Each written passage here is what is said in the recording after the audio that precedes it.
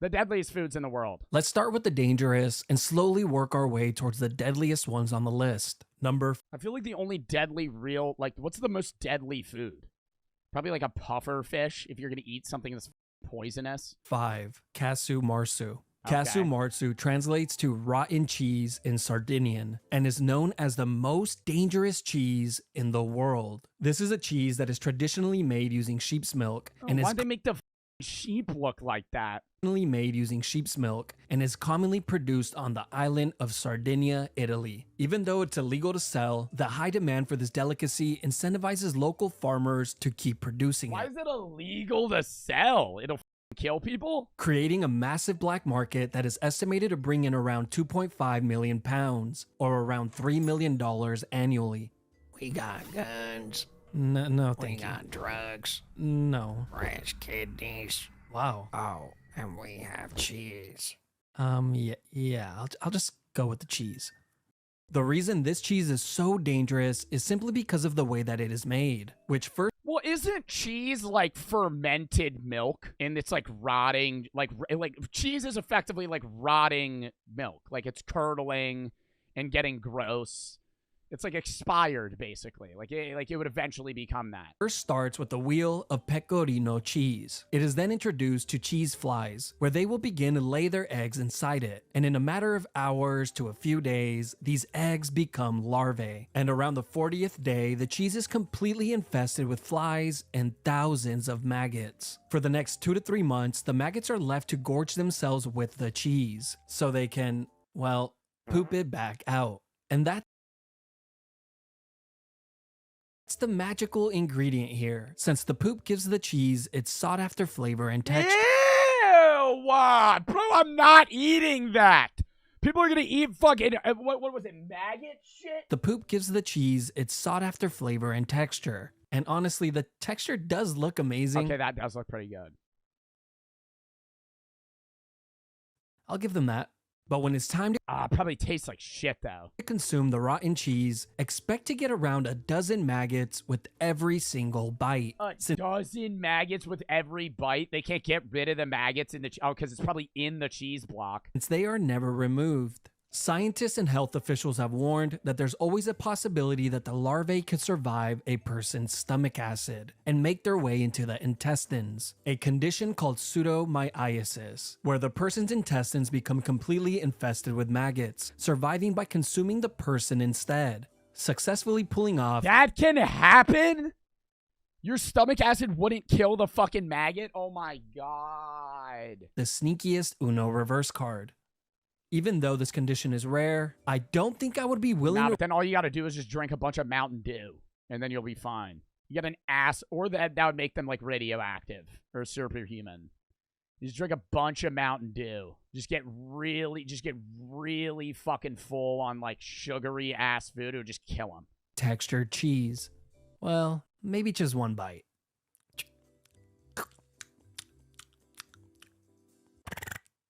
Number 4, larb. Larb is a type of salad that consists of greens, spices, sticky rice, and a choice of meat. This dish originated in South Asia in Laos and is a very popular dish there, even becoming its national dish. At first glance, this would definitely be something I would consider ordering while on vacation. If I, I mean, am. yeah, it just looks. Oh wait, what was it? Larb raw meat salad. I feel like a raw meat salad is just isn't that like a weird form of like ceviche? That's not bad for you. Now here's the thing, even though this dish looks delicious, it can quickly become deadly, since this meal is oftentimes served with raw meat. There are many types of meat that can be used for this dish, Oh, not like fish, like raw chicken. but the most common ones include beef, chicken, duck, Ooh, raw chicken? I don't know about that one. I'd eat raw beef. I've eaten raw beef. fish, and pork. And eating this Yeah, meal no. Anything outside of like beef or fucking fish, I would not want to eat raw. of you contracting a dangerous and potentially fatal disease You're just gonna get from salmonella. trichinosis, fatal bacterias, rabies, Streptococcus suis, which is a deadly bacteria that is commonly found in pigs, and Southeast Asian liver fluke, a parasitical flatworm found in uncooked fish, which once consumed, the worm can live inside the human liver for many years. where you can rest easy knowing that you'll never truly be alone. There have been many cases throughout the years where this meal has directly led to human fatalities, like in 2019 in Thailand, where a total of 265 people contracted Streptococcus suis after What they like? Do they know that there's a fucking high chance they're gonna get that? consuming larb. And sadly, 23 of those people would end up losing their lives. Wow. Number 3, Sanakji. In Korea, Sanakji could be enjoyed multiple different ways, but let's cover the least deadly one first and the most common. Sanakji is a raw dish consisting of the long arm octopus, Oh, hell which is no. killed just moments before it's to be served. Here, the octopus's body and legs are chopped into pieces and drizzled with sesame oil, and by the time this makes it onto your plate, the legs will still be moving. I've seen that. That's fucking disgusting. I don't want... Dude, I know it's like a thing that people really enjoy, and maybe I would try it one day, but I'd really have to mentally hype myself up for that. If I'm about to eat, and what I'm about to eat is currently I know it's dead, right? Like it's its leg, but the muscles are still twitching. No. As you begin to eat, the octopus's suckers will begin to suction onto your tongue and And you could suffocate or choke on them. oil. And by the time this makes it onto your plate, the legs will still be moving. As you begin to eat, the octopus's suckers will begin to suction onto your tongue and throat, making it difficult to swallow. But I know that if I ever came face to face with this meal, I would have no choice but to totally crush it. Since I have talked way too much of a big game, watching people struggle as they eat disgusting foods on the challenge. No, I'm telling you just have to plug your nose and just power through it. Sure, honey, sure. Oh my god, just Dude, and chase that's it. just probably really chewy. Like, it's probably not a normal meal to eat. You're not just eating that shit like it's like some soft salmon and it's like nice tuna. No, it's just raw octopus. You're going to be like chewing it like it's a piece of fucking gum. With the water. Mm-hmm. He's wasting so much time. Yeah. So I have a lot to prove. Now, the second method, on the other hand, is much more challenging and poses a much greater risk of death. And honestly, it's more of a one-on-one fight rather than an actual meal. Here, the octopus reaches your plate fully intact and alive. Alive? And they'll tell you have to kill it. Where it is then tightly wrapped around a chopstick, dipped in sesame oil, and shoved into your mouth. But who are they kidding? The sesame... No, I don't believe that. You'll eat a live octopus. How big is it?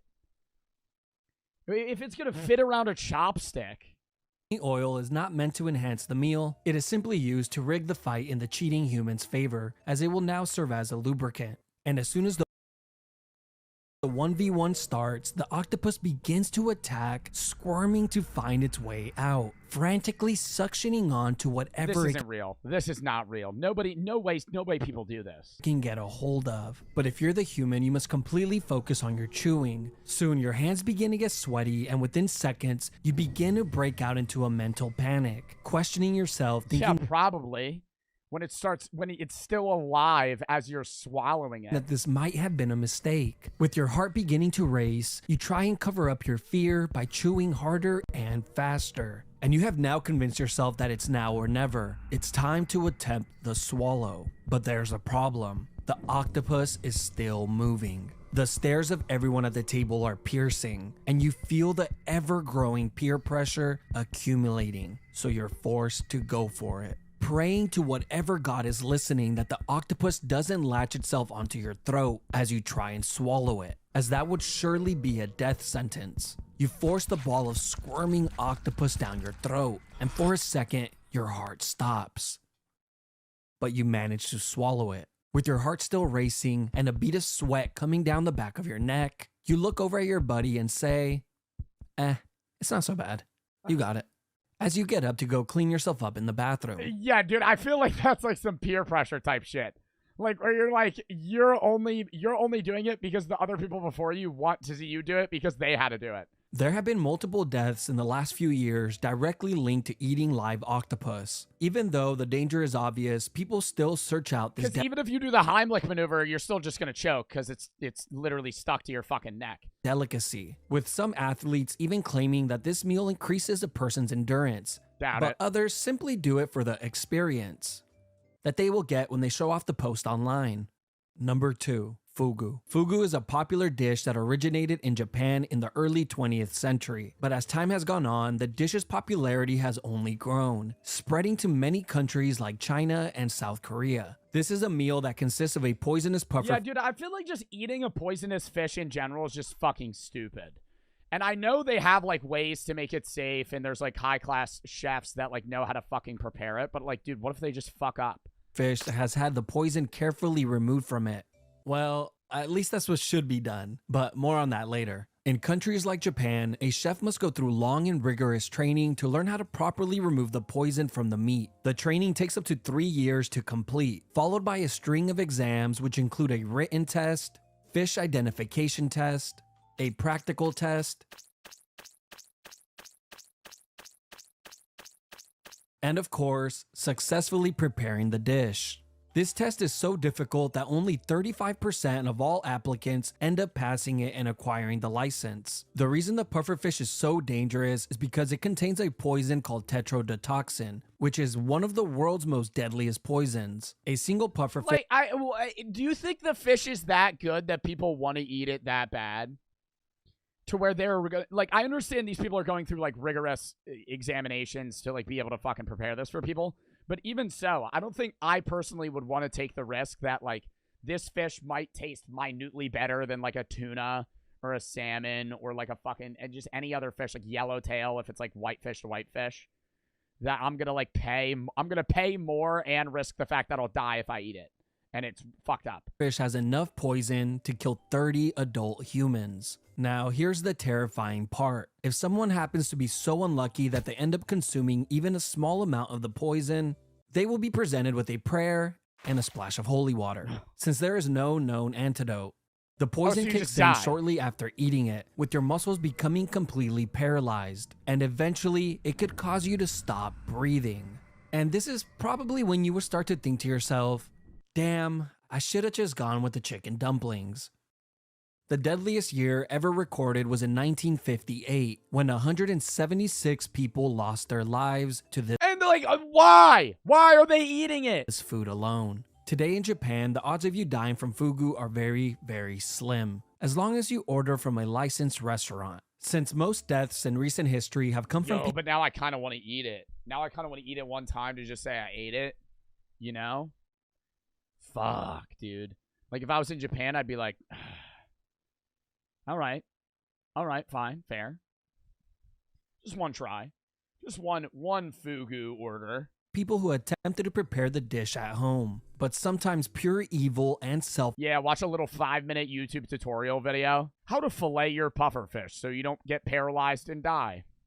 Selfishness increased the death rate even higher. Like in 2004, when fish vendors in Thailand tricked people for 3 years by dyeing the pufferfish meat red and telling buyers that the meat they were selling was salmon, leading to 115 people needing to be hospitalized, and 15 of them sadly losing their lives. Number 1. Wild and exotic wet markets. Now, of course, this had to be number 1 on the list, since a single meal from one of these wet markets carries the greatest risk to human health. This is one of the rare instances where a single meal consumed by an individual doesn't just the old bat soup affect the person eating it. It could potentially affect every person on the planet. Now, I know what you're thinking. What could possibly be so delicious that it's worth putting the entire world's population in jeopardy? Brownies. The answer is brownies. Brownies? But as far as wet markets go, yeah, I don't think snakes, turtles, dogs, cats, bats, my nephew, porcupines, or raccoons would be a justifiable answer. And it seems like I would eat a porcupine. I don't think I would eat a raccoon. I would eat a porcupine. If somebody was like, what are we eating today? And like my friend was like, oh yeah, I got a porcupine from a market. We're going to cook it up. I'd be like, yeah, I'll try it. Few years without fail, the world gets a massive scare when a deadly disease breaks out. And of course, they always seem to be traced back to one of these wet markets. Remember the SARS outbreak of 2002? No. Me neither. But it's widely believed by epidemiologists and public health officials that this outbreak originated from a wet market in the Guangdong province of China. What about the Ebola outbreak of 2014? I remember that. Remember how terrified everyone was to even let out a cough? As you would forever be known as the person with Ebola. The origins of the 2014 Ebola outbreak was traced to a small... Dude, and Ebola was scary. I remember being in class, and we would watch fucking videos of people that had Ebola and what they went through, and they would talk about, like, vomiting blood in a bag. I was like, ugh. Child whose family regularly hunted and consumed the bats. Sure, this wasn't a wet market, but it easily could have been. And last but not least, as we all know, the recent pandemic we just had is widely believed to have originated in China from a bat in the Wuhan wet market. These are just a few of the diseases that have caused a massive scare in recent times. But here are some other diseases that are known to be present in these wild and exotic wet markets. The reason these wet markets pose such a hazard to humans is largely on the fact that almost all the meat will be cross-contaminated by the time it's sold. Since being sanitary is not really of the... Well, that, and it's just like random-ass animals that just might have diseases because they're not being cleared by any facility or fucking regulation standard. You're getting a bat out of a cave and selling it for fucking $10. Utmost importance. This, included with the close proximity of wild animals, makes it easy for diseases from animals to infect humans. And the hot and humid conditions in a lot of these markets make it a perfect place for the growth of bacteria and spread of disease. Or possibly something even worse. That was a good ass... What the fuck? That was a good ass video, bro.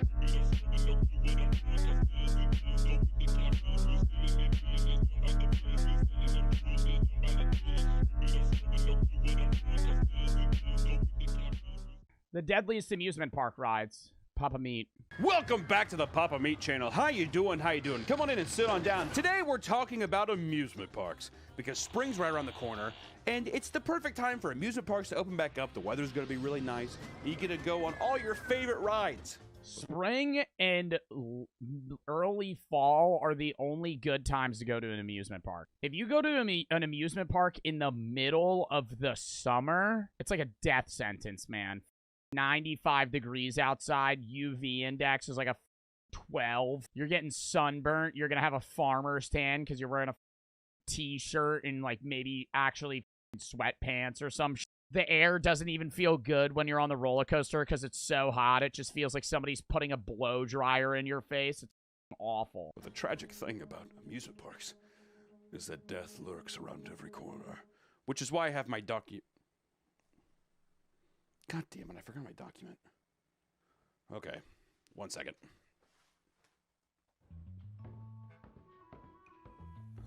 He's been doing a lot of animated, like, collaborations here. Winslow, wake up. Winslow. Come on, buddy, wake up. Winslow, buddy, you're having a nightmare. Hey. Oh, Hunter! Oh, thank God! Oh, you saved me. I was having the He's worst an animator? I know. He runs Meat Canyon. nightmare. Okay. Oh, it was awful. Yeah, I'm sure it was. So, I'm actually doing a video right now on an amusement park video idea, and you still haven't sent me the information on it. They're Oh. waiting for me, so. I'm sorry. That is I'm a dinosaur of a computer. just... I didn't know what day it was. We can film it down here if you want. No, I don't. I need to skip through this. Papa Meat, I love you, bro. I can't commentate on this, man. This is just you talking to a computer. How do you get the decimal point there? It's an average. It's an average? Is that about little people? Little people and people that have lost limbs? This is down from 4.5 previously. Wait. What's the statistic? Jesus Christ. Oh, okay. Sorry about that. So, from 1990 to 2004, there was an average of 3.7 amusement park deaths annually. How do you get the decimal point there? It's an average. It's an average? Is that about little people? Little people and people that have lost limbs?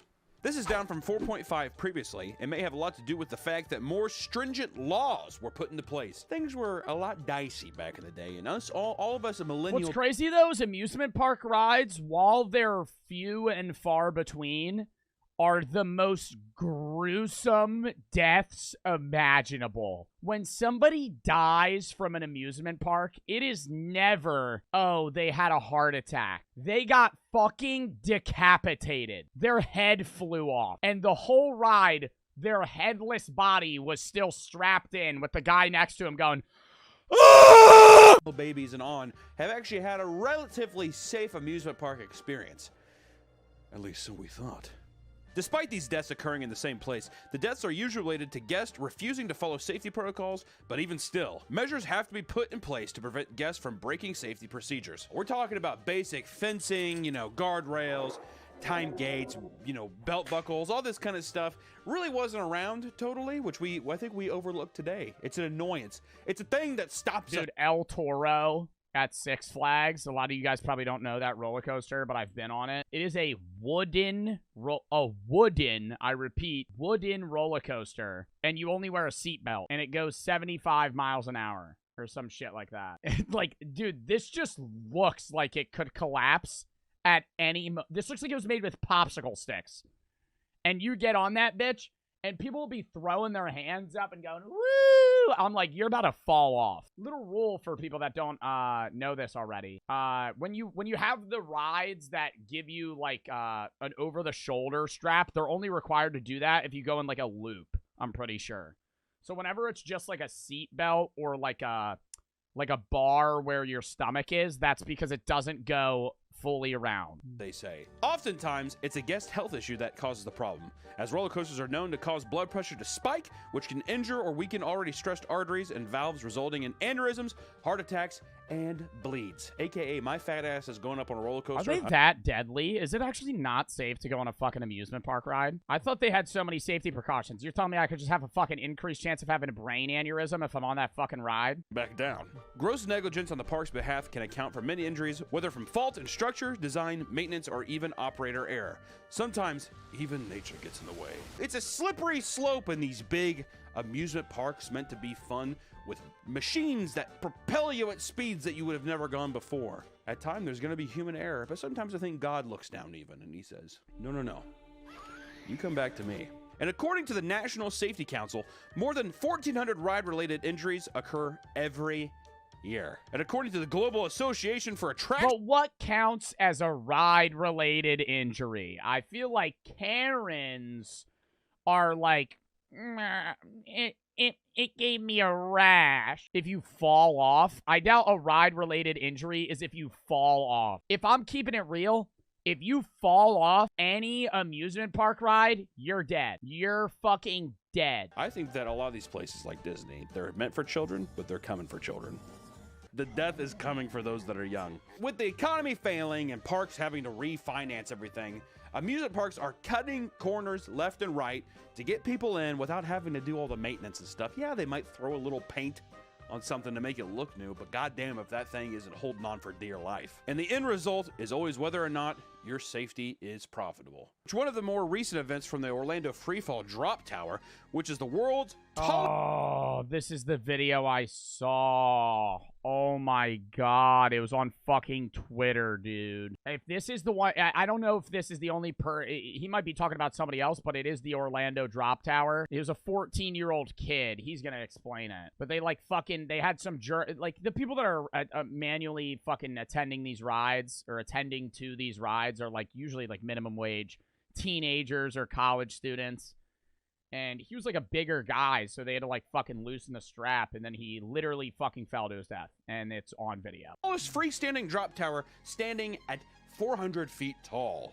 Ooh, are they gonna show this? Hold the fuck up. Okay, no. 14-year-old boy fell from the ride after not having his harness properly secured, and bystanders recorded the incident. Yeah, the weight limit was 287 pounds, and the child was 6 foot and weighed 383 pounds. The ride operator had only been working for 3 days at the time of the... He was like on the... I'll describe it. He was like on the ride, and you could tell that it like looks loose, and they went up, and then as they're going down, it's like the last third of the way, he slips off the chair and literally just face plants on it. That someone had tampered with the harness, and thus the safety sensors did not trigger a warning. I'm a big old boy. Going in. I'm saying they should have just told him he couldn't go on the ride. Don't fuck with the stuff. If he was too big for the ride, he was too big for the ride. Tell him he can't get on it. Rather than say, oh yeah, let me loosen this with a fucking screw real quick. You get what I mean. I'm going to move on. Into this video, I feel personally connected to every morbidly obese child and man or woman out there because my fat ass trying to get onto Disney rides was difficult. If you're a big old boy and you got some cake, rides aren't worth it. You know what you should have done? Eat a churro. Disney churro's pretty good. Or you can go through the Disney Star Wars experience where you can be really fat and no one cares because you're just walking around a little bit. Or the seats are like that of like a buffet bench, so it's perfect for me. But my fat ass trying to squeeze onto Space Mountain? Are you kidding me? For these big old, like for people that were built in the 1960s? Are you kidding me? Yeah, right. To that 14-year-old 6-foot monster of a man, that absolute unit. Godspeed, kid. Godspeed. Without further ado, we're going to get into some of the nation's funnest rides that killed people. So let's get into it. First off, we have Ride of Steel in Darien, New York, Six Flags. I can't remember the last time I went to a Six Flags. I'll tell you, the only thing we had in Kansas City was Worlds of Fun. Not on this list, but there is another little Kansas attraction here. That was horrible. It actually really tore the community up. But we're going to be talking about it here in a bit. Anyways, Ride of Steel in Darien, New York, Six Flags. In 2011... I feel like these rides, though, where it's just going, like, up and down, if it's not going on a loop, even if you didn't have a harness on, I feel like it's pretty hard to die. Like, that's why El Toro is still a thing. Like, it's a wooden roller coaster, and you're only wearing a seatbelt, but it literally just goes up, down, up, down, up, down. It goes, like, around on, like, maybe, like, a 15-degree angle, and then it ends. A 29-year-old Army veteran was violently launched out of the ride after he raised his arms to try to hold on to his loose hat. It'd be really funny if his hat said "No fat chicks." No! He was a double amputee and was riding in the front row of the roller coaster. What? What? I thought that if you didn't have legs, you couldn't. There's no way. That they eventually said, no, we probably shouldn't have done that. There's got to be something. So he didn't have legs and he was sitting. How did they keep him down? That's why he probably fell off the ride. 150 feet, resulting in his death. Because of his lack of legs, it was determined later that he should not have been allowed on the ride since there wasn't anything to secure the lap belt per the safety regulations. I'm saying this right now, though. If I was with my friend at a ride, his harness opened up, and he fell to his death, I would actually fist fight the worker that did that. You know when you're at a fucking ride and they go, and they check? Whoever fucked that up, oh, I'm fucking throwing down right there. I don't give a shit the repercussions. You killed my friend. Right? Like, you're the reason they're dead. I'm laughing and I'm smiling, but it's not because of the no legs thing. A horrible person, and I'm very sorry. Like, that's your job. The ride was shut down for 2 weeks following the incident. This is not the first time. A lot of these... Do they close the park? What do they do? If, like, somebody falls to their death, imagine, like, you're a kid just, like, walking around with your ice cream cone. And you hear, "Ah!" And then some guy just splats right in front of you. Like, do they just shut... I feel like everybody has to go home. They probably refund everybody. There's no way they're just like, shut that part off. We're going to keep... I would leave, right? Like, if I was at a fucking Six Flags and somebody fell to their death, I'd be like, I'm not going to get on any of these rides today. Something's going wrong. For like a week or two, and they're like, okay. Or they'll paint it and rename it or something. It's unbelievable. And the weird thing about that too is like, it's the uncanny thing of like, if you were buying a house and you knew that someone died on it, would you want to buy the house? How cheap is it? What kind of person are you? Next up is Disneyland. As a big, thick bitch, I have a lot of complaints about Disneyland, and especially the ride that we're talking about now, the Matterhorn. I rode the Matterhorn 30 or 45 minutes before the park was getting ready to close, and that ended my night. After I went on the Matterhorn, I was done. So Disney, which is supposed to be the happiest place on earth, would you be surprised if since it's been open, 26 people have died there? 4 people died at Disneyland in 2016? How? That's like, dude, even one person. I would have assumed that no one's... Nah, they had to have, like, a stroke. They had to have had a stroke, dude. It had to have been some bullshit like that. There's no way it was like, oh, we fucking didn't tighten your bar enough and you fell to your death. It was probably like they had a heart attack on the ride. Which honestly I thought was going to be much more. Really, the numbers for how long they've been open, that's probably not that bad of a rate of people and the amount of people that come in. But still, 26 people died in there. Come on, Mickey. Come on, let's half that up. 13. It's nice to help with 13. And in 1984, a 48-year-old woman was tossed from her bobsled car and was hit by another bobsled car on a track, immediately decapitating her. If you've ever been on the Matterhorn, I mean, it feels like a fight to survive anyways. And for a woman to be flung once more... Somebody dying at a Six Flags would also be less traumatizing than watching somebody get decapitated at Disneyland. If I was going to die on the Matterhorn, I feel like, I don't know which way it is. Maybe the giant Yeti animatronic falls on you, or it's like, you know what I mean? I was gonna say, what if he like ripped you out of the seat and threw you? Is it a real Sasquatch? Okay, I'm trying to think that I mean, it's a robot, Nick. And upon investigation, it was determined that her seatbelt was not properly fastened. Oh god, I hate the rides where you get fucking sopping wet. Dude, I never want to go on the fucking log flume. Whether it came loose during the ride. The funniest ones, though, are when you're going down, like, the river, and it's, like, that rotating circular ride, and it's always, like, 1/3 of the fucking people get sopping wet, and everybody else is, like, dry, and so you're, like, gambling who in your group's gonna get fucking doused. Or if the passenger willingly unbuckled it on its own. I'm pretty sure my seatbelt was not totally fastened, but I think I was so suctioned in from being so fat, nothing could have got me out of that. Remember me even trying to get out of it?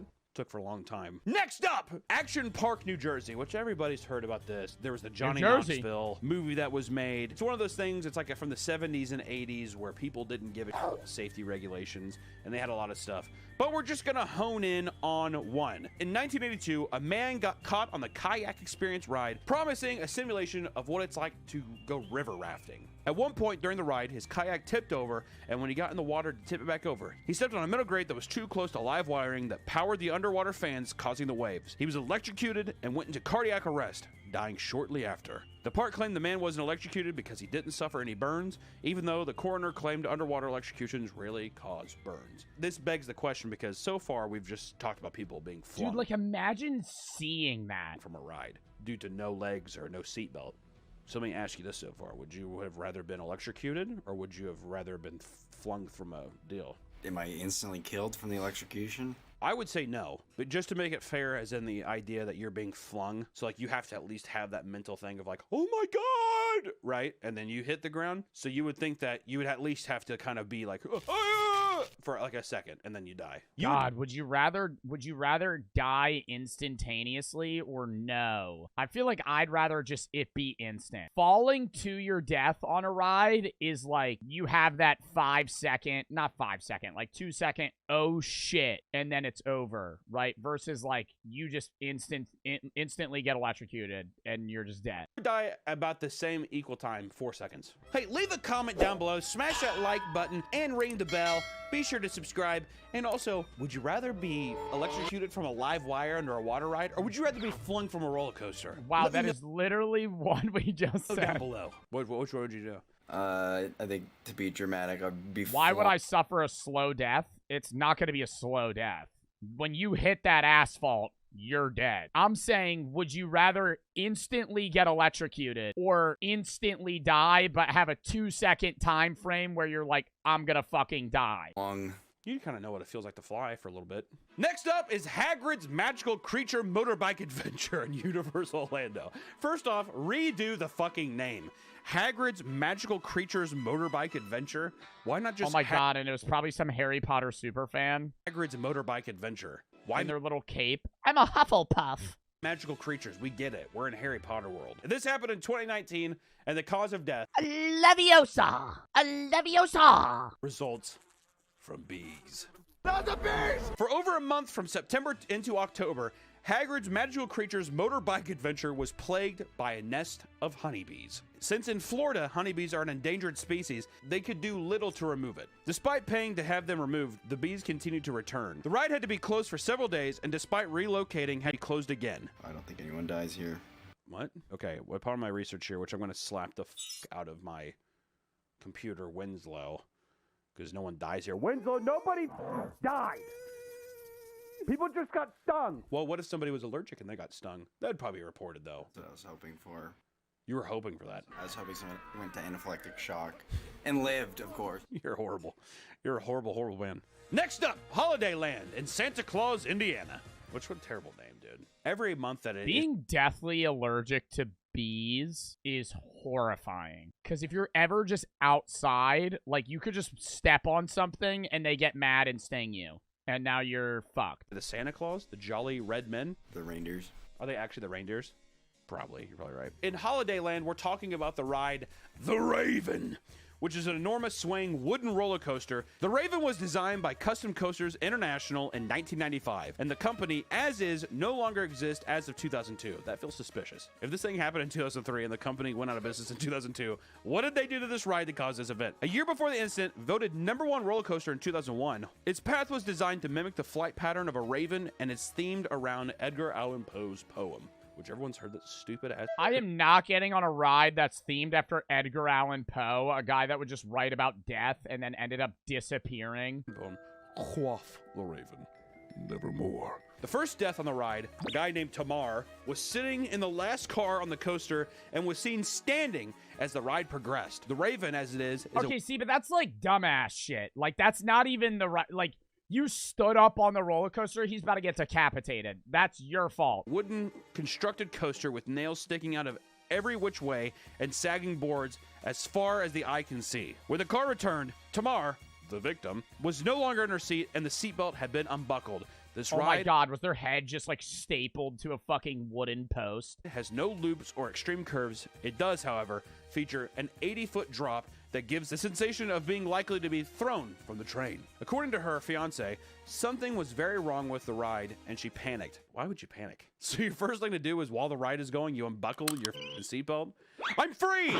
Wait, what? She said something's wrong and then got out of the fucking ride? In what world is that gonna fucking save you? I'm free! At the fifth and final drop, she was thrown from her seat. Spokespersons for the park cited that the ride was functioning as intended. And the Indiana Fire Marshal declared Yeah, like, you wouldn't even be able to sue. That'd be like, dude, you unbuckled your... The fiance can't even sue. It's like, oh, your wife unbuckled her seatbelt. be nothing wrong with the ride, mechanical or otherwise. All restraints were functioning properly. I mean, come on, yeah, no shit. You like freaked out and took. I mean, listen, I have panic attacks too, where I'm like, and why are you even at an amusement park if you would freak out that badly that you're just gonna be like, I need to unbuckle? That's old rides for you too. If you're in a new ride, you can't even unbuckle. You're just locked in. I get up and I have to go, but I would feel like at that point, you close your eyes and you just breathe. You do like the... Because, I mean, how long would the ride be? A minute? 2 minutes max? 2 minutes max? Some people Dude, panic. some of these rides are like 30 seconds. Those are the letdown ones where you're like hype as shit and it's like literally not even a minute ride. Especially you've gone through 4 drops and you can't just do the last one. In 2005, the family sued the park and the manufacturer of the train of the coaster, the actual train carts. They settled for an undisclosed amount out of court. Conversations with workers and interviews with Ecotaste, the executive committee of the American Coaster Enthusiasts. Who the actually made that? Coaster enthusiast, man. What I'm saying is, like, it's not even a business. It's just them being like, oh, I love coasters. Love them. I love coasters. Well, they say that the lap bar had been broken for some time and was being rigged together with an old lanyard. Despite the public claim that Tamar had been standing up, the official announcement was that Tamar had done nothing to risk her life, but later on, the statement changed, accusing her of Wait, what? So she didn't unbuckle herself. being careless. Tamar, who weighed under 100 pounds at the time, may have been too small for the bar to work effectively. Couple things after that. That's very sad. Gained some weight. Only let the fatties go on the roller coasters is what I gotta say. Who's at fault here? I think Tamar. You think Tamar had a panic attack? I think the fucking Raven didn't do its job, dude. Especially it was held with a lanyard. What the f? Anyways, Voyage Coasters, June of 2003. The Voyage, a metal-structured coaster with wooden tracks, voted 2013 top wooden roller coaster in the nation. Oh, it's a wooden roller coaster. There's one in Kansas City at Worlds of Fun called the Timberwolf. I wouldn't wish that on my worst enemy. Whiplash. I mean, I think that people have gotten legitimate That's every wooden roller coaster is just exactly this. This one angle, and that's it. whiplash on that ride. Oh yeah, she's rough. It's So just one- fucking sitting there. Oh yeah, she's rough. You're sitting there going, fucking the whole way, just holding onto the front bar, just fucking waiting for that ride to stop. 1.2-mile-long track with 90-degree banking and hard turns with over 24 seconds total of weightless fall time. It opened in 2006, developed by the Gravity Group. Gotta get over You yourself. feel every bolt that it passes. The fucking roller coaster company. What do you want to call it? The Gravity Group. The remaining front of the custom coasters that designed the Raven, themed after the Mayflower. As the structure began to sag and the ride became too rough for most passengers, so they got new train cars to soften the experience. This resulted in the cars being traded between coasters and cars tested, but eventually never kept. And in June of 2021, a passenger was found unconscious after the ride. Coroner declares that cause of death to be internal bleeding from tear in the thoracic artery. Dawn, who was from Ohio, was perfectly fine when she mounted the ride. Extreme drops and jarring banks of the ride were said to have caused the tear in artery and resulting to the drops to allow her to bleed internally. Holy, yeah, just like. Do you think she had like pre-existing health conditions, or was she like perfectly fine? Because I feel like the average person wouldn't just die at a ride. Going left and right, and all of a sudden you tear a literal artery in your body just from violent movements? As with the Rava event, all inspections performed and no safety violations or flaws in the procedure or structure were found. I just don't believe it. If they're comparing it to the Raven, where the fuck is Ecotace? They found no foul play. They found no foul play. I think Big Coasters is keeping us out, dude. I want to talk to the guy who drinks his whiskey glass in the towers of these amusement parks, and he devises these plans to shut the families up. Next up, we have the one that, oh baby, this is in my neck of the woods. Schlitterbahn in Kansas City, Kansas. And this was on a thing called the Verrückt Water Slide. Let me tell you something. This is just me talking to you because dying on a water slide would be even fucking scarier. I know this one very personally. The only other water park we had in Kansas City was connected to Worlds of Fun, the amusement park I said, and it was called Oceans of Fun. This is a legitimate memory I have. You have like one of the lazy rivers of all time, and everybody likes a nice lazy river. I was swimming through there. I got a Band-Aid stuck in my mouth. Oh my god, yo, I would get tested for shit. Yo, why was your mouth open though? What are you just swimming around just breathing and shit? And a legitimate Dippin' Dots cart fell into the lazy river, and they took it out and they just dried off the packaging and still sold it. Dippin' Dots. I saw that with my eyes. God, at the same time. And I remember I legitimately had to get an AIDS test because of the Band-Aid. That's not even joking, because there was blood on the Band-Aids. I didn't have AIDS. I don't have AIDS. I don't have HIV. I'm saying it like I do, and I don't have it. Schlitterbahn, when it opened up, it was supposed to be this big thing because it was new. You know, everyone's like, fuck Oceans of Fun. We're going to Schlitterbahn! But it all came crashing down. That looks horrifying. If you have there's nothing holding you down. You're just jumping right on that fucking thing. That looks too steep. With the Verrückt water slide. And the water slide, Oh, what? Dude, I feel like I'm going to rocket right through that cage mesh. I'm going to be fucking going so quick. Verrückt, which is German for insane. It was the world's tallest water slide in 2014. The 168-foot structure meant to open in 2013, and it didn't open until the next year due to the rafts becoming airborne. Tests with sandbags resulted in flying inflatable rafts loaded with sand hitting speeds of 70 miles per hour. And I don't know if I can find footage of this, but they showed that on the news. And let me tell you, people were like, maybe Oceans of Fun isn't that bad. In the grand scheme of it all, I wouldn't mind just going hitting the wave pool at Oceans of Fun. It was horrifying. When they say it became airbound, that they were flying. Big sandbags. I remember there was even dummies at one point flying through the air at 70 miles an hour, okay? Oh it was my open with the God. addition of netting stretched over an arc of metal bands made along the areas But that netting's just going to fucking kill you, or you're going to rip right through it. where riders were Yeah, most you're going to be like a cheese grater. You're going to be in fucking cubes. If that's metal, if that's like a metal fucking cage, you're just going to be wedged through it. likely to become airborne. So this is what they decided to do. So because people at a certain point kept going airborne on the slide, they covered the entire thing in a metal mesh. So then it's like, okay, well they'll just hit the metal, and then they'll just smack. They'll, instead of flying into their fucking depths, they'll hit the metal cage going 75 miles an hour.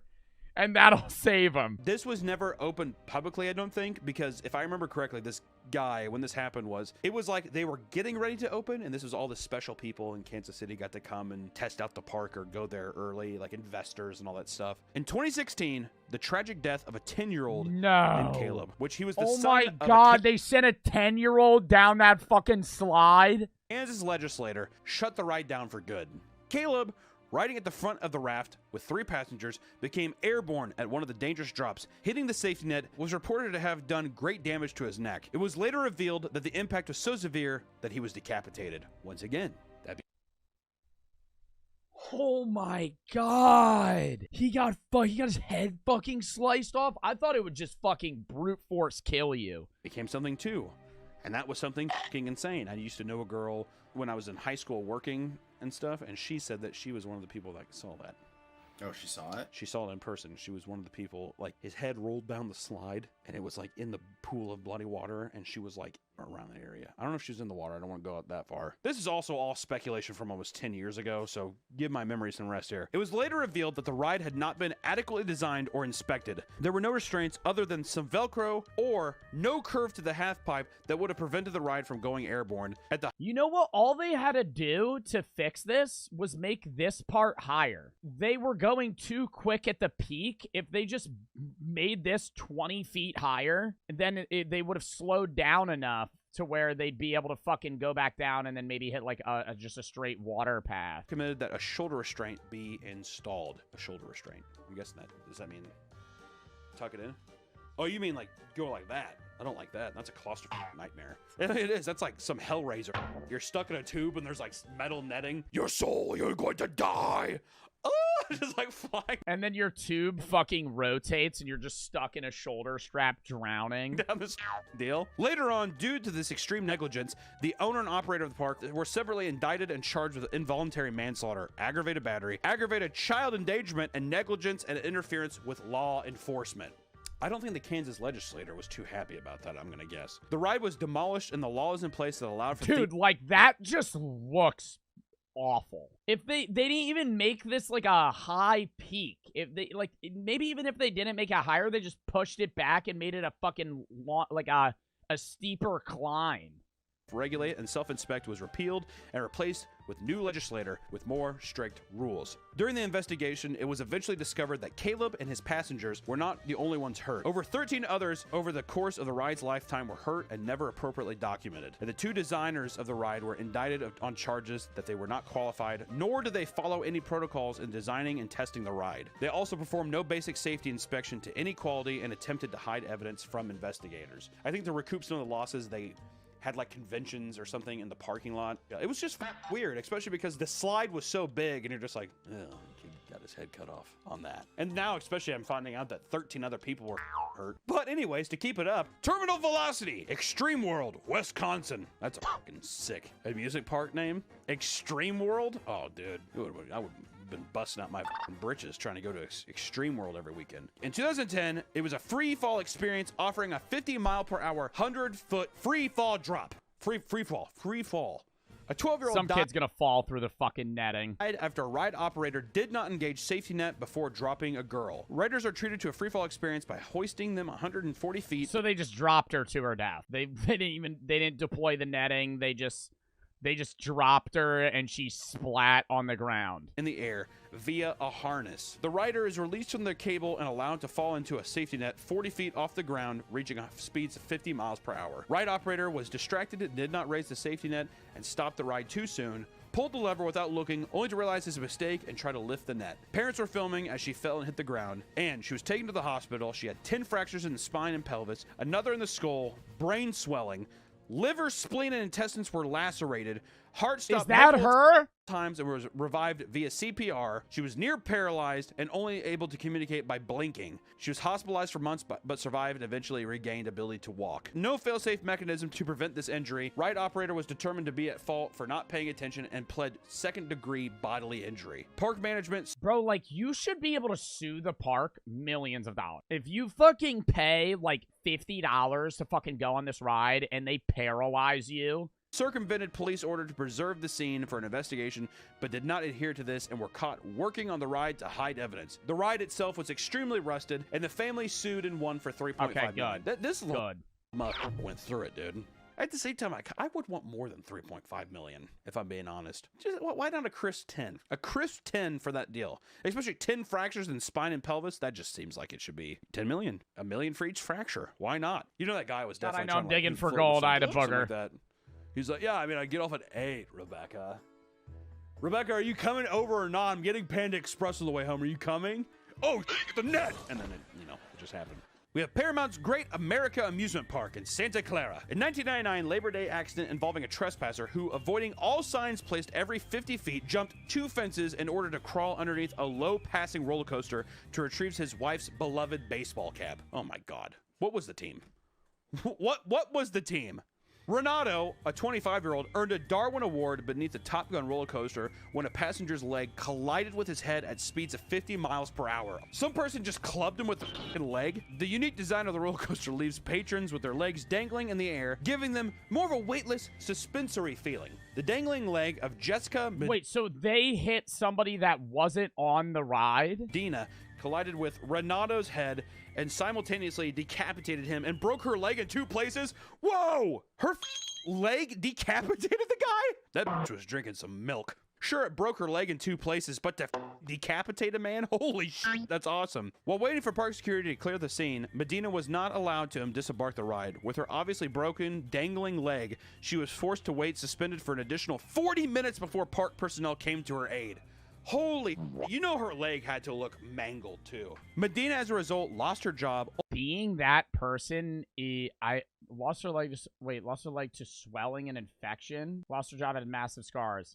I wanted to say being her what isn't ideal, obviously, but being in the scenario where somebody dies, she could probably sue, and she lost her job, but she's still alive, you know? Almost lost her leg due to infection and swelling, and now bears lifelong guilt, nightmares, and massive scars down her leg. I don't think she should bear the guilt. I think she should still feel bad that person died, but I don't think she should personally feel guilty that she was literally, like, she couldn't do anything about it. As a reminder, every day, she is suing both the park and Renato's state. Renato's wife of 2 months was suing the park, seeking over $1 million in damages as the signs were only in English and he may not have been able to read them. In addition, she claimed the fence paneling was loose. If there's a giant roller coaster, maybe doggone it. I think that's a universal f***ing language. I feel bad for Jessica Medina. It's not your fault, but still, how would you not feel like it's like, I took a person's life, I rode this ride, and my leg was the result of this person's life.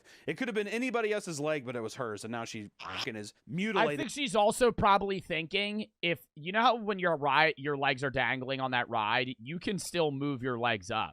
Like, if she just picked her legs up, he wouldn't have died. Well, no, somebody else behind her would have killed him. With the Ferris wheel at the Jambalaya Festival in Louisiana. May 2023, riders at the Jambalaya Festival in Louisiana were left terrorized after the Ferris wheel halted. Jolted and metal creaking sounds broke the silence. These portable carnival rides dying on a Ferris wheel ain't even cool. That's just, like, sad. Came through the area are under lax inspections, and the aging mechanism that controlled the tires that spun to control the turning of the wheel by park reports went flat, causing the wheel to spin freely. This was contradicted by patron footage, as the entire structure had leaned and the ride was spinning very fast while operators desperately tried to pull people off the ride as they passed. That's not going to work. Tried to pull people off as they passed. Hold on! Grab my hand! That's how they do it at the Jambalaya Festival. Now, goddammit, I got jalapeno and andouille sausages on my eyes. Come on, grab my hand. I feel like you should be able to time that. Like, it's probably old people and shit, though, because those are the people that are going on Ferris wheels. But if this happened, I feel like I'd probably just hold onto the handrail here, put my legs up, and then just jump off when I was, like, 5 feet off the ground. Some patrons jumped off the ride in a panic, and a 2-year-old was almost flung from the ride as the structure skipped the rails. There were no safety fasteners and only a bar stopping people off the side. Anytime you see one of those, like, state fair redneck amusement park things, I never go on those. Those are a recipe for disaster. I'm telling you, these things are absolutely Also, I remember one time I saw this carny at one of these things. I think he got arrested that night, but he was spitting at people when they went by, and it was so fast that you couldn't tell it was him. But he was just sitting there eating sunflower seeds, and he was like hucking loogies at people and just laughing. I remember, I think I was like 9, and I was like, I don't think I want to come back here, Mom. Next up, we have the Ghost Train in Sydney, Australia. In 1979, the Ghost Train ride caught fire at the Luna Park, Sydney, killing 7 people. The park was unprepared when the train caught fire due to low staffing and inadequate firefighting equipment, and the fire completely destroyed the train. Originally, the fire was blamed on And that's fucking terrifying, especially if you're like locked in on the ride and you can't get off. electrical faults, but arson was also claimed. Ooh. Someone thinks it was intentional, huh? Ironically, the train cars would enter through a door called Hell's Doorway at the start of the ride. That's unfortunate. Most of the time during the ride was spent in the dark. The ride also featured dancing skeletons, an ape monster, and a dragon's head. And the ride also featured a fake fireplace, which, according to witness, is where the actual fire took place. The irony of this ride is haunting. The fire broke out at 10:15 p.m. on the ride, and 35 people were on board. Staff raised the alarm and started to pull people from the ride, and the park's fire hose had a low water pressure and could only cover part of the ride as it sprayed, so it took an hour to get the fire under control. Originally, the staff thought everyone had escaped the fire, but the bodies of 7 people were soon found inside. Oh The bodies my revealed a man and his God. 2 children and 4 students from the Waverly College. That is horrible. The low water pressure thing is pretty insane. There must be like an immediate realization when you turn it on, you're just like, this is not what we had planned. The euthanasia coaster. The euthanasia coaster is a hypothetical... Oh, hypothetical. I was gonna say euthanasia coaster. That just sounds... That sounds like they're trying to kill you. roller coaster that is designed to kill you. Yes, you heard that right. A person made a roller coaster that was designed to be the funnest way to die. Which honestly, when he says it like that, you're like, that rules. Actually, that would be f***ing sweet. Would I rather be lethal injection? Hell no, dude. The ride plummets down a 1,640-foot near vertical drop before it enters in a And it just keeps going into a series of smaller loops, and so well, I'm assuming the G-force gets stronger and stronger. series of loops that gets progressively tighter and tighter. The riders would sustain 10 G-forces for a full minute. Everybody looks like those pilots in those like training things where they're like... like their faces all sunken in. This would cause your blood rush to your arms and legs, which would starve your brain of oxygen. Shortly after falling unconscious, the brain would quickly follow into death. The designer of the ride, Juliano Urbanos, stated the goal of the concept was to take life He actually made a fucking concept for this ride, like he wanted to do it. with elegance and euphoria. Juliano Urbanos I feel like he is the only roller coaster designer to ever actually tell the truth of like, it's not necessarily about the fun, it's about putting people in a near-death experience, except he was just like, F the near-death, I want to kill you. You almost think he's like in an all-black suit, and he's like, with elegance and euphoria, ride my ride. What would he call the ride? The death spiral. Death Spiral works. There's that. I'm trying to think of something like in The Kansas City. Death Spiral just sounds like a real roller coaster, though. Because he spins? What about that, dude? Dude, that'd be some sick merch, too. Some of those, like, 90s airbrush Tasmanian devil things. The brain hemorrhage. The hemorrhage.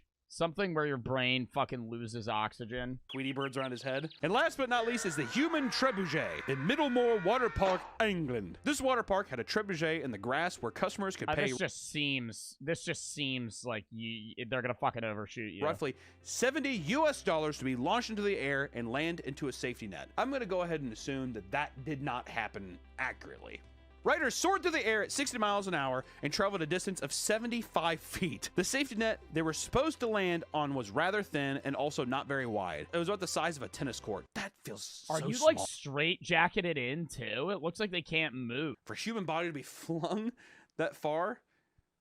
What's on the list, man? What do I expect? That's not safe. Duh. Many onlookers noted how many riders barely made it onto the net in the last second. In 2000, a middle-aged woman named Stella Young landed in the net, bounced up, and fell through the netting and broke her pelvis. The ride continued on despite this, and 2 years later, a 19-year-old Oxford student, Dino Yankoff, missed the net by a few inches and hit the edge. He broke his legs and his spine upon impact and died later in the hospital. The paramedic that attended to Yankoff said the damage done was, quote-unquote, horrific, and that Yankoff knew that his chances of survival were grim, yelling, "I am going to die!" to Picard, the paramedic. That is horrible. You know, it kind of reminds me of a little bit is whenever that guy, the skiing accident, when he Okay, see, that's terrifying. Knowing that you're gonna die and then yelling that you are gonna die. Like, that's so much worse than just hitting the fucking ground going 100 miles an hour and just getting decapitated. On that ski, and he hits his shins on the ski slope, which is like pretty much raw ice. And as he's sliding down, he's like, "My ankles are broken! My ankles are broken! And the guy's like, "He has broken ankles." And he's like, "I have broken ankles!" Ah! I got broken ankles! It's coming, Cole! I bet it was not like that, but the guy actually died, so that's not funny. And we're not going to joke about that. The two men in charge of adjusting the weights for the release of each trebuchet pole were on trial for manslaughter, but are eventually cleared of the charges due to lack of evidence. How was that possible? They were there for the trebuchet, and a man They died. manned the trebuchet. He missed the net, and they died. I guess we're just going to have to chalk this one up to an oopsie daisy, ain't we? That's fucking England, dude. That's what British people sound like. 50 people had to use the trebuchet that year, leading to Yankov's death. The catapult was put out of use during the investigation and was not used again. Which also, I just want to say, that is the most British-sounding ride ever. A fucking trebuchet. A literal medieval catapult, basically. We used to throw stones at big buildings with this thing. God. But instead, let's just do humans. Let's just do humans. That concludes our video, and I just want to say this. If you're thinking about going into a fun amusement park this spring or summer, maybe think, Just fucking see if the ride looks safe to you. That was a W video, though. All right.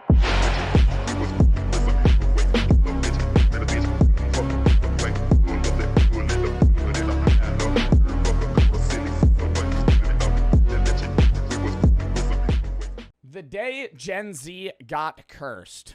January 26th, 2020 was the day everything seemed to change for the worse. It also happened to be my 15th birthday. I can't seem to remember much about the day other than the fact that I was scrambling to finish my science fair project for school. And oh yeah, one of my childhood heroes died in a helicopter crash with his daughter. Wow. I can still feel the shock of my That was brother 5 years. It was over 5 years ago. texting me RIP Kobe and the subsequent Google search confirming the news.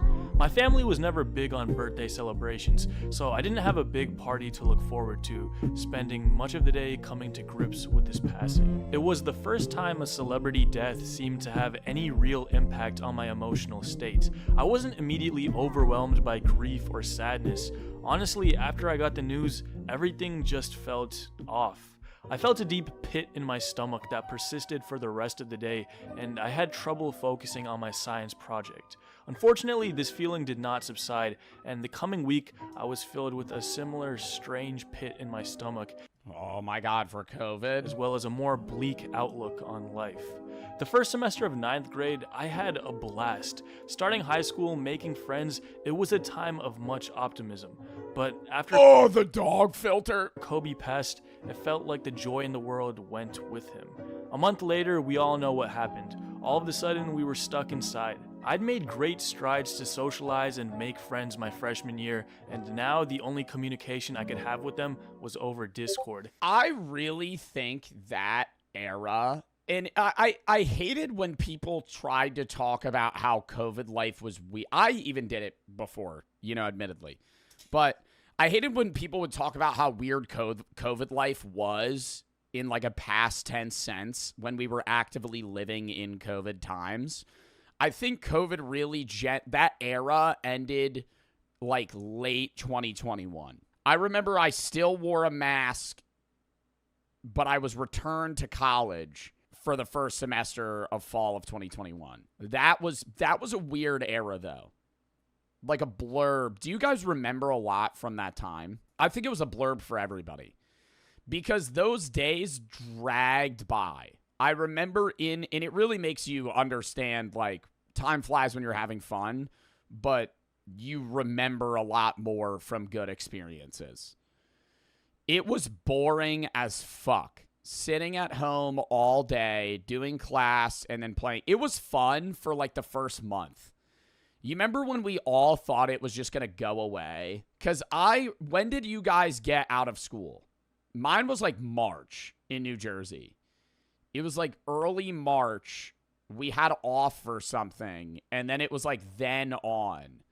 I remember being at work and in school my senior year of high school talking about COVID and me going, I don't think it's going to be a big deal. Like openly saying it doesn't matter. Like it's not.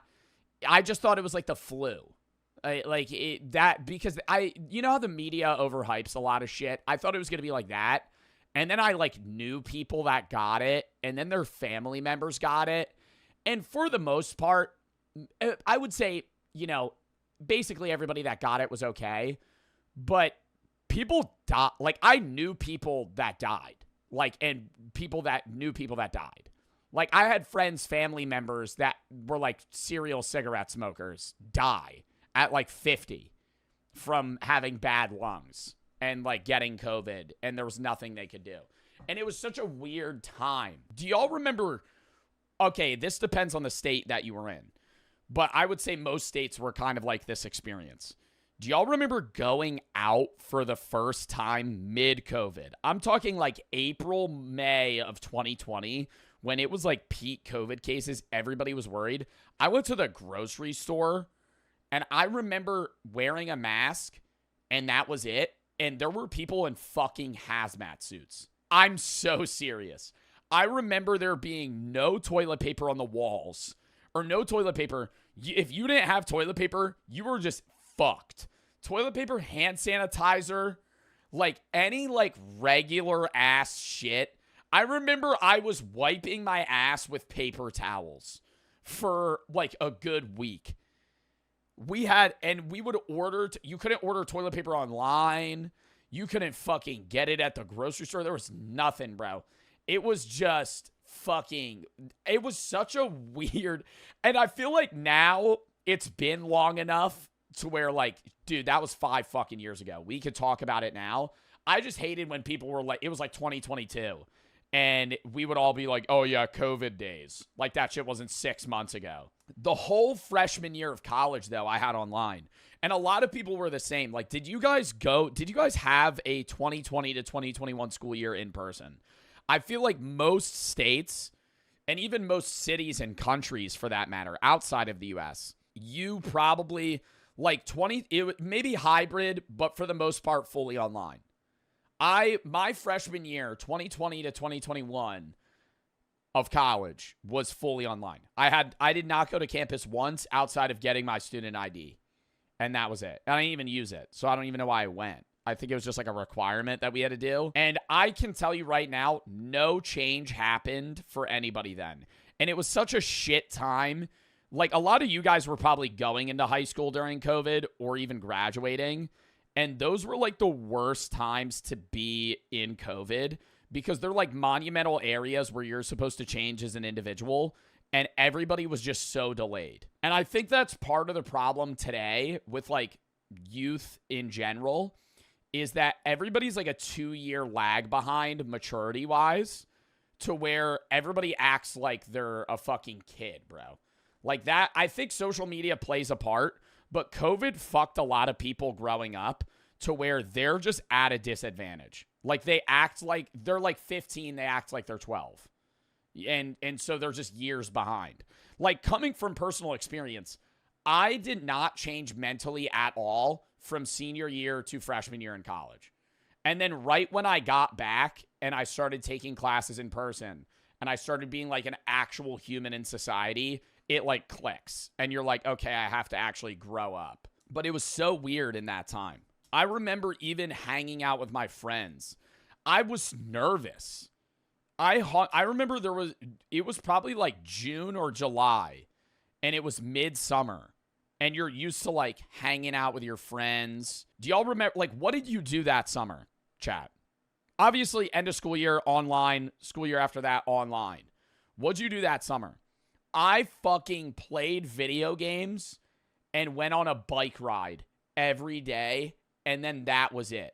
The only other thing that I remember doing was I would get in my car and drive to an open parking lot to watch the sunset alone every day. And it was so depressing, bro. The rest of 2020 and 2021 ended up being the worst time of my life. 2021 was a worse year than 2020 because it was just dragging. So 2020 was fine because the first 3 months there was no COVID. And then the first 3 months of COVID, it was just like, no school, yeah, and you just would fuck around in Zoom class and play video games. And it was also peak, like still good Fortnite. That was fire. And then 2021 hit. It was the new year, and we're still in fucking quarantine.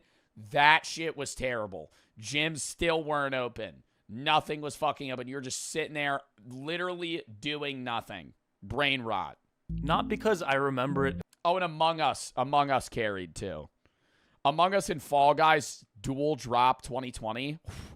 as particularly bad, but because I can hardly remember it at all. I can't recall any significant memories from that time of my life other than Yeah, Among Us, Lil Nas streaming, The Queen didn't die in 2020. Oh, early 2020s. When did she die? Like 22? Joe Biden, Mr. Beast. Did Mr. Beast do videos during COVID? of my life other than Zoom classes and watching movies in my bedroom. The isolation got to me. Bro, I learned nothing. I cheated on everything in that time. I remember I took my AP test online, and that shit was so scary because you couldn't cheat on that, and I had no knowledge from the fucking latter half of AP Bio, and I was just sitting there like, what the fuck am I doing right now? Just guessing on everything. Didn't care. Literally did not care. Do you miss school? I was going to say, I talked to my friend about this the other day. I have basically been out of college for almost a year. It hasn't even been a year yet. I was in college a year ago. It feels like I was in college 5 years ago. When you're out, you're out. Like, I was out, and for about 2-3 months, I was in that funk where I was like, I'm not going back, and now it's just done. I don't miss it. This is what I miss. I miss class. I loved class in college, not high school. I don't miss high school at all. Fuck high school. Fuck that shit. The era of high school and being a kid was fun. High school class was shit. Having 8 classes at once and having to study for all of them, oh, that was fucking terrible. I hated every second of it. What I will say, though, college class was awesome. Going to college class and fucking sitting in and just talking about philosophy and stuff, fun as hell. Homework, ass. Writing papers, ass. Forced reading, ass. If I could go back to college, just sit in the class, never take a test, and dip, that would be awesome. That, like, people that sit in at classes, like old people that do that and they pay to, like, see one class, that's cool. But the rest of it's horrible because that's when it becomes a job. Because of the media I consumed. BoJack Horseman, Blue is the Warmest Color, Manchester by the Sea, Requiem for a Dream. Nope. I remember BoJack, nothing else. Black Swan, Perfect Blue, Archie's Final Project. Nope. All of these are Nope. Yo, I can tell you right now, me and you had 2 different COVID experiences, brother. I was not watching any of these fucking shows. Are these movies? I don't know. I watched BoJack Horseman. That was about it. What the fuck did you guys? I don't remember what I did during COVID. Like entertainment wise. Movies, I don't even remember what I watched. I feel like I just played fucking Fortnite all day. All day. I played Fortnite. I never watched anime. Maybe YouTube. And then what else did I fucking do? Be a bum. Literally sit and do nothing. great pieces Class. of art. And then I got into streaming later on, but that was like way down the line. But were terrible picks for an isolated high schooler who was still trying to figure out life. Eventually, we got back to the outside world, but nothing was the same. The youthful optimism and wide-eyed... I don't miss that smell of a mask, like a reusable mask. You remember that smell? Where it would be a mask you wore for like a week straight, and it would be your own scent, but it would just be like that. Like, you're smelling your own breath, like, all day. That was so ass. Having to just fucking sit there, like... And it would, like, puff. The mask would, like, puff in and puff out. It would get moist. Ugh. Curiosity I possessed before had left me. Dude, working out at the gym with a mask on was the worst fucking experience ever. That shit sucked. My hatred for school grew exponentially, but I also had no clue what I wanted to do with my life, which created this self-fulfilling loop of misery. The rest of high school was a slog, a never-ending cycle of tests, essays, and a deep longing for more from life. I just wish I could go back to that first semester of 9th grade and stay there forever. But well, I think it was also an era where you could be lazy as fuck and it wasn't bad. And so it normalized everybody wanting to just like chill at home and do nothing. And now anything else seemed worse in like perspective. time waits for no man, and every year that passes, that 14-year-old that I once knew grows farther and farther out of reach, and the pressures of growing up mount ever heavier. I used to make fun of millennials a lot. I would make the same tired jokes about them being the participation trophy generation and how I hate participation trophies. Oh, I'll agree there. I personally think, hey, that's one take. I don't know if a lot of people agree with that or not. I fucking hate the idea of a participation trophy. If you're not, I ran track in high school, and I didn't even like the idea of like 5th and 6th place medals. I don't want a fucking medal. 1st, 2nd, 3rd. That's it. I remember field day, and they would hand out participation trophies. Chuck those in the goddamn garbage, okay? Because, like, I understand it's the mindset of, like, oh, everybody has to be, on even terms, and it's, like, okay if you didn't win. Yeah, sure, it's okay if you didn't win. But now, like, giving out medals to everybody ruins the achievement of the person that got 1st, 2nd, or 3rd. Like, if you did a race, and it was 8 people in a race, and everyone gets a trophy, what's the fucking point in getting 1st place anymore? There's no motivation to actually try and win. I mean, I don't know. If your kid wants a participation trophy, your kid wants a fucking participation trophy.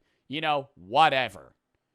But when I was a kid and I got a participation trophy when I did not get 1st, 2nd, or 3rd, it made me mad. I did not want it. I would rather have nothing. they're more special than they actually are. But I no longer make these jokes because at least millennials seem to have purpose. Gen Z, by stark contrast, is clinically meandering, too afraid to I don't know. I think part of the problem with millennial cringe is the idea of holding on to being a kid. And I think you want to have that kid aspect of yourself and that enjoyment of life and that new experience day to day because you don't want to leave that when you grow up. But at the same time, it's like the shit you see on social media where people get like attached. Like you see a lot of millennials, and I'm not doing a blanketed statement about millennials in general. I'm just saying what I see on social media, where there's like a few people that are, you know, in their 30s and they're like obsessed with something that was nostalgic to them. I don't want to say like Disney adults, but something on the same level where it's like they care so much about something, and it's whatever, care about what you want to care about. But like you could tell they hold on to it, not because they actually enjoy it that much, but because it reminds them of when they were 6. publicly care about anything, yet secretly overly concerned with everything. The elder millennial, I hate that meme. I hate that meme. That shit's so cringy. Where they're all saying their age and they're on like, I think it's like roller hockey, or they play like some sort of roller skating shit. 35, 39, elder millennial. Just say how old you are. Elder millennial. 40. 32, 33, 35, 35, 35, 38, 39, 40. Elder millennial. Elder millennial. Millennials think they can make a difference. We know that we can't, so we don't even try, unless it's by damaging property or getting engagement on social media. Growing up was a lie for Gen Z. It wasn't Zac Efron dancing and playing basketball. It was 8 hours of Zoom classes for a year. Okay, but nobody was growing up with Zac Efron playing. That was not a real high school experience. Well, it was 8 hours of Zoom classes for a year and masks for another. We don't want to have fun. We just want everyone to think that we are. Reality is artificial, authenticity is scarce, everything now is aura farming, nonchalant slop. If I talk to a Gen Z woman, 50% of the time I'll be subjected to incoherent word vomit about how all her friends are fake and how she needs to post again. If I talk to a Gen Z guy, 50% of the time it'll turn into a subtle contest to assert dominance and prove that you get more women, make more money, and have more fun than he does. If you try to be interested in something, you're corny and trying too hard. If someone makes you mad, you got rage baited. But why did COVID make that happen? Because we all just became chronically online for a period of time and you get obsessed with other people's lives. I would assume that's it. Like social media usage spiked, and then everybody's association with their own personal self relied on how they're perceived by other people more because they were on social media more just like everybody else. And so then you're fucking just stuck in this cyclical loop of needing to feel like you're promoting your life the best, even though behind the scenes it's not nearly as good. I always say that shit too. If it looks like your friends are having fun on Instagram, that's good and all, but don't fucking sit there and be like, oh, their life's so much better than mine, because I guarantee you they're going through some bullshit. You just don't post about it because you're not going to air out every bad thing that's ever fucking happened. If you keep up with the news, you post the good shit on social media because that's what you want to look back to personally, and it's also what you want to show to other people. Anxious. If you don't keep up with the news, you become isolated. It feels like nothing really matters anymore. I still feel the age I was in 2020. I don't. I did for like maybe a year or two. I think like 18 to 20 was a weird time in my age, but I think that's also a weird time in general. I will say it is hard for me to look back and go 2016 was 9 years ago, because there is like a level of me that's stuck in 2020 where like if you say 2016, I go, oh yeah, that was like 4 years ago. But no, that was 9. Like 2020 was we're closer to 2016 is closer to 2020 than we are to 2020. Like that's how fucking nuts that is. Like we're closer to 2030 now actually than 2020. Massive events pass by like they're nothing. Time is running at 2 times speed, and adulthood is not what you thought it would be. I feel like we currently occupy an alternate reality and the timeline split, like we're in a Black Mirror episode warning us of the negative effects of a prolonged period of societal isolation. Sometimes when I'm sitting alone, I imagine myself going back to January 25th, 2020, the night LeBron passed Kobe on the all-time scorers list, and I could just warn him that I could prevent the imminent tragedy from happening. I didn't realize what Kobe Bryant meant to me until he was gone. You see, I grew up a Dallas Mavericks fan, so I spent my entire childhood rooting against Kobe whenever he'd play my team. It wasn't until his retirement that I found myself watching all of his interviews and falling in love with his mindset and approach to life. He represented everything that I aspired to be like: driven, obsessive, thoughtful, curious, a man who spoke through his actions, and he will forever have a special place in my memory because of that.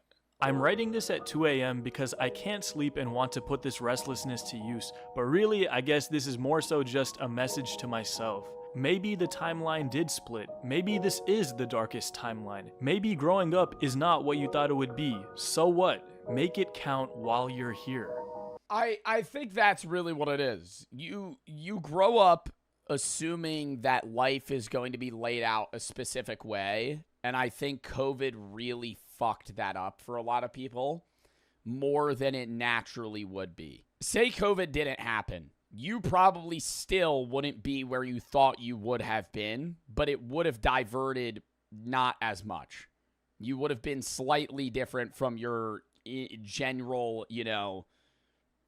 5-year plan, right? But as you age, and I'm just going to say this coming from somebody that's 23, for a lot of my audience that's like, late high school. 5 years from now, you're going to look back at the you that is sitting right here, and you're not going to be doing anything that you fucking thought you would be doing. Maybe a few of you will stick to it. And yeah, sure, you might go to college for a specific major and end up graduating with it and never change your major and end up getting the job in that realm. But I can tell you right now, you're probably going to be with somebody that you didn't think you'd be with. You might be dating somebody you didn't think you would be with. You might break up with somebody that you didn't think you'd break up with. You might be picking up a new hobby, having a new sport, having a new mindset, having a different political or religious perspective, and you'll have had no idea of that matter. And I think people have too much of a want of control in their life. They want to feel like they're able to do everything. And that's also why death is scary, because it's one of the things that you can't control. And COVID also brought that out. But I think a lot of people are upset about it, and so they choose to do nothing rather than just go with it. And that goes back to the idea of Amor Fati, exclamation point merch. Love of fate, you know? You can't control a lot of shit in your life. Fucking deal with the shit as it comes. Go from there. It's easier said than done, but it's all you can really do at the end of the day. Next fucking video. Oh, God.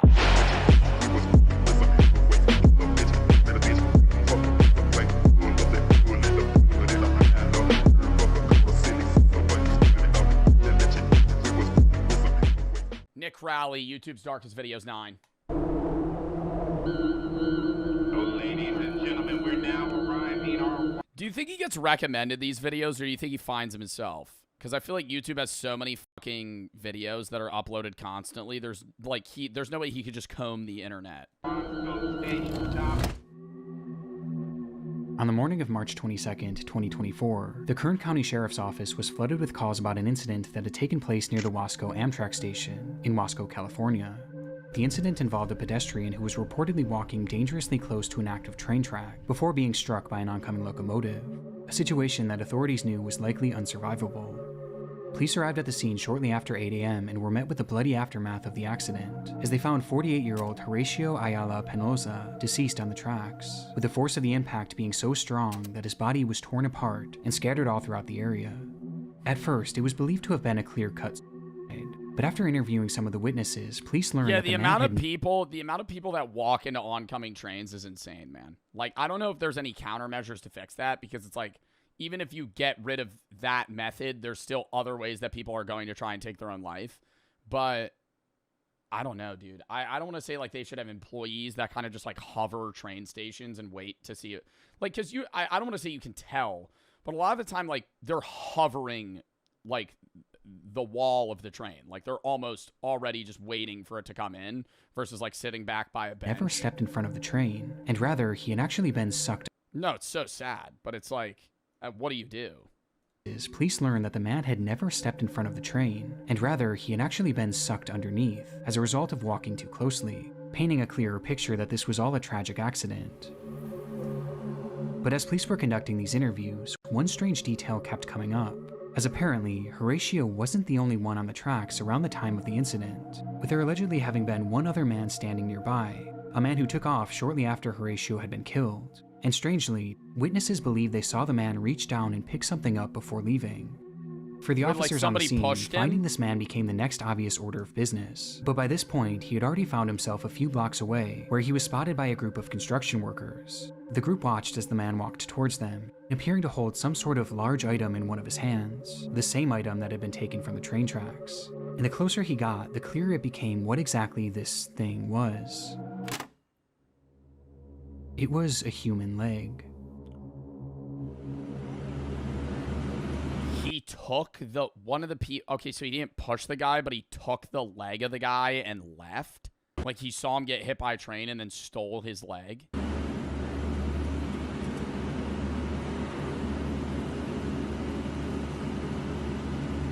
He's just holding it in his hand. For some inexplicable reason, when the train had dismembered Horatio, this man had run over and picked up his leg, and he was now waving that leg on the sidewalk of a nearby road, with the construction crew claiming that he had been banging it against the fence as he walked towards them, and at one point had even struck the leg against one of their machines. Upon the realization, a wave of fear washed over the group, as they were unsure what this man had done to get this leg, or what he would do next. Though that was something that even the wildest of imaginations could have, like, from their point of view, they thought this guy probably killed somebody. Never predicted.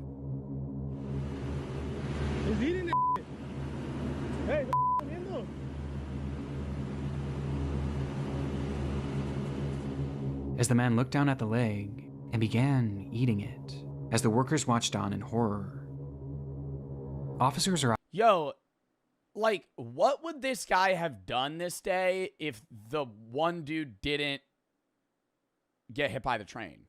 Like, this guy was just, like, hovering the train station, acting like a normal person before this. I've done the scene immediately after this, and when they asked the man what he was doing with the leg, he explained that it belonged to him, and that he was taking it to a nearby hospital to have it reattached.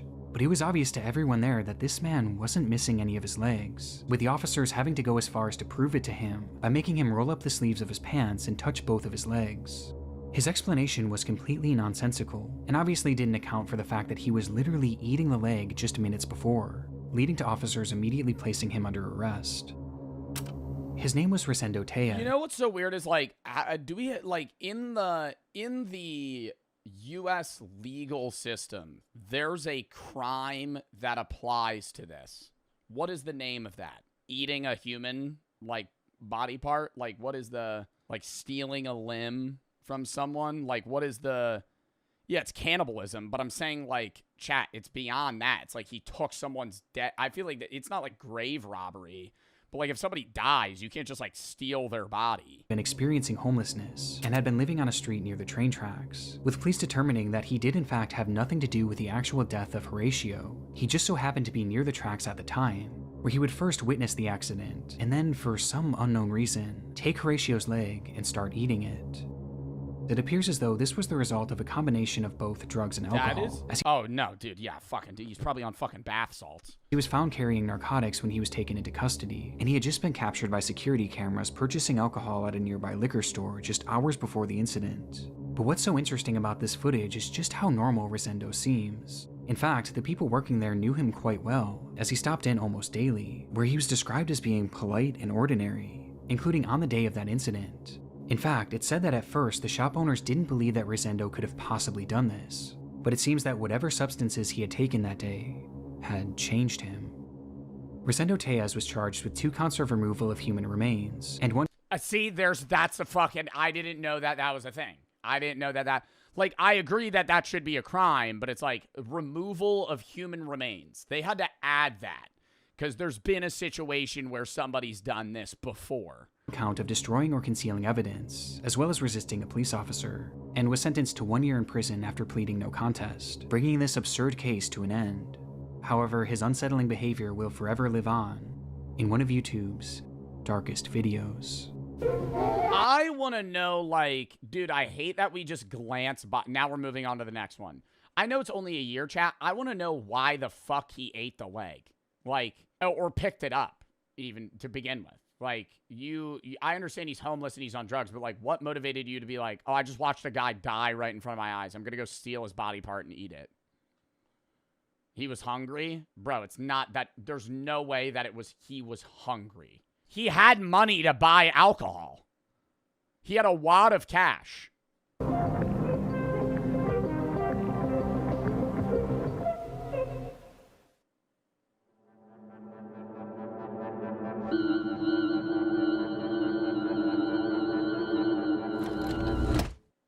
It was just past 10 p.m. Safely tucked away in her second-story apartment, 20-year-old Hannah Vivaretti set up her phone to record a video of herself dancing. For her, this was a meditative practice, a way of unwinding after a long, stressful day, and to truly feel at peace. But that day, fate had other plans.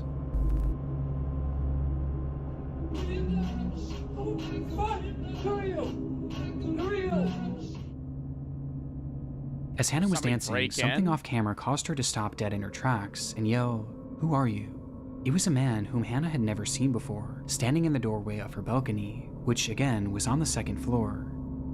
What the fuck? So he got, oh my god, and the door's probably open if she's talking to him. So he climbed her balcony and was just staring through the window at her? That man had climbed up, cracked open the door, and was now standing in her home staring at her, quietly muttering nonsensically with a big grin on his face. Who are you? Who are you? Please get off. Hannah stopped the music and again asked, "Who are you?" To which the man responded by saying, "Please get out." No, please get out. Are you sure? Yes. But her demeanor and the panic in her voice.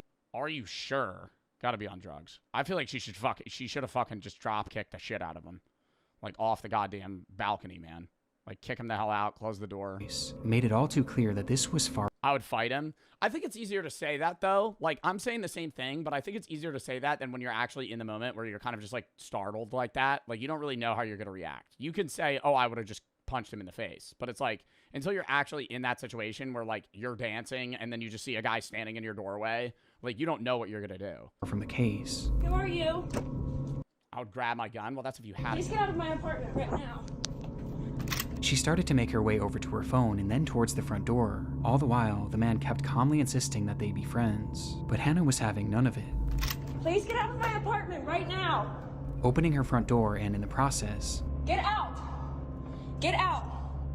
pointing the camera directly at the intruder, giving us our first and only glimpse of the man as he's standing still in the balcony doorway. And with her front door now open, she yelled at him to get out, loud enough for the neighbors to hear. Get out.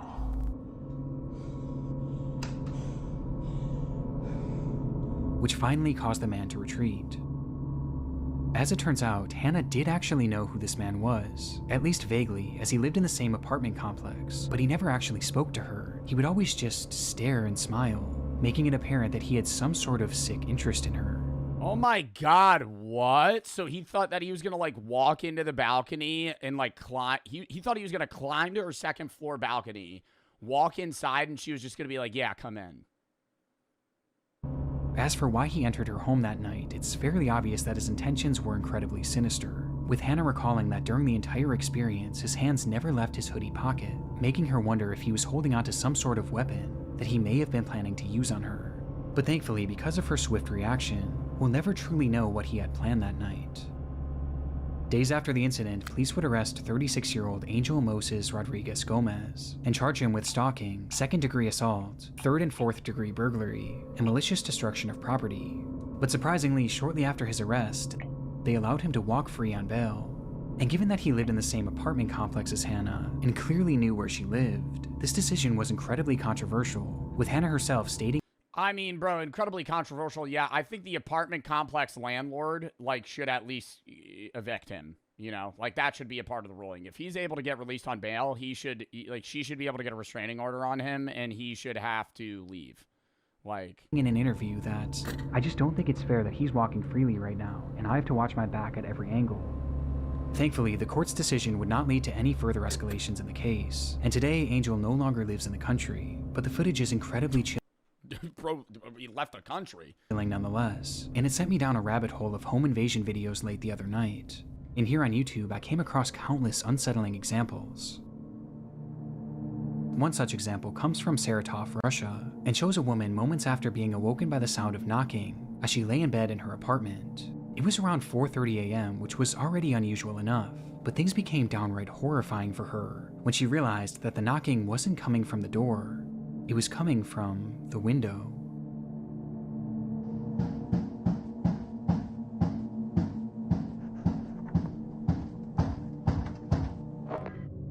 That is so fucking creepy. Yo, I am so fast grabbing a fucking hammer and whacking that motherfucker in the head. Outside of her Holy window was shit. a man banging his head against the glass over and over again. And equally as disturbing, this woman's unit wasn't on the first floor. She was 2 stories up, and she didn't have a balcony. Across the street, a neighbor filmed the incident as it happened, showing us that the man was standing on one of the building's gas pipes while he continued to strike the window. Eventually, these hits grew so forceful that the glass started to break, and his head began Oh my God, he started bleeding. bleeding profusely, finally leading to the man stopping, but not in the pursuit of entering the home.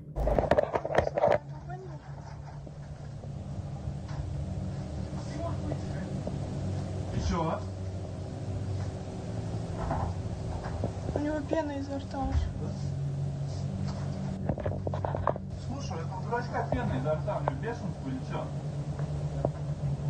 Ну, бля, Where is this, Russia? As he instead climbed to a different window where he attempted to peel it open with his fingers. But by this point, police had already arrived on the scene, and eventually the man would be forced down and placed under arrest. When looking for an explanation as to why this man was doing this, it appears that he was under the influence of bath salts during the ordeal. Bro, that's what I say. That's what I said about the guy. Bro, I'm telling you, bath salts make people fucking crazy. I would bet that the other guy that ate the fucking human leg was also on bath salts. When you see motherfuckers on bath salts, they're climbing on cars, just breaking shit. Dude, they become animals when they're on... What is bath salts? It's not actual, like, Epsom salts. Like, when people say bath salts, they don't mean, like, the actual shit you get to, like, fucking bathe. You know, they're just called bath salts because they look like bath salts. The actual drug name is synthetic canthinones, a class stimulant drug in the khat plant. I think people chew khat as well in certain countries, like the khat leaf. Bath salts are powerful nervous system stimulants similar to cocaine, meth, and MDMA. Adverse overdose effects. The desired effects from bath salts are euphoria, increased alertness, physical activity, and sex drive. The adverse effects are agitation, confusion, acute psychosis, paranoia, hallucinations, violent and self-destructive behavior, panic attacks, high blood pressure, nausea, seizures, breakdown of muscle fibers, and kidney failure.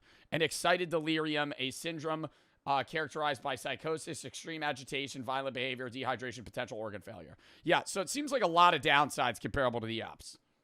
But aside from this, I couldn't find any other information about the man's identity or whatever became of him. But I was able to find that this clip doesn't tell the entire story, as the woman behind the camera actually spoke to a local reporter and provided additional context to the ordeal, which So this guy didn't know her, he just wanted to get into the house? only made the story more terrifying. At first, he knocked with his hands. Then he began to peck at me at the window with his head for an hour and a half without... An hour and a half? They didn't fucking show up? An hour and a half? I would have called the cops immediately. It took an hour and a half for the cops to show up? Stopping. After that, he started shouting my name to the whole yard. Oh, so he did know her. He was foaming at the mouth. His whole face was covered in blood. And he shouted that he wanted to talk to me, and he needed me. With the most terrifying part of the statement being that she had no idea who this man was, or how he could have even known her name. The idea of both of these intruder videos featuring people whom the victims had never even spoken to makes them especially unsettling, as it shows that you really never know who's watching and who might be obsessing over you. But incidents like this can be equally as chilling when the intruder is someone that you do know. Mohammed Amana was a 26-year-old man living in Orrefors, Sweden, and had been dating a woman named Maria. But after several run-ins with the law, Mohammed's lifestyle just became too much for her, and she eventually decided to end the relationship. This caused Mohammed to become enraged, an emotion that was only further heightened when he discovered that she was staying with a male friend of theirs. And on the 25th of May, he would show up at his doorstep and ask to speak to Maria. Inside, the male friend and Maria both refused to let him in and told him to leave, and for a moment... But that's like a level of obsession, though. Like, you get broken up with, they move on, they're with another guy, and you're like, yeah, I'm gonna pull up to their house. She'll let me in. We're gonna fix this. It's too far gone. Yeah. Yeah, what the fuck are we doing? And he did, though only temporarily, as he would return minutes later, this time armed with a ladder. And noticing what he was trying to do, the homeowner began recording on his cell phone. Brother, he starts climbing the ladder. I'm pulling a Looney Tunes maneuver, and I am pushing the ladder until he falls on his fucking head. What? He sets up the ladder. I'm going, whoop, pushing it off.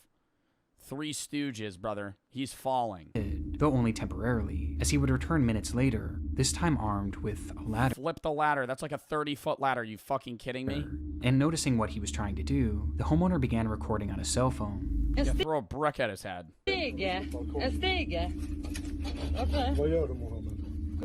Not really a tall enough ladder. Not really a tall enough ladder. I think that. I don't know. I mean, you get to the top of the ladder, then when are you gonna jump? The man behind the camera asks, "What are you doing? Are you going to fight me?" To which Mohammed said no, he just wanted to speak to Maria.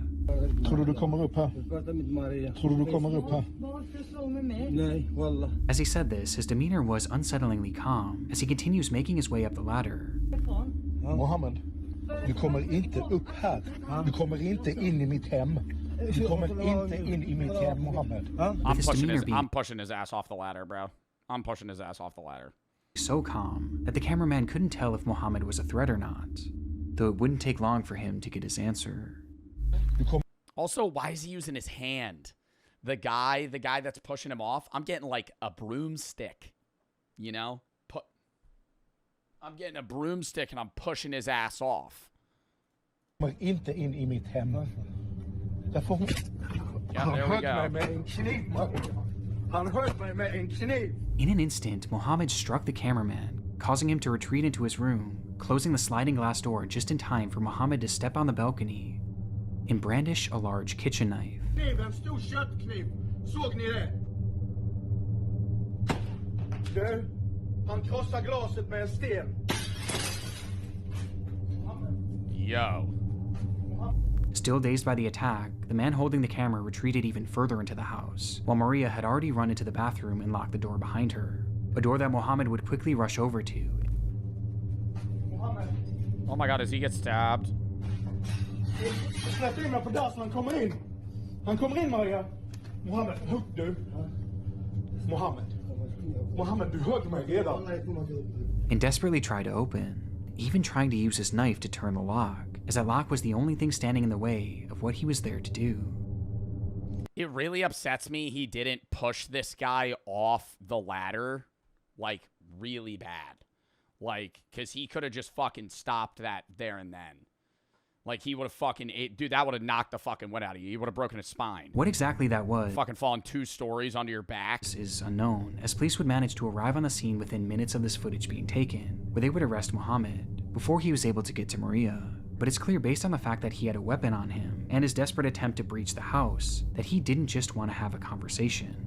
In the end... It's weird, though, because it seems like he wanted to kill his ex-girlfriend rather than the guy. The man filming was left with only minor cuts. Muhammad was sentenced to 2 years in prison, as well as a 10-year ban from the country of Sweden, leaving us with... Wow. 3 haunting videos of 3 disturbed intruders, whose true intentions... 10-year ban from visiting a country. ...will thankfully never be known. Only 2 years? I mean, yeah, only 2 years, but he can't return to Sweden. Like, if he pulled up to Sweden, they would immediately arrest him. That's like an even more extreme version of a restraining order. Like, you just got exiled from the country.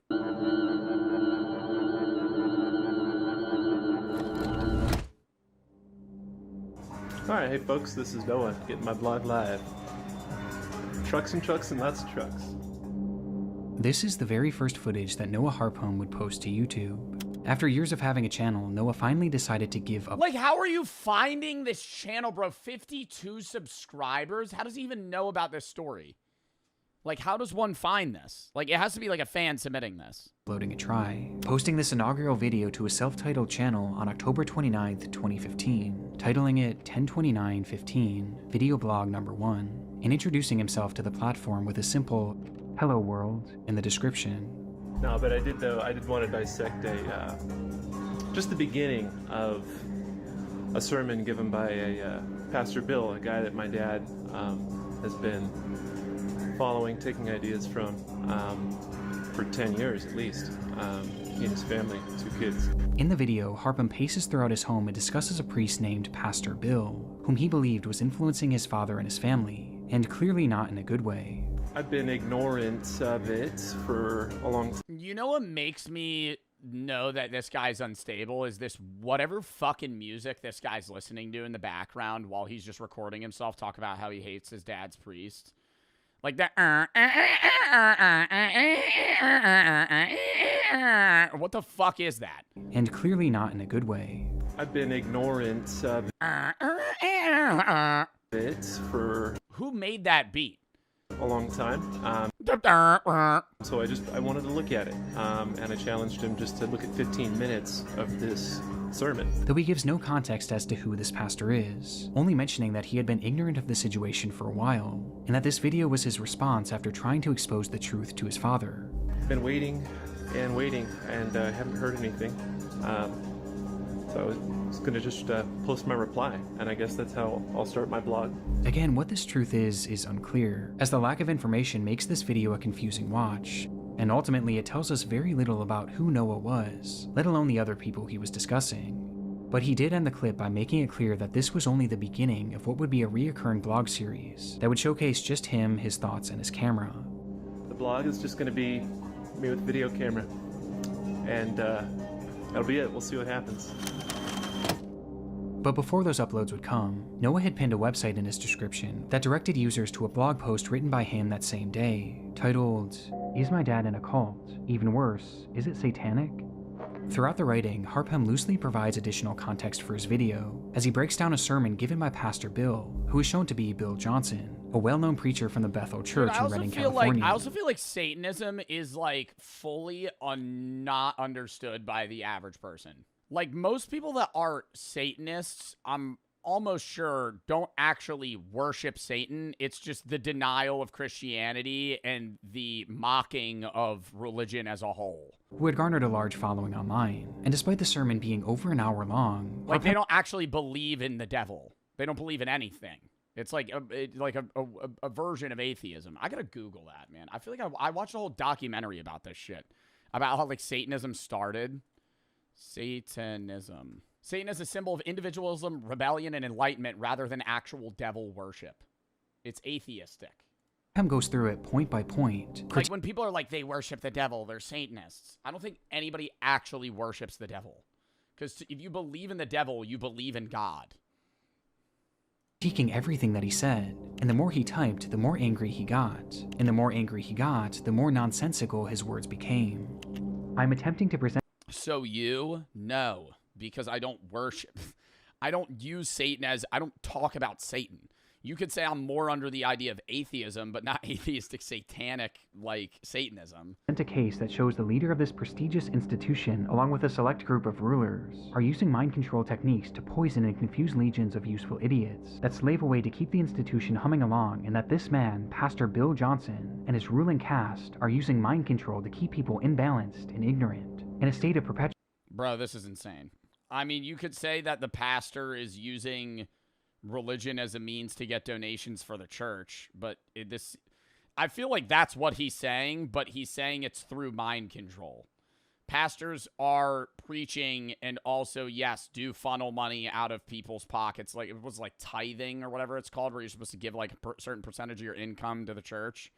Like that's a thing, but like that's not through mind control. Waiting for the material world to be defied, while they themselves are profiting immensely in this material world.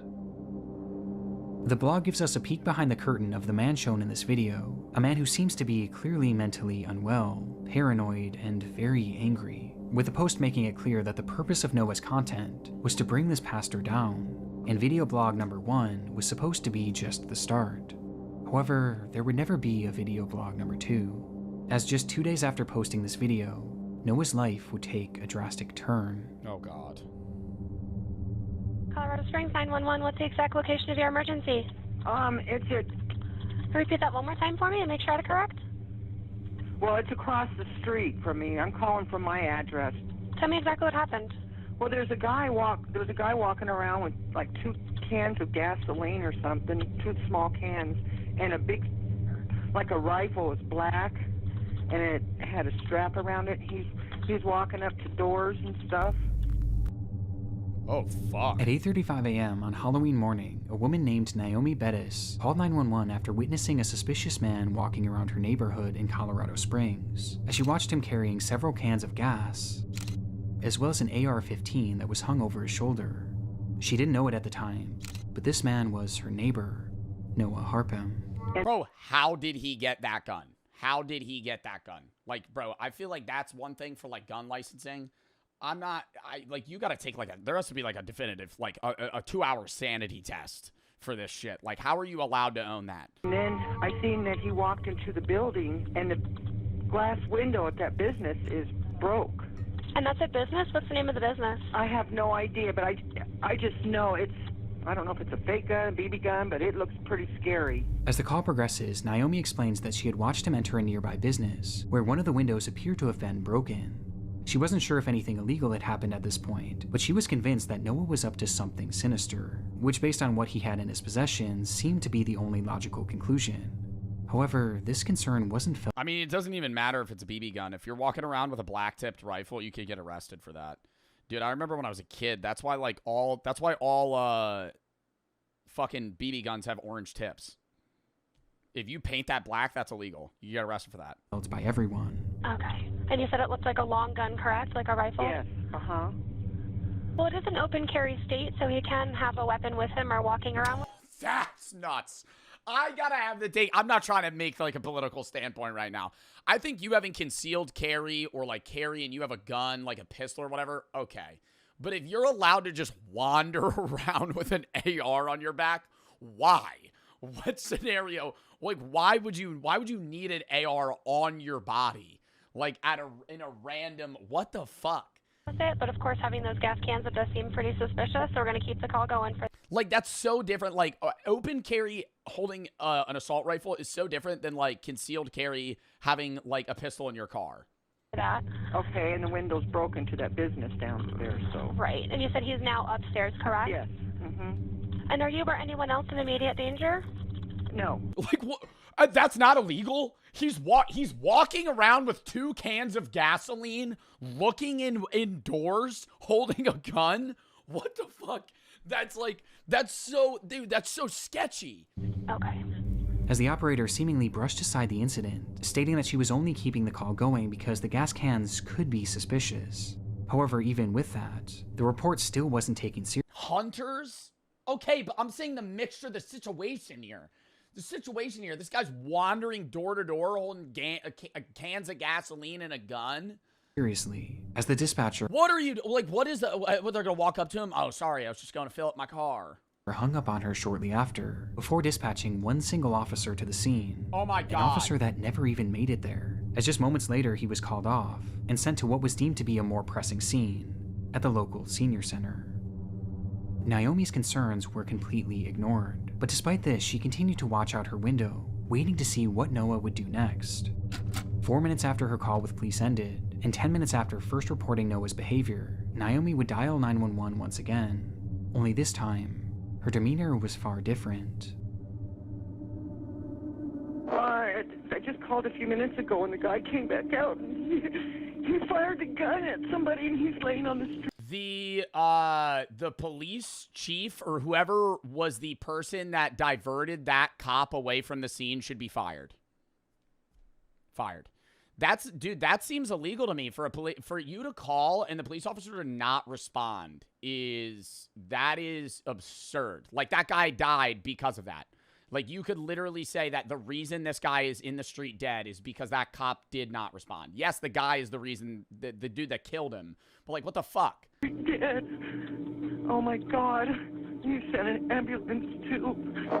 Naomi's worst fears had come true, as she frantically told dispatch that the man carrying the gun had just shot and killed. And there was a more pressing matter at a fucking nursing home!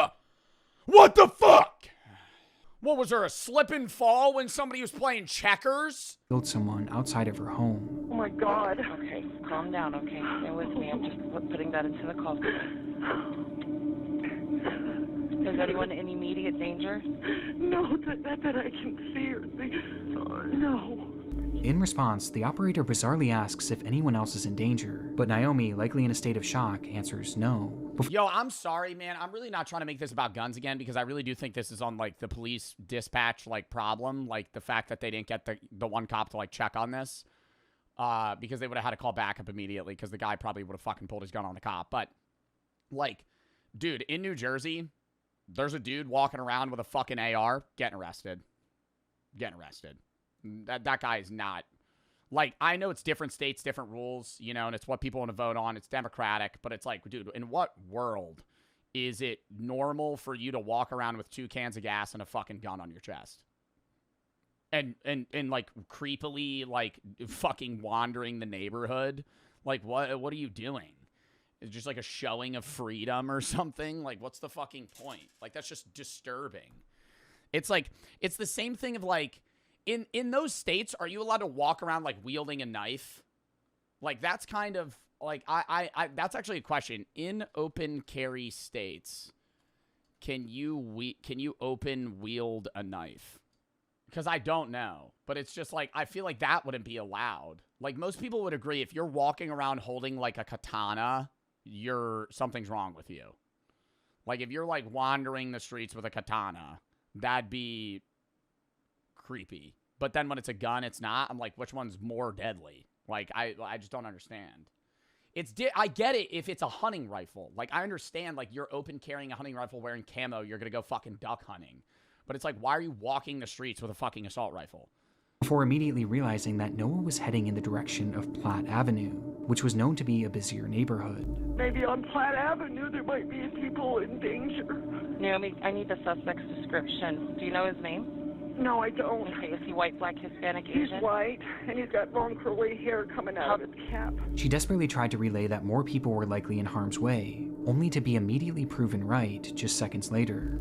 I think, yeah, there's people outside that might be in danger up on Platte. Oh, I just heard another fire. Oh my God. When she hears more gunshots, prompting the operator to once again ask, Yeah, they need to call an ambulance or something right away. Okay. Is anyone in immediate danger? Only people up on Platte, maybe. All right, I am sending the paramedics to help you now. Stay on the line and I'll tell you exactly what to do next, okay? Okay. It was only then that the operator would tell Naomi that police and medical personnel were finally being dispatched to the scene, but by this point, it was far too late.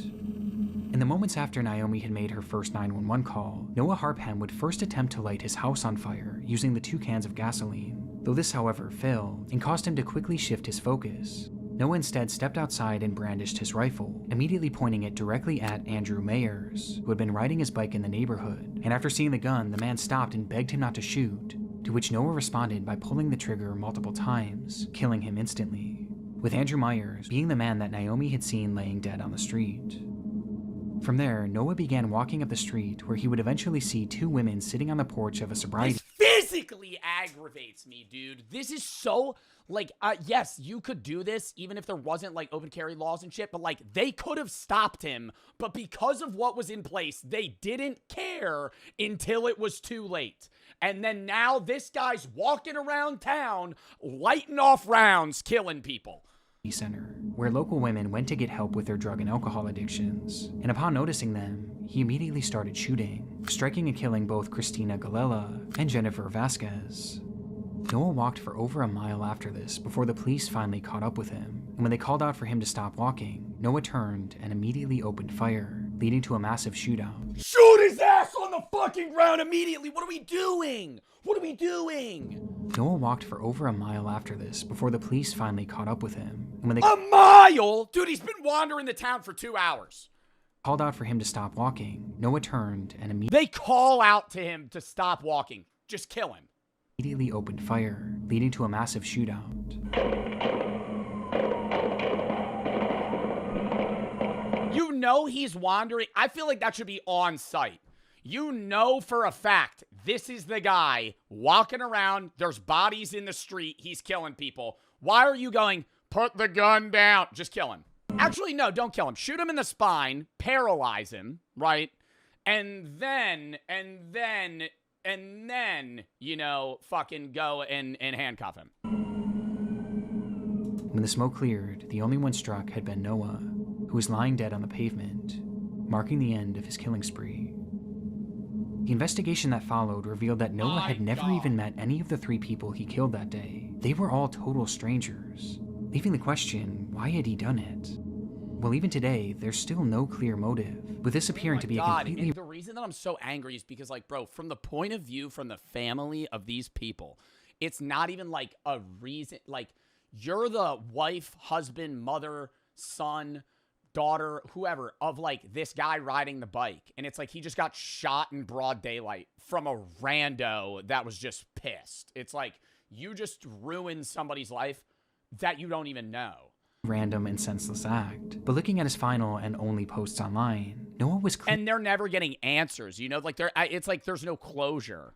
Clearly very angry and seemed to be mentally unwell, which was corroborated by testimony from his parents, as they later claimed that he had anger issues and suffered from drug addiction and bipolar disorder. But what's so... How did he get a gun? Bipolar disorder, drug addict, anger problems, open wielding a rifle in public. What's so unusual about this to me was that this video was published just 2 days before the killings, and it was clearly not meant to be a one-off post. It was something that he seemed genuinely excited to continue, yet not even 48 hours later, he resorted to this. What happened in that time frame may never be known, but the effects of it will last forever.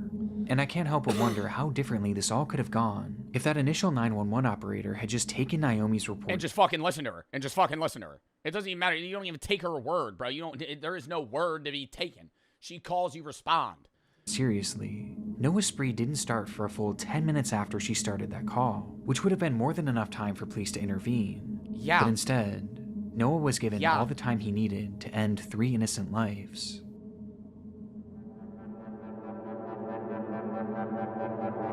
Sue the cops? I don't even know if it's the cop, man, because the cop was responding and then he got told to divert and he has to take the command of the dispatcher who might have been taking the command of somebody else. Whoever was responsible for diverting that cop to the fucking nursing home and made that happen, fired.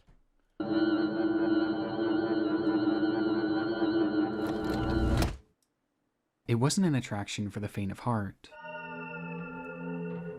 Yeah, it might be dispatch. Standing over I don't know. 1,300 feet above the ground, the Diogar ropeway was built to take tourists up and down the Trikut Mountain. I mean, it's also the fact that they sent one cop, like, originally. They got one guy. In Jharkhand, India. It was the tallest cableway in the entire country, offering an unparalleled view of Diogar and the picturesque landscape around it. Because of this, videos have long since been posted on YouTube showing just how dramatic of a ride this truly is, with one such video being recorded on April 10th, 2022.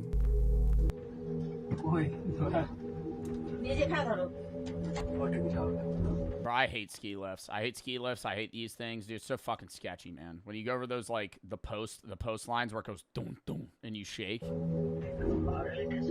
I swear to God, if right here, that's where the scariest part is.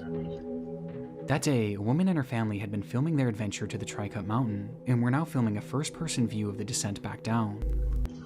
Oh my God, is the fucking thing gonna fall? Stop. It wasn't the kind of place for anyone with a fear of heights, and the loud sounds of the car passing the support towers only added to the anxiety of the trip. But the group filming this all remained relatively calm, quietly conversing to themselves, seemingly unfazed by the spectacular height.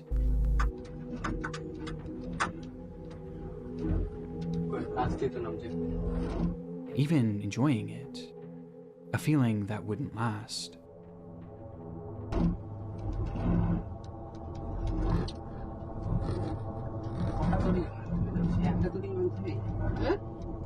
What's gonna happen? Are we gonna watch like another?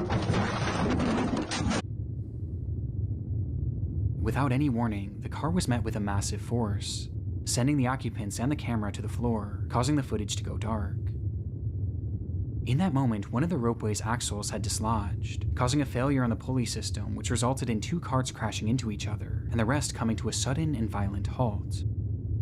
The impact was brutal, but somewhat surprisingly, the footage continued. I thought I thought the cart fell out of the sky. Oh, okay. Holy shit, man. I thought that it, like, detached.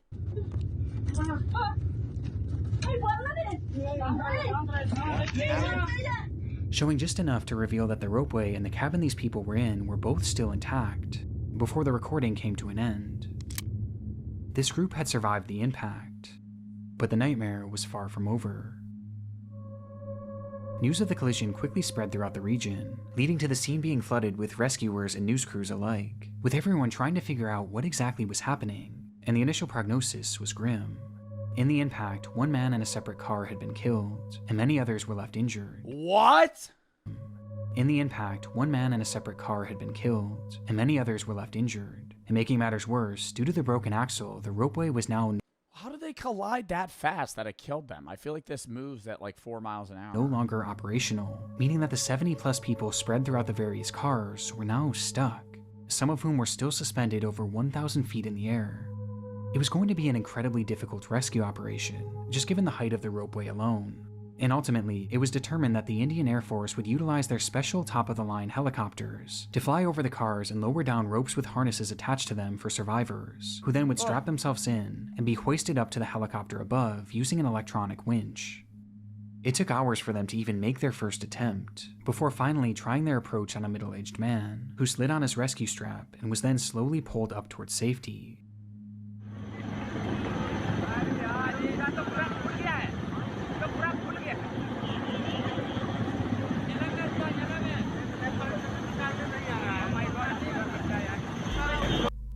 The footage of this is horrifying. These people were already over 1,000 feet in the air when their cars got stuck, and now they were being lifted even higher, tethered only by a single rope and a safety harness. Worst of all, it was a particularly windy day, which was made worse by the swirling of the helicopter blades, a combination that caused the man to start swinging wildly from side to side as he hung onto the rope for dear life.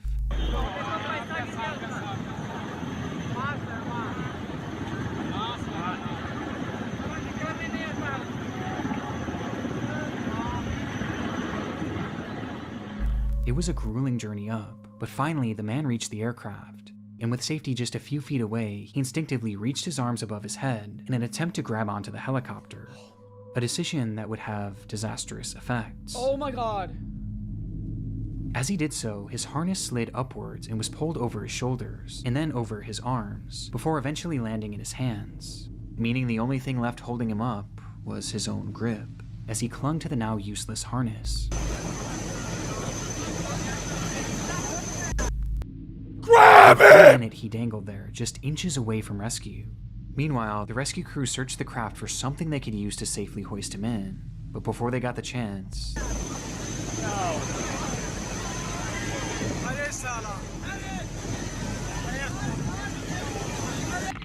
The man slipped out of his harness, momentarily catching himself on the side of the helicopter itself, but by this point, his strength was gone, and seconds later, his grip would fail for good.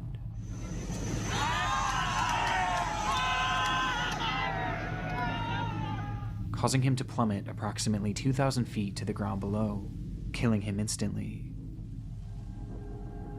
For those waiting to be rescued, the sight was especially horrific, as they watched the man... I mean, no one's gonna do... literally now, dude, the first guy they try to save fucking falls to his death. None of them are going to fucking... How are they gonna get these people down? I'm not going on that fucking shit if I watch that guy die. Who they thought had made it to safety, fall to the ground right in front of them.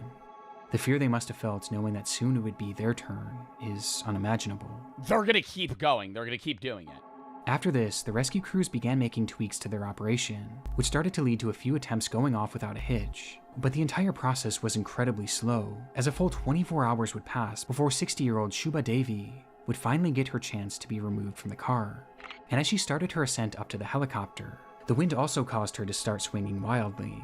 So wildly, in fact, that the winch used to lift her suddenly stopped working, leaving her hanging there, only moving side to side rather than up towards safety. As she hung there, lower me down to the fucking ground. What? Okay, the winch doesn't work. Bring the helicopter to the ground. Fucking slow and steady. I'll smack the ground, break a rib or two, and then I'll fucking unhook me. Rescuers on the helicopter frantically tried to figure out what the problem with the winch was. But before they could ever get their answer, the rope... Oh, the rope snaps. Oh, you gotta be fucking kidding me, dude. They should sue the fuck out of this. They should sue the Indian government for this shit, dude. Are you fucking kidding me? The goddamn military can't fucking save these people? Suddenly snapped, causing her to free fall to the ground below. It came without any sort of warning, and from what I can find online, there isn't a definitive answer as to how this happened. But either way, it resulted in Shubha's tragic death. It took a total of 48 hours for the last of the survivors to be rescued and finally brought to safety, an unimaginable amount of time in an unimaginable position, with 2 days. They're just sitting in that fucking, like, lift. Survivors having to watch 2 people fall to their deaths before them, unsure if they too were going to meet the same fate. Since its release, the footage has sparked some debate online, as the media actually hailed this as an... Yo, this like really made me realize I'm not going on any of these lifts in any country that's not the US. And I'm not trying to be like judgmental when I say that, but like I'm so dead ass. I'm not like just like any rant. I'm fuck that. Holy shit. And I'm not saying the US is like not even in the US. Oh, any of the ones that are this fucking high, hell no. I'd go on a ski lift. That's why I'm not. I would still go on a ski lift. Because a ski lift, it's like, if that shit snapped, I'd fall 30 feet, break both my legs. But I'd live, you know? Like, there's people that jump off ski lifts to be dickheads, like snowboarders that fucking want to go. Like, that's different. This, hell no. Actually hailed this as an impressive and even successful rescue operation for the Indian Air Force, while others have hit back on this, as both incidents seem to have been entirely preventable, with more people dying from the rescue than... Not even in Europe? No, in like Switzerland I would, no. But I know that they're better built. The accident itself. Though ultimately there were no repercussions for the rescue crew, with the only punishments being dished out to the operating company DRIL. Yeah, I mean, whoever the fuck designed this should just get sued, man. Which was accused of not properly maintaining the ropeway and not following proper safety protocols. It was even alleged that when the initial crash happened, the people operating the ropeway at the time actually fled the scene and never even called authorities. But I'm not sure if this was ever... They just left? Actually proven. DRIL was fined over $1 million and has since been blacklisted from operating ropeways for 5 years, while the families of the deceased were given around $33,000 in compensation. fucking wipe my ass with $33,000. Are you serious? Are you serious? You watch your mom fall to her death and you get $30K? Currently, there are plans to repair and reopen the ropeway. Though at this point, Who the fuck would ever go on this rope? I mean, it's cooked. I feel like the fucking company should just fucking fall to the face of the earth, fucking crash and burn, dude. Are you kidding me? Who the hell's gonna go back on this after they know that fucking 3 people fell to their death? no official date has been given for the reopening. Reopening. No one's gonna go on that. That's absurd. Mom's priceless, let alone 30K. No, I'm not saying there's any amount of money that justifies it, but I mean, like, you know, you getting $1 million would be like, okay, I understand them trying to make right in some way. 30K? 30 grand. Your mom's dead. 30 grand. And you paid to go on this for like a fun family trip. Oh my God, that's horrible. That is so sad. Okay.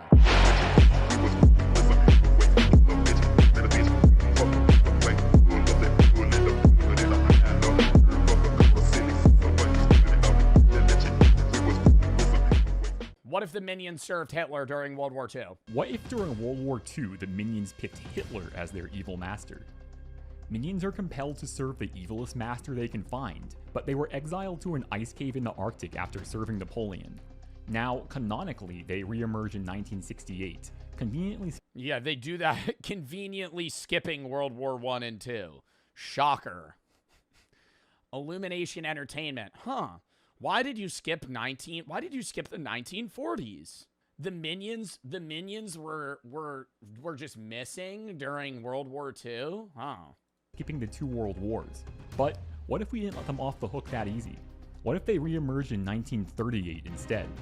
How could 3 small minions change the course of history? No way this guy's going to make an in-depth video about if the minions served Adolf Hitler. From their... Who did they serve in 1968 canonically? Who was the evilest person then? Gru? I gotta say that as well. We gotta take everything with a grain of salt. We're gonna lean into the fucking actual historical accuracy of canonical minions. Because, yeah, like, yeah, Pol Pot, Fidel Castro, like, the minions resurfaced in 1968, served a few people, and then went, hey, we're gonna go with Gru. In modern day, but they live on Earth, and they have history. Gru's the most evil guy. Who's the most evil person alive right now? Dude, they'd be serving like Kim Jong-un. They'd be serving some fucking dictator that's fucking starving their people. Like, get out of here. They're going to be serving Gru. I'm going to steal the moon. I'm going to steal the moon. Oh, really? That guy's chopping kids' heads off. Stealing the moon, chopping kids' heads off. What? What? I mean, maybe, like, are the minions looking at it at a utilitarian perspective where if Gru shrinks and steals the moon, that stops ocean tides and overall would turn into the, like, fucked rotation of Earth and kill all humans? Like, is he thinking... Are the minions going, like, in-depth right now to, like, hey, if Gru steals the moon, the adverse effects of stealing the moon would result in the death of all humans? I feel like that would be, like, maybe where they're going. Ice cave in the Arctic, the minions trekked south into Soviet territory. Wait, what? From their ice cave in the Arctic, the minions trekked south into Soviet territory. In St. Petersburg, they learned of Hitler from a Soviet newsreel while huddled inside a theater for warmth. The film warned of a power-hungry dictator threatening freedom and peace. The perfect traits for an evil master. When they reached Nuremberg, the minions immediately knew they were in the right place. Posters with Hitler's face on it were plastered everywhere. Swastikas were hanging from every building. The streets were packed with cheering Germans. For them? No. Wouldn't the minions immediately just get clipped and murdered in World War II times? Because the army would just be like, who the fuck? Oh, wait, no, they're immortal. They can't die. They can't die. It's hypothetical? No, because they can't die. Minions canonically, I don't think they reproduce. I think there's like a given number of them, but they're invincible, yeah. They were in the middle of a military parade. The minions are quickly arrested. While in prison, they caught the attention of Heinrich Himmler. Himmler was the head of the SS and deeply obsessed with the occult. He claimed that the master race came from Atlantis and believed that SS soldiers had reincarnated warrior souls. The minions spent the next 18 months in— He fucking believed that? Heinrich Himmler thought that the soldiers that were serving him had reincarnated souls from Atlantis. Like, I don't know which part of this is historical and which is like, you know, panning into, we're talking about the minions here. During Nazi experimentation and torture. After cruelty proved ineffective and vivisection impossible, attempts at communication were made. Picture cards and gestures eventually revealed the minions' mission. Himmler made a phone call. Mein Führer, he said. I believe I have found the origin of the master race. Gain the favor of their emissaries, and the war is won. Hitler is skeptical, but the evidence from the minion torture trials was indisputable. By now, the war was in full swing, and not— Minion torture trials? What, so they started fucking, like, cutting up the minions and they just had no reaction? I always assumed a minion would be, like, elastic. Like, you could kind of punch you could grab a minion and squeeze it to, like, a compressed cube and let go, and it would just, like right back to what it looked like prior. Like, they can't, you can't cut it, like, their skin's impierceable, you could shoot them, nothing would happen. They're kind of like rubber creatures. Put subtitles on, hard of hearing, okay, I'll put yes, I will put subtitles on for this video. Nazi forces had experienced their first major defeat at the Battle of Britain. They had to exploit any possible advantage. And so, the minions became Hitler's constant companions. While living at Hitler's residence— I mean, honestly, if we're really going into, like, the canonical abilities of minions, if you have the minions on your side, you physically can't lose. Like, you can't stop them. You couldn't stop a minion. Residents, the minions were subjected to a constant stream of Nazi wartime propaganda, which they understood as movie nights. They'd get fitted for tiny uniforms, and soon literally be marching in lockstep. They deliver speeches at rallies and feel the rush of the loyal, ecstatic crowd's adoration. I'm gonna say, though, like, aren't the minions more serving of evil masterminds that kind of have, like, idiotic ideas? Like, I'm going to destroy the sun! Not, I want to eradicate an ethnic group of people. You know? Like, I don't think the minions would really get behind the vibe of Adolf Hitler. Just off of my watching of, you know, Despicable Me 1, 2, 3. I don't think that I think they would see what's going on and then go, ugh. I don't know. They toured the country, accompanying Hitler to demonstrations of the latest— Stealing the moon was idiotic. Yes. That's like a kid's idea of something that's evil. Like, that's the minions serve childish evil ideas. Like, if you asked a 5-year-old, like, what's something really evil? They'd be like, I'm going to eliminate soda, which would actually probably benefit society, you know? Like, they would say something stupid like that because it's a kid's movie and the minions are dumb, right? The 5-year-old isn't going to be like, well, I would get rid of this group of people. Wunderwaffen, like Heavy Gustav, the largest gun ever fired, even to this day. They served Napoleon, true. It shot shells the weight of 2 pickup trucks at targets over 20 miles away. It was pure catnip for the minions, who were seeing a fully mechanized superweapon for the first time. That night, the minions came to a consensus. They would contact their people and introduce them to their Führer. It was during a demonstration of a futuristic jet fighter that Stuart's eye began to open. Bored with the technical details, he wandered off, away from the spotless showroom full of sycophantic Nazi scientists. He opened a door to the production line and was hit with a wave of hot, acrid air. Rows of haunted eyes looked up at him from dirty, gaunt faces. They were forced laborers, brought in from occupied territory. Stuart's heart plummeted. Was this the fate that awaited his kin? These men weren't minions, they were slaves. German guards descended on them with their cudgels, and Stuart could bear no more. He looked away.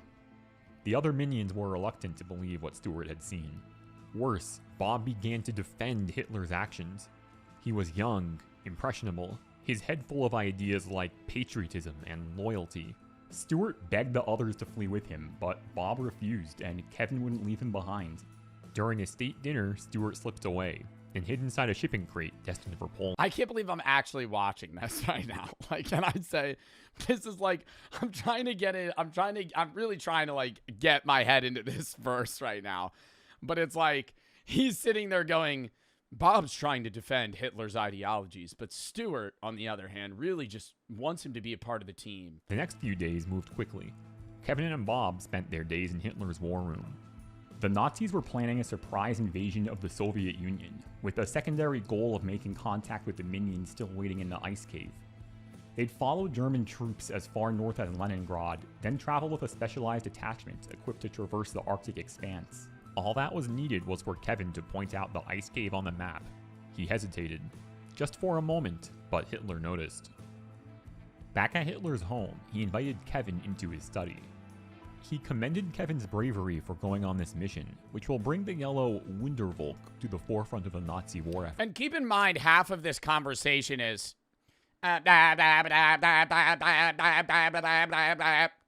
right.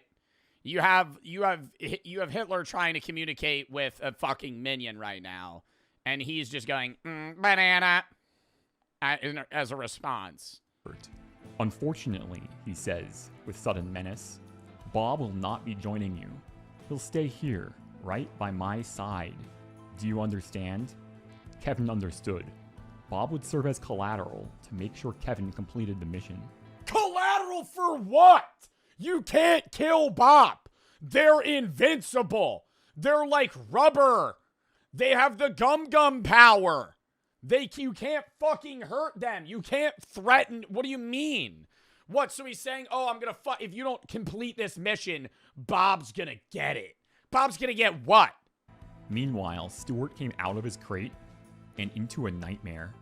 The Warsaw Ghetto saw nearly 500,000 Jews crammed into an area hardly bigger than 1 square mile. Nazis distributed less than 200 calories per day, with the intention of creating mass starvation. Most of the food was smuggled, and this was how Stewart proved his loyalty to the Jewish resistance. When the true purpose of the Nazi resettlement program became clear, the resistance prepared for battle. Soon, Stewart was smuggling more than food. Weapons, fuel, anything that could help the resistance. He became known as the Yellow Golem, after the tireless servant. He could just kill Hitler! What the fuck are we talking about? This guy made an entire fucking movie. Bro, he's literally right next to him at all times. He could just fucking shoot him. What do you mean? He's like inadvertently he's doing like all smuggling and helping people. Bro, just fucking kill him. When SS forces entered the ghetto, they were prepared. Victory was impossible, but at least this way they could go out on their own terms. In the ensuing uprising, Stewart led an effort that smuggled dozens of civilians to safety, then threw himself into battle. He burned out a German tank with just gasoline and a cigar. But in the end, the Nazis razed the ghetto to the ground. Stewart was ready to die with his fellow partisans, but at the last possible moment he was smuggled out, and into the hands of American intelligence. Now at Leningrad, long-range air... The American intelligence chloroformed fucking Stewart. What, and brought him to Alamo to help build the nuclear bomb? Where is this story going? Where's this story going? He's gonna go meet Oppenheimer? Craft with skis were prepared for their one-way mission. Kevin noticed weapons being loaded, and explosives. It was only then that he began to realize the true extent of his collaboration. And his people, his innocent, naive kin, would pay the price. He thought of Bob and felt a welling of... Kin? They're their kids? How do they fuck? How does a minion reproduce? It's budding. We had a whole conversation about this the other day. It has to be like budding. How does a minion reproduce? Minions don't reproduce in a normal way. They're essentially immortal beings that evolved from single-cell organisms at the dawn of time, with their numbers remaining relatively consistent through history, though some theories move and movie moments like Stewart turning into a chicken and laying an egg suggest unusual asexual methods of just poofing them into existence. They don't reproduce sexually or asexually. Their numbers don't grow or shrink significantly. Well, they wouldn't grow or shrink at all. They're all male. Well, they don't have penises. Why, if they can't reproduce sexually or asexually, what is the point of them having a sex? They're just minions. They flew until the plane's tanks were run dry. When they landed, the commandos began to cannibalize the aircraft. How do they pee? I don't know if they eat, dude. I've only ever seen them eat bananas. I've only ever seen them eat bananas. I don't even know if they eat the bananas. I feel like they just like bananas because they're yellow. I don't like where I don't know. I need more info about minions before we go further. The mood was grim. They had no means of return or resupply. They had to rely on the word of a minion that there would be anything at all at the location. Worse yet, a strong headwind meant they landed short. They estimated a 2 weeks trek to the cave. Kevin led them there, hating himself the whole time. He ate his last banana and thought of the absurdity They eat bananas. of a tropical fruit in the frozen Arctic. It took even longer than anticipated. Kevin was pondering the absurdity of a tropical fruit in an Arctic area. Really. Almost 4 weeks in the end. When they arrived, the commandos were half-starved. They were ready to descend on the minion village and loot it for anything edible, even minion flesh. In order to prevent mutiny, the commando leader held a gun to his second-in-command and executed him in cold blood. Kevin is sent into the ice cave alone. To be reunited with the others after all he experienced felt joyous at first, but it gave way to a deep gulf of pain and separation. The past few years left him utterly changed compared to the naive minion he was nearly 4 years ago. He took the podium and spoke of what he had Yeah, how simple life was when they used to just serve a T-Rex. Seen and done. He warned against blind devotion to a charismatic leader, the end result of hate. And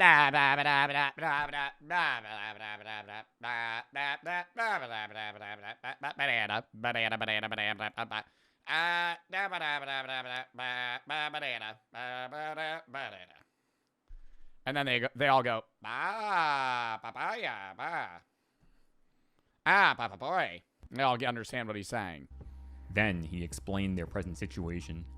He begged for forgiveness and rallied the minions together. When they emerged from the ice cave to greet the Nazis, they were armed. Their resistance was met with machine guns and rifles. It was shaping up to be a massacre, but the minions would no longer bend to tyrants. Suddenly, the commandos noticed a cloud of ice on the horizon, approaching faster than possible. At its center, a yellow speck. It was Stuart, but he was completely transformed. American scientists augmented him in an accelerated version of the Mega Minions program from Despicable Me 4. The order was given to fire. I haven't seen Despicable Me 4. But Mega Stuart was there. Bullets bounced off of his rocky yellow hide as he worked himself into a frenzy.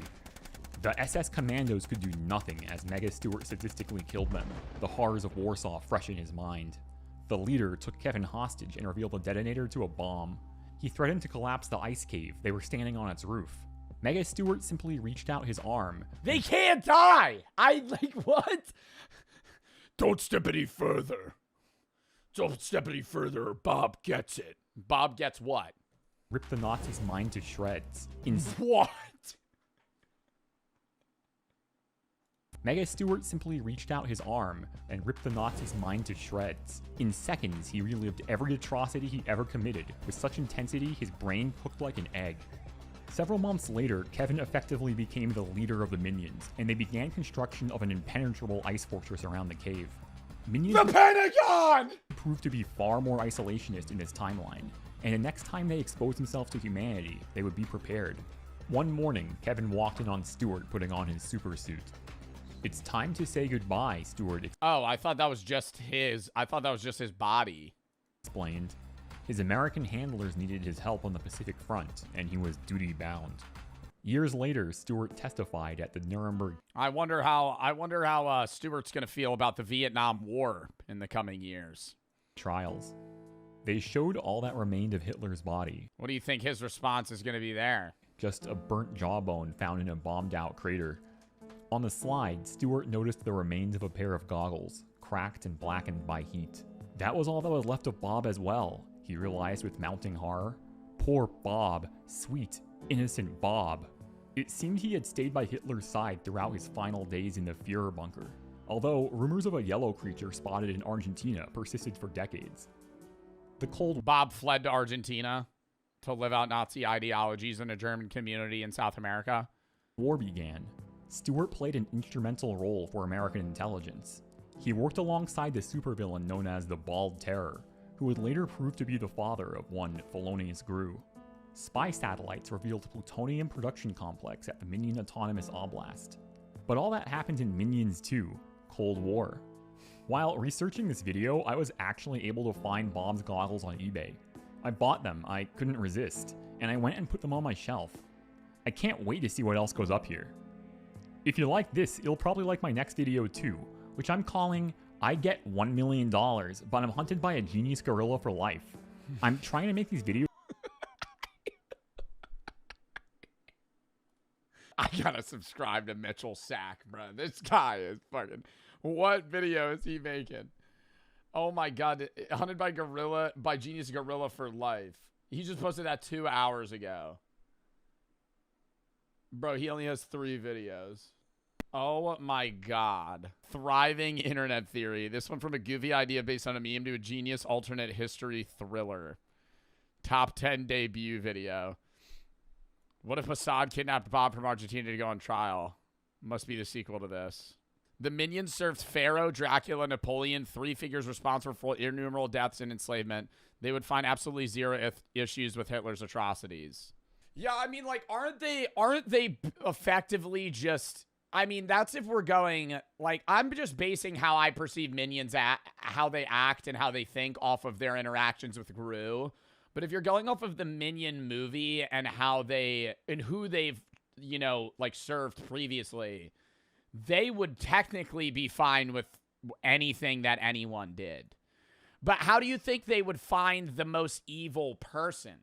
After him, it's like, now there's just a handful of people that are like serial killers, dictators. I feel like it has to be in a utilitarian perspective of like, who's doing the most evil worldwide? All right. I gotta piss real quick, then we're gonna...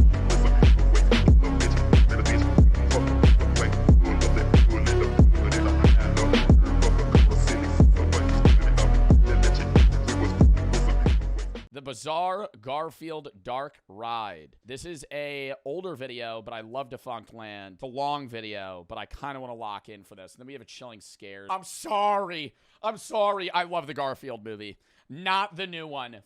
That movie. The OG creepy Garfield movie from 2004, where he was a fat cat that didn't take shit from anybody. And it was a good voice actor, good acting. And it was just a fun film. This is a good movie. A little creepy at times. And, you know, I have the OG Garfield. Ah! That's this one. That's why this is the cool Garfield. He kind of looks like he's on drugs. Like meth. No, not meth. He kind of looks like he's either really high or, I don't know, maybe about to throw up. It's a good one. Good film. Good film. And then they ruined it by getting Chris Pratt to fucking voice Garfield? Are you kidding me? Chris Pratt, Garfield is a grumpy cat. A grumpy cat, and he's obese, and he loves lasagna. And now you make him a little overweight. Maybe a little tubby, okay? So, let's get him a little fatter, all right? Let's get him a little fatter. I want Garfield a little bit bigger. I want him to look a little angry. And I want him a little angry, like he has hemorrhoids all the time. That's the vibe I want from Garfield, is that he can't poop well. It's like he's always uncomfortable. You know, he's always sitting weird. Always looks like he's about to attack you. Something like that. Like you. More, Chad. I'm not going into that story. Took too much creatine senior year and I had hemorrhoids. It was bad. I couldn't sit.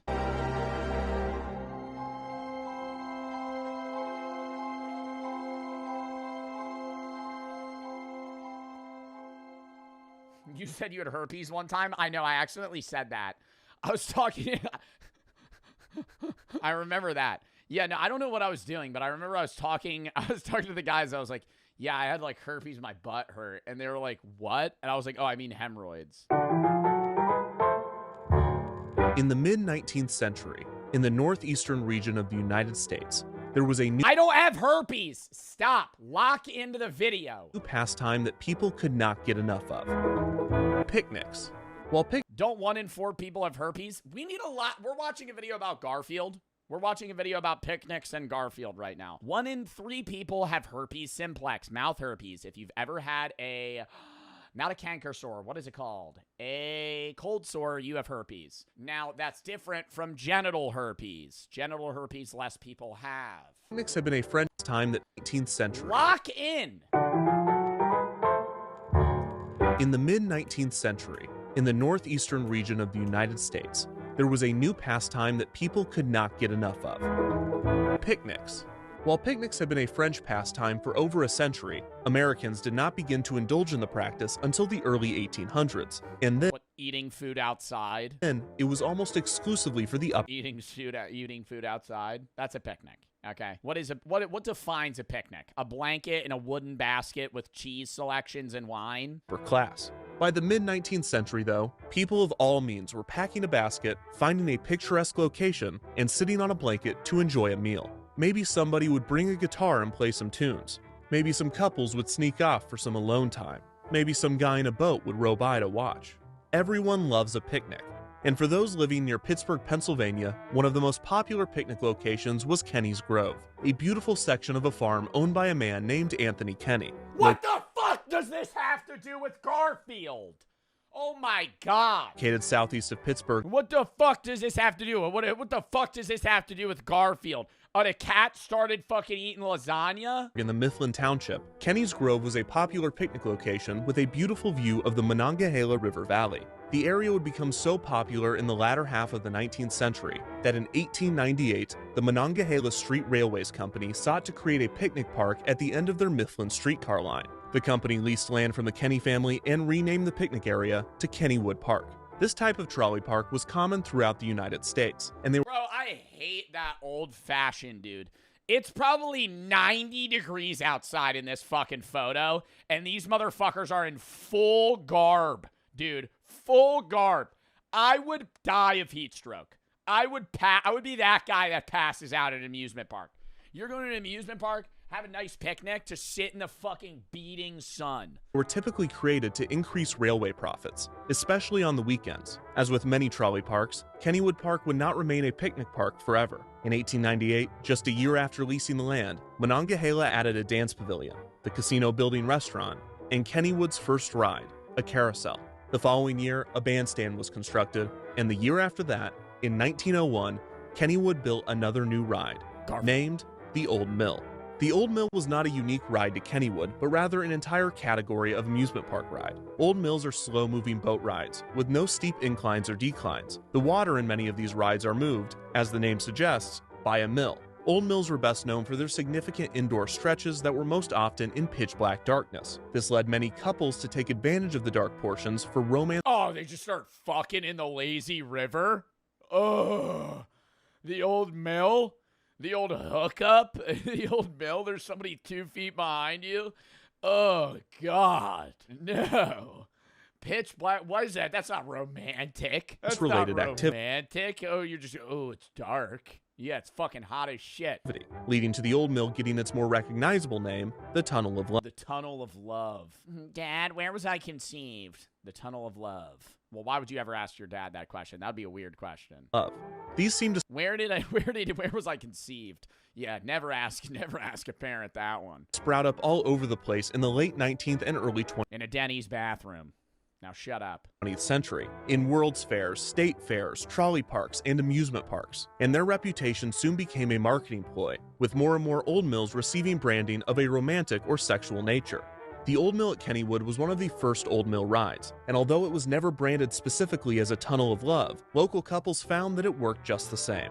Kennywood's Old Mill would receive several themes and overlays during its first few years of operation. It was first themed to the— Bro, and this was like the cool kid thing to do, though. You know how, like, now, like, it would be like, oh, let's go to, like, a haunted amusement ride or some shit. Let's drink or something. It was like, let's go to the Tunnel of Love. Fairyland floats, then to the canals of Venice, and later to the— Nah, I feel like it was probably the equivalent of, like, spin the bottle. You know, like you would go into the Tunnel of Love and you would like make out with like your girlfriend. That was it. I don't think it was maybe over the pants type of stuff. The Panama Canal, which at the time was an extremely topical theme as the actual Panama Canal had just debuted. After the I'm forgetting we're watching a video about Garfield. Panama Canal theme, the old mill became the Rapids Gorge, and then the Fairyland floats again. Now they're getting to it, chat. It's not clickbait. It's a 33-minute video. Before returning to its classic name, the Old Mill. In 1922, the ride underwent a refurbishment and received a new facade to appear more like a New England mill, and had its ride system overhauled and enlarged. Arguably the biggest change to the Old Mill in its early years would come after the ride caught on fire and burned to the ground, being rebuilt for the 1926 season and receiving new theming with comic supplement characters, including Happy Hooligan, the Katzenjammer Kids, and Jiggs and Maggie. Bro, when do we get Garfield, though? Jiggs and Maggie? That was the shit back then? A 10-cent magazine? Yeah, that's pushing the fucking budget there. That's probably like $100. In 1936, the Old Mill was redecorated again with 8 new theatrically lit pictures. Another major refurbishment to the ride occurred in 1940. During this season, the Old Mill received a renovation with new animations. The refurbishment featured 7 well-known characters from comic strips and cartoons, including Blondie, Popeye, the Lone Ranger, the Little King, Tarzan, Gulliver, and Little Henry. In 1957, I did not know of any of those outside of Popeye and Gulliver. Gulliver, and Little Henry. Because Gulliver's Travels, with Jack Black. In 1957, the Old Mill was themed to a trip around the world. The comic characters were replaced with scenes of Hawaii, a kangaroo in Australia, a tiger in Asia, No more Love Cave, an elephant in Africa, and even Santa Claus in the North Pole. The loading area was also given an animatronic band of monkeys that would play music for guests in the queue, which was apparently he said Tarzan? Oh, I didn't think he said Tarzan. Auctioned off just 1 month before I started writing this video, although it sold for $2,300, which is that doesn't seem like a lot. I think Kennywood fell off a little bit. The fucking OG like little, quartet here playing a bunch of stuff from the OG amusement park ride, only $2,300. more than I've ever spent on an animatronic monkey band. For the 1974 season, the Old Mill would receive its most significant thematic overhaul to date, becoming Hard-Headed Harold's horrendously humorous haunted hideaway. This retheme sent What a stupid fucking name. No, that actually just pissed me off. Hard-Headed Harold's horrendously humorous haunted hideaway. Why do we have a fucking 6-word all H's name for a ride? This retheme sent riders through an Old West You want to go for the 6H ride? ghost town with comical and frightening scenes of skeletons placed throughout the ride. Some of these figures were animated, and sound effects were added to a few sections. This is the first version of the attraction that has been well documented. Oh my god, haunted rides back then were probably so bad. Because even now, like, a haunted hayride sucks. The only time I'm getting scared is when they bring out the dude with the chainsaw.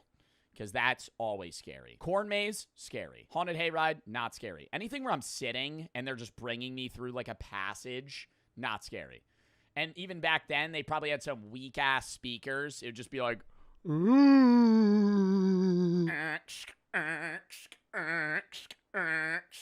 You just hear the animatronics just fighting to move the fucking skeleton. That's not scary. And it showcases the creative placement of the show scenes throughout the ride track. The Old Mill's middle section consists of 3 circles. In the center of these, outdoor show scenes were constructed, with parts of the tunnel being removed and replaced with fencing so guests could look outside. There are also 4 show buildings where dark ride scenes have been placed. Despite the creative theming of Hard-Headed Harold's horrendously humorous haunted hideaway, the Old Mill continued to be known for one thing. Kennywood's director of community and government relations put it best, explaining, quote, "It didn't matter what the theme was. Anyone who rode that ride in the 60s, 70s, and 80s, they were not on gooning that ride. They were going in that ride to hook up with people. To look at the scenes. It's a place for cuddling and to sort of make out canoodle. You're a little bit canoodle. Nervous about. I think this is going to turn into the Garfield ride, and that's where things get really bad. People making out with the Garfield ride, they're making whoopee in there, dude. That's how this relates. Is this ride has its name for being the hookup ride, and then they're going to full transfer it to Garfield and lasagna. About getting on the Old Mill with the girl the first time, because you might end up getting slapped, but you also might end up getting, you might end up getting slop? Did he just say that? You might end up getting slapped, but you also might end up getting, a snuggle.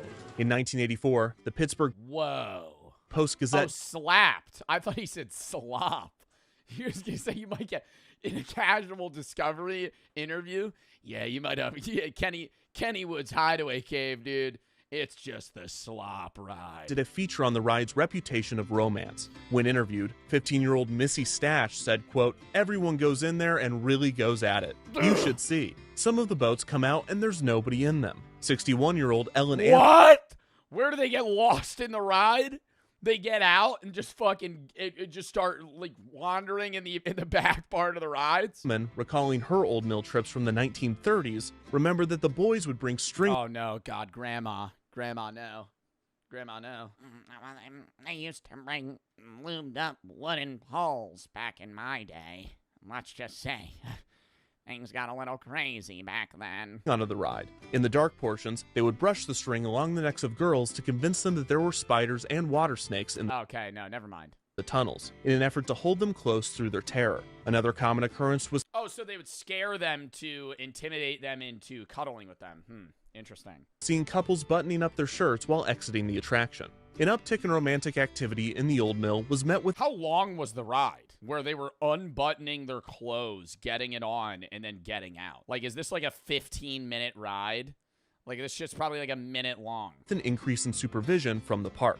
Kennywood employees would be stationed at various points throughout the ride, armed with a flashlight and a disapproving stare. They would rarely intervene if the activity was... What a job. Nothing more than a kiss. But for anything more than that, the young couples would be told to knock it off. Hey, buddy! He just got the strobe flashlight. Hey, buddy! Hands over the pants, pal. Over the pants, play, buddy. No. At one point in the 1960s, Kennywood employees were given a plastic bat and were instructed that if they saw the... They would start whacking people. You saw people making out. Hey! Naked buttocks of any rider, they were to smack them with the bat. This was very effective, and almost always prompted the embarrassed couples to quickly redress themselves for the remainder of the journey. This solution was... Oh, they should have doused him in water. Nobody had phones back then. That would have been hilarious. Cold ice water. You see somebody making out on the ride, woof, just a gallon. Actually quite popular in old mills, as this photo from a different tunnel of love proves. Kennywood would later install cameras and a PA system, so that employees could tell riders to stop their behavior without having to assault them in the dark. Hard-Headed Harold's horrendously humorous Haunted Hideaway understandably dropped the alliterative name in 1990. That's a fucking tongue twister, dude. Hard-Headed Harold's horrendously humorous Haunted Hideaway. Fuck. Hayride, not Hard-Headed Harold's horrendously humorous Haunted Hideaway. 92, reverting back to the old mill but keeping the rest of the theming. As the old mill entered the 2000s, officially celebrating its 100th birthday, Kennywood was weighing the pros and cons of the ride. Due to its age and design, the attraction required a lot of maintenance and took up a significant amount of land at the park. Kennywood is well known for constantly building new attractions and creating new experiences to push locals to come back each season, so it was not out of the question to tear down the old mill and replace it with something more modern and thrilling. However, the management at Kennywood also cares deeply for the history of its park, and few, if any, wanted to see the park's oldest attraction torn down. So 100 years after its opening and 30 years after its last major refurbishment, a refresh of the old mill was on everyone's minds. Kennywood wanted to find a way to keep the historic ride in the park, but update it to appeal to modern audiences. Garfield. And the answer to this would come in the form of a powerful cat, named Garfield. Whoa, he was really fat then. Dude, they've been slimming him out. Would come in the form But he's on Ozempic of now. a powerful cat, named Holy. Dude, look at his cheeks. And he's smoking. Garfield. Garfield is a comic strip written by cartoonist Jim Davis that debuted in 1976. Hi there, I'm John Arbuckle. I'm a cartoonist, and this is my cat, Garfield. Hi there, I'm Garfield. I'm a cat, and this is my cartoonist, John. Stupid. The eponymous orange tabby cat needs no introduction. The general public is well aware of his love of lasagna, hatred of Mondays, and his trademark laziness. Garfield, along with his dorky owner John, John's naive dog Odie, and a cast of other recurring characters, quickly found their ways into the comic sections of newspapers across. I don't know anybody but John, Garfield, and Odie. Who the fuck is Liz, Irma, and Lyman? And what is that on Lyman's face? Is that a mustache? The country. By 1982, the strip was appearing in over 1,000 newspapers. Over the next 2 decades, as the comic and character rose in popularity, Garfield would spawn an unprecedented amount of merchandise and media, including toys, books, video games, TV specials, and much more. Despite Garfield being a household name and his face being on itch.io horror games. And they're awesome. everything from tea kettles to lava lamps, he was noticeably absent in A Garfield lava lamp? I feel like that'd be unsafe if I used that today. That looks like it's from the 70s. Well, duh. amusement parks. It seemed that every major park chain had a classic cartoon character as a mascot. Disney had Mickey Mouse and Friends, Universal had Woody Woodpecker, Cedar Fair had the Peanuts Gang, and Six Flags had the Looney Tunes.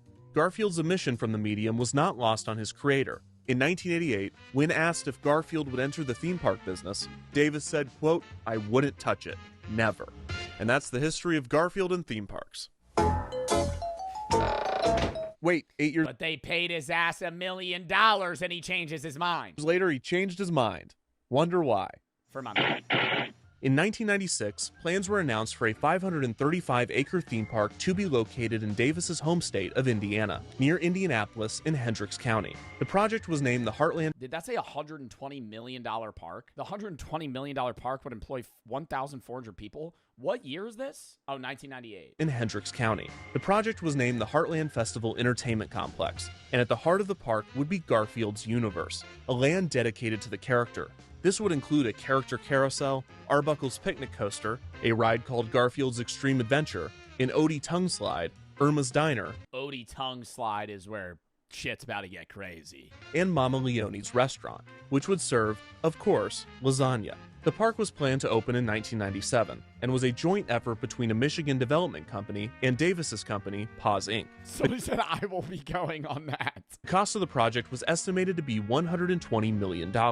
By all accounts, Davis was significantly involved in the park's design, even going so far as to have a special Garfield theme park planning room and even conceptualizing the more mundane aspects of the project, such as the garbage cans and restrooms. You get a piss in Garfield's mouth? On top of the design contractors, Davis reached out to other amusement park operators to consult on the project during its early stages. This was when Davis first reached out to the Kennywood Entertainment Company, which owned 5 small parks in and around Pennsylvania, including Kennywood in West Mifflin. A year after the announcement, the opening date was pushed back to 1998. Despite significant utilities and groundwork being completed, the project struggled to find the remainder of its funding.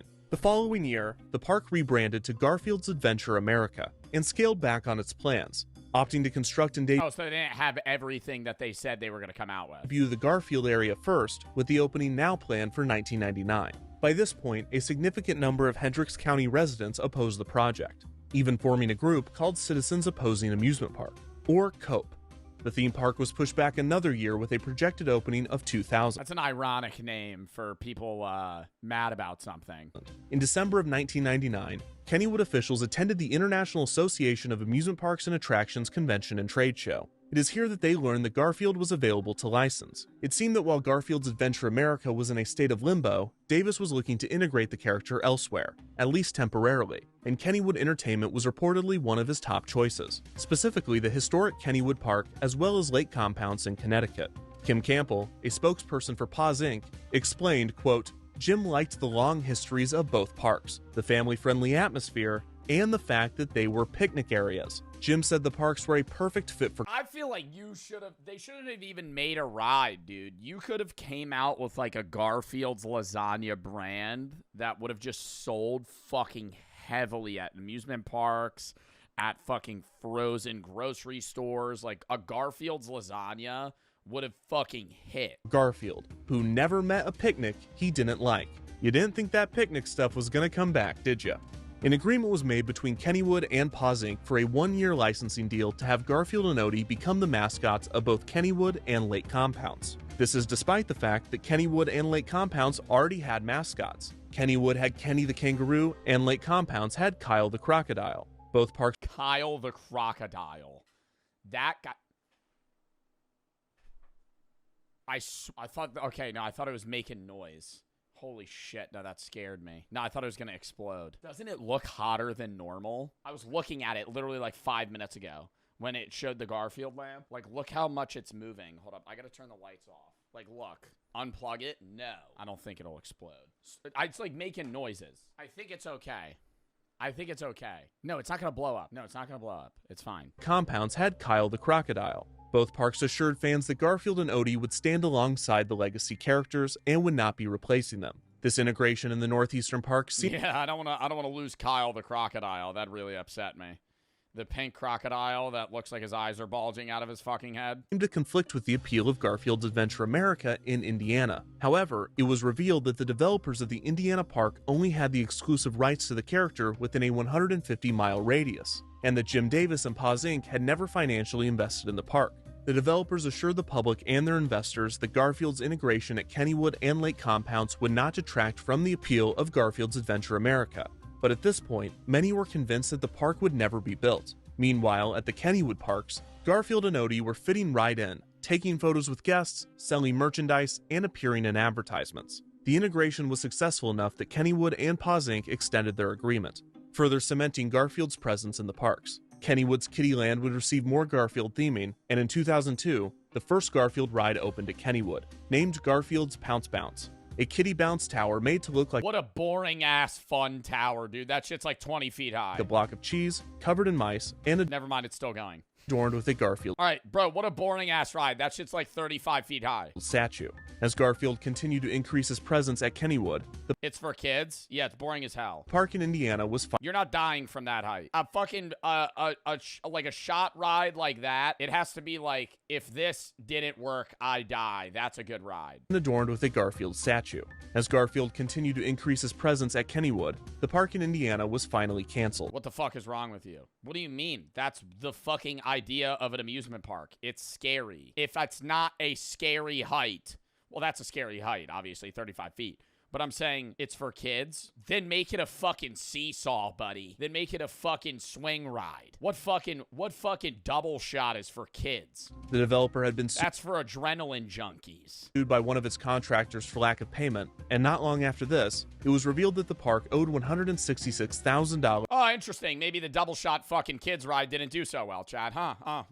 Maybe the Garfield double shot ride wasn't as much of a success as you thought it would be. Huh, interesting. In back taxes. The park was soon foreclosed on, and the development company filed for cool. Maybe the Garfield ride wasn't so great. Bankruptcy. By 2003, the project was dead, and the county was redistricting the land where the park would have sat. Despite the failure of the park, Davis was still passionate about Garfield's presence in theme parks. And since he and his company already had a successful relationship with Kennywood, it only made sense to go all in on the Pennsylvania park. It was time for Garfield to get his own dark ride.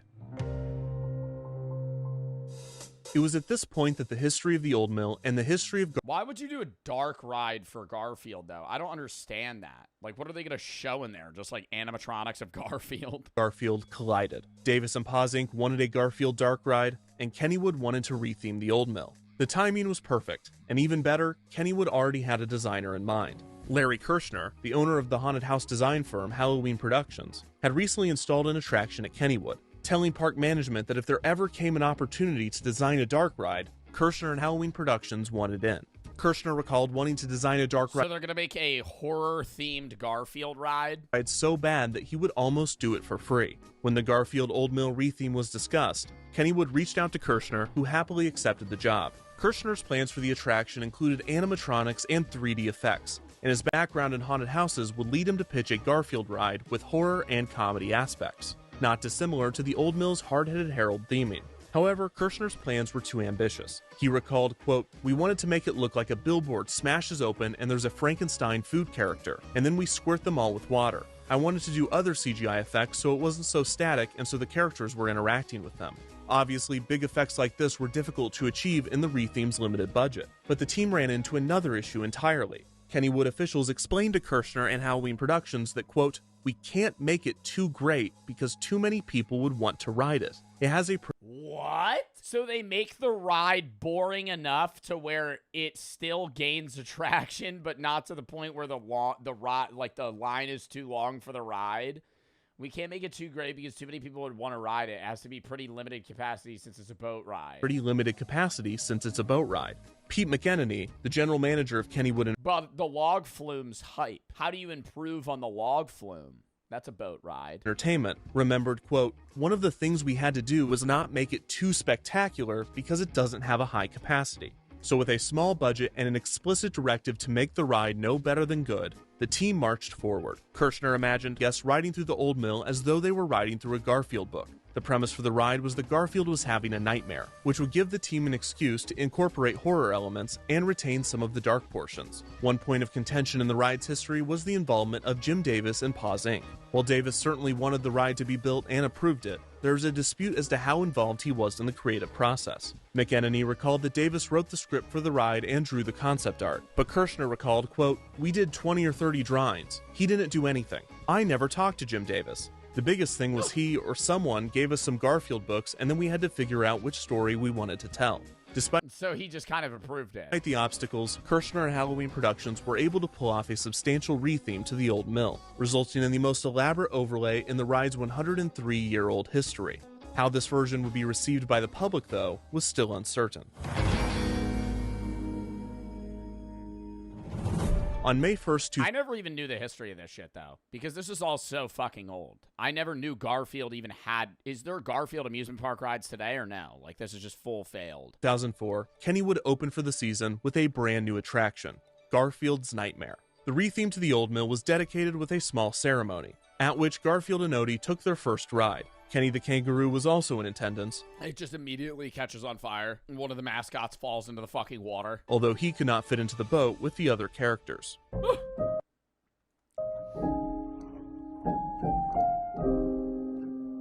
He's sad as shit about it. Guests entered the attraction under the large signage, twisting around an outdoor queue with the familiar old mill. Oh wow, the Garfield ride's real fucking hype, dude. Guests entered the attraction under the large signage, twisting around an outdoor queue. Dude, grand opening, they got about 45 people waiting for this ride. Nice. With the familiar old mill show building intact, with a small adjustment. In the window of the mill house, a frightened Garfield could be seen inside as the shutters opened and closed. While waiting in line, riders viewed TV screens that explained the history of the ride and featured clips of Garfield. As guests entered the loading area, they were surprisingly handed 3D glasses to wear on the attraction.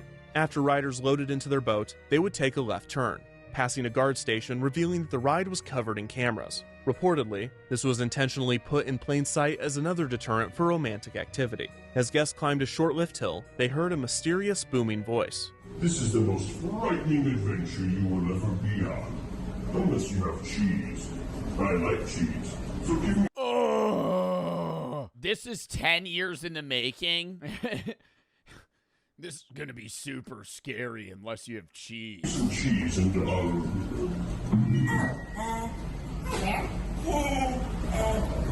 your ride.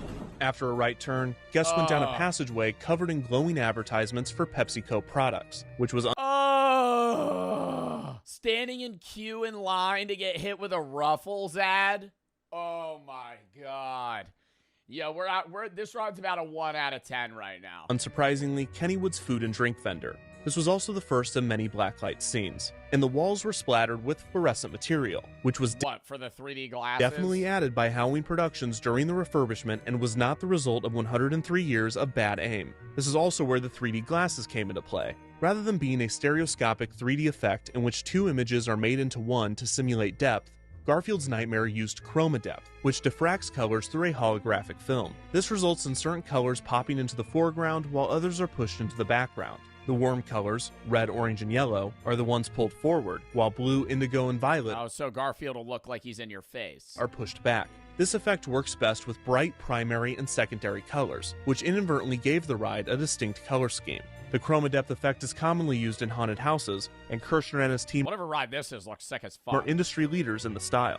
A benefit of the style Loki made me really nauseous, though. Oh my god. is that unlike stereoscopic 3D, riders could view the ride without glasses, and would not have the ghosting effect seen when watching a polarized or anaglyph 3D setup without glasses. A nice Yo, you know some fucking aura shit? Walking into a 3D movie theater with no 3D glasses and just watching the double fucking screen the whole film. Just giving yourself fucking eye problems. without glasses. A nice possible coincidence was that Garfield was famously orange, so the character would always pop to the foreground while the background and other characters in the ride would be painted with blue or green colors. If you'd like to try this out for yourself, you can find cheap chroma depth glasses online and watch a POV. Oh, yeah. Okay, chat. Yeah, we'll continue the video in about, I don't know, maybe 10 days. Hold on, let me order some fucking chroma depth glasses. Of the ride with the brightness turned all the way up. It's just like the real thing. After the product placement tunnel, riders encounter their first Garfield strip, which depicts Garfield falling asleep after a big meal, thus beginning his nightmare. The strips appearing in the ride were previously released Garfield strips and not created specifically for the attraction. After this, guests enter the first scene, in which Garfield's messy house begins to come alive, with the door swinging open and shut. Garfield's voice plays overhead, repeating, I never met an ice cream truck I didn't like. Another strip depicted Garfield depressed that he couldn't catch the ice cream truck. In the next scene, the ice cream truck finally appears, but in a twist, the truck, driven by ice cream cones, is chasing after Garfield. Another strip depicted Garfield scaring the mailman, a running gag in the comics. The next scene shows the mailman smiling as an angry dog opens and closes its jaws. The next strip features another running gag from the comics, in which Garfield This shit sucks! They 10 fucking years for this ride and I'm reading comic strips than fucking colorful LED lights? meant spiders. Predictably, the next scene is of a large spider tormenting Garfield. This pattern continues with another running gag, Garfield eating a fish in a fishbowl, followed by a scene of a fish eating Garfield. The most terrifying part of the ride thus far is arguably this chair. While not explicitly referenced in the ride, another running gag from the comic strip is Garfield using John's chair as a scratching post, and it appears that this chair, while not getting direct revenge on Garfield, is having a great time watching. The next scene shows Garfield's vet Liz holding a giant needle, with Garfield tied up by a rope, held by an Igor-type character. The needle would blow a puff of air onto riders. Another strip depicts Garfield attacking the Oh my god, that's like the cheapest scare on fucking amusement rides. The air canister that just goes and just hits you in the back of the neck. And you just go, oh, that's the whole scare. That's the one scare in the whole ride. Pizza delivery man. And the next scene shows the pizza delivery man and evil pizza boxes attacking Garfield. The next strip and scene is a break from form. The strip depicts Garfield mentioning that he's going to the kitchen, with a depressed-looking John saying nothing. The next scene is one of the most difficult to decipher. On the right side of the boat, the appliances in the kitchen have come to life in menacing fashion, while boxes of lasagna have formed a kick. You know, they got the directive, they need to make this ride good, not great. I think they went for bad, not good. Line on the table. I think they went for dog ass, not semi-watchable. On the left side of the boat, a terrified Garfield is surrounded by an evil-looking John and a monstrous Odie, who appears to have torn off his and a big wiener locked up, long tongue and wrapped it around his body like a coat. There is also a zombie hot dog monster strapped to a table wearing sunglasses. The final strip and scene shows John asking Garfield to catch mice, which Garfield refuses to do. In the comic strip, Garfield will eat just about anything besides mice. Despite this, in Garfield's nightmare, the mice still want revenge on him, cooking up a cat stew. As the ride nears its end, the characters that were tormenting Garfield moments ago That's near the end. are now lined up, smiling as the boat passes. Garfield's voice instructs guests that a photo op I mean, maybe this would be a little uncanny for like a 6-year-old, but like, what age would this not be scary? 10? is coming up. Oh, yeah. Got a photo opportunity coming up. Doesn't get any better than that. Oh, and a photo opportunity coming up. And by the way, I'm a little thirsty. And you know what would quench that thirst? A Pepsi with some salty Ruffles. I love Ruffles chips. I'm Garfield. Wow, Mountain Dew's really good with lasagna.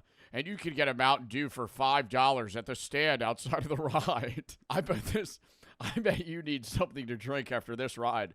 And I would quench that thirst with a Pepsi. The mouse from the beginning of the ride instructs guests to smile as a large camera is clearly placed so the guests may pose for the picture. Flashbangs the fuck out of you. Doof. As guests reach the end of the ride, a final strip appears on the wall. Garfield says, quote, "What a great ride. It was kind of scary, but it's over now," while the creatures from the ride follow close behind. This appears to be the only Garfield strip created specifically for the attraction. Garfield's Nightmare was drastically different than the old mill Kennywood regulars were used to, and any significant change would have its detractors. However, Garfield's Nightmare almost immediately developed a cult of hatred among parkgoers, with many citing its cheap effects, product placement, and overall bizarre And that's where it becomes the Goon Cave. nature. It was too scary for many children, and too Garfield Too scary? Are you fucking kidding me? I was scared of everything when I was a kid, and I would have gone on this ride. For many adults. For longtime Kennywood fans, it felt like a betrayal of the historic old mill. But in all fairness, they probably just weren't around for the 1920s version that featured Jiggs and Maggie, the Garfield and Odie of the 20s. As far as a Garfield ride goes, it successfully featured many classic characters and famous scenarios from the comics. And the original art that Kirshner and his team created for the ride looked like it was pulled straight out of a Garfield strip. Despite the low budget, the attraction featured solid gags and some terrifying imagery. But who cares what Kennywood regulars, Garfield fans, or even children think? The real demographic that matters is the one that gave the old mill its century-long reputation. Young couples. In a Pittsburgh Post-Gazette report before the ride's opening, Kennywood officials assured fans that, quote, "We haven't messed with what made the old mill, which the Gazette took to mean that, quote, "Couples will still be able to find a suitable spot along the way to, exchange pleasantries." This Wow, the ride is doing so bad that they're like, okay, you guys can hook up in there. It can be the Goon Cave, that's fine. It's just go on the ride. Just go on the ride. Persistent mentioning in official media of the ride's reputation as a love tunnel sent me down a rabbit hole that I could not have anticipated. Full disclosure for anyone that is not aware. Oh no, this is going to get disturbing. Every amusement park ride you have ever been on or will ever go on has been the setting for some funny business. Whether it's at your local amusement park or King Ka. You were ratchet strapped into King Ka. You're not kissing somebody in King Ka. You could barely move your head. Nitro, El Toro, the Hulk, yeah, fucking Superman. What are you doing? Or at Walt Disney World. You can't move. If you can be seated Walt Disney World within arm's reach of another What's that one? Oh, that's what it is. If you could sit next to somebody, there's some funny business. What's the one ride where it's like, it's a small world after all? Person, someone has found a way to do something on that ride. I talk about amusement park rides all the time, and I never mention this, because it's Oh, that's Small World? Oh, it's just, okay, never mind. Never notable. It's just a given. However, in all of my research, I have never come across a ride in which major publications, journalists, have reported consistently, constantly on a ride's reputation like the old mill. First ever kiss? Yo, where was your first kiss? The Garfield horror ride. At Kennywood.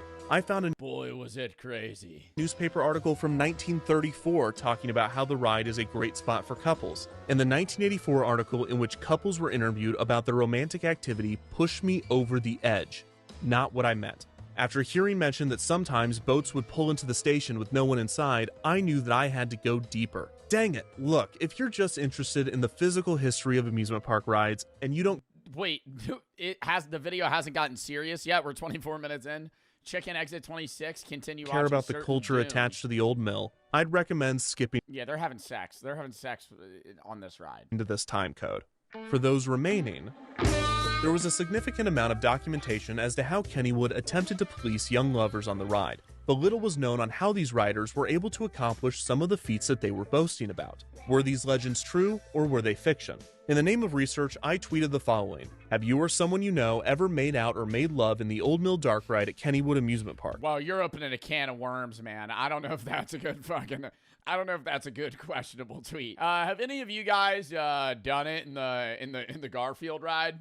If so, please email your story to imadeloveintheoldmill@defunctland.com. I followed up this tweet clarifying that I didn't want details of the activity, I wanted to know where in the ride people jumped out. And either no one saw this reply or they didn't care, because I did receive many emails, and most of them contained graphic detailing of activities that took place in the old mill. To borrow a bit of Pittsburgh... Gotta be a lie. Unless it's so detailed that it's like, okay, they've been on the ride. These yins are nasty. Of the 56 messages I received, only 3 were obviously fake. Got an unpleasant. And the vast majority contained details far too specific to be made up, mentioning school trips or special events that I verified were accurate. I'm not going to share any of these and assert that they are 100% true, but here are a few of the more interesting submissions with redacted bits for anonymity and appropriateness. Feel free to pause and read at your own pace. While we didn't blank, me and my partner made sweet, passionate, gay kisses on the old mill because it was dark and the skeletons were kind of cute. I'm 48 years old. I normally don't share things like this, and I like your videos. My lover, ex-husband, don't marry your assistant manager from your first summer job.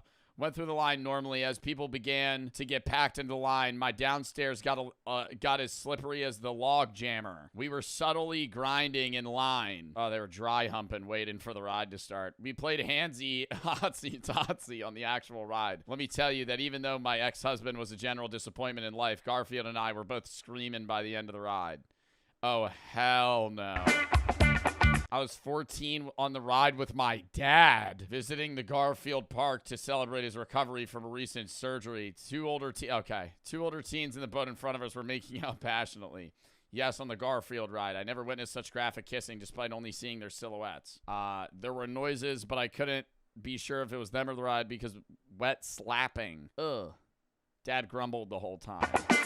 Went on the boat. No parents were around, and sure enough, my friend stood up, screamed aerial dump and took a big wet one right in the water. Wait, somebody took a dump in the Garfield ride. That is hilarious to go aerial dump and you hear just a big, like a splash. Made out with multiple people. Oh my God, it's all redacted. In the end, the email submissions did provide a few interesting insights. First, smart couples would come in packs, try to space out their boat departures as best they could from other riders, and then run their hands on either side of the boat to slow their motion, thus extending the ride and their time in the dark. Second, there are at least 2 people who claim to know someone that was conceived on this ride. Maybe it's conceived. Bro, no way somebody was fucking conceived on the Garfield ride in fucking Kennywood. It's you. Third, most surprising, the Garfield overlay did not deter many people from treating the old mill as the same tunnel of love previous generations had enjoyed. In fact, the majority of my emails were about acts of passion that Dude, there's people right next to you on the boat. That's what I don't understand. Like, if you look, there's 5, you can fit like 4 to 6 people here. Are they getting on a lone boat? Like, there's no way you're just having like fucking sex right here and there's somebody right there. Theming diminished the place in the neon-lit tunnels of Garfield's Nightmare. Some people noted that the Garfield theming diminished the aura of romance, while others admitted that they believe it added to it. Some even purposefully sought it out. Maybe ironically, maybe both very big Garfield fans. Maybe not. As one emailer so eloquently put it, quote, Garfield knows all of our sins. Perhaps the greatest sin, though, was the lack of upkeep and proper maintenance that Garfield's Nightmare experienced. Within just a few years, the screens in the queue were removed, and many of the effects in the ride stopped working. The audio cues were off or missing, and the video of the mouse at the beginning sometimes wouldn't play. The neon Then why the fuck did they continue the ride? Paint started to fade, diminishing any effect the 3D glasses had. The 3D glasses themselves would often not be handed to guests, and it seemed they were eventually phased out altogether, although they would reappear Dave and David here infrequently. When guests were given 3D glasses, the often rambunctious riders would make a game out of throwing them onto the ride, trying to land them in the mouth of the dog or hit certain objects. Oddly, the upkeep of the ride was so poor that the whites of the eyes of the characters in the blown-up comic strips were either faded or removed, That actually makes it so much more creepy. In them appearing That actually makes the ride better. Permanently blackened. All of this somewhat added to the uneasy nature of the ride, but it really just showed the attraction's lack of upkeep. Other than this, the ride lived a quaint, quiet existence, with no major changes or updates. Year after year, Kennywood would open like if the ride started falling apart and then like the animatronics or like the audio cues were just like that would just be weird for the season, and Garfield like that would be a better ride. Garfield's Nightmare would open with it. In 2007, a Nintendo DS platformer named Garfield's Nightmare was released. But besides the title, the game is in no way connected to the ride. In 2011, the Garfield comic strip featured Garfield, Odie, and John going to an amusement park named Kittywood, which appeared to be a parody of Kennywood. After 2008, Garfield and Odie were phased out as Kennywood mascots and stopped appearing in advertisements. Kenny the Kangaroo reclaimed his throne in West Mifflin and even got a sidekick. Does he look familiar? No. It's the sign. It's the Kennywood sign. I can't believe this place is still open. How do they, yeah, it's Pennsylvania, but how does this place make money? How does this make money? Your mascot's the fucking sign for Kennywood? That's so ass. That's the most boring mascot you could fucking have. Like, that actually upsets me. It's very popular. The Kennywood Arrow mascot is very popular. It's original. I don't care if it's original. That shit sucks. What's your mascot? The sign of the business. You can meet the sign. Kennywood would eventually integrate Thomas the Tank Engine and the Pittsburgh Steelers into attractions at the park. And the new properties fit into Two polar opposites here. Pittsburgh Steelers. Kennywood much more effortlessly than Yeah, we'll go on Thomas the Tank Engine. Garfield ever did. Despite Garfield and Odie no longer appearing in the park, Garfield's Nightmare continued to operate, year after year, with no end in sight.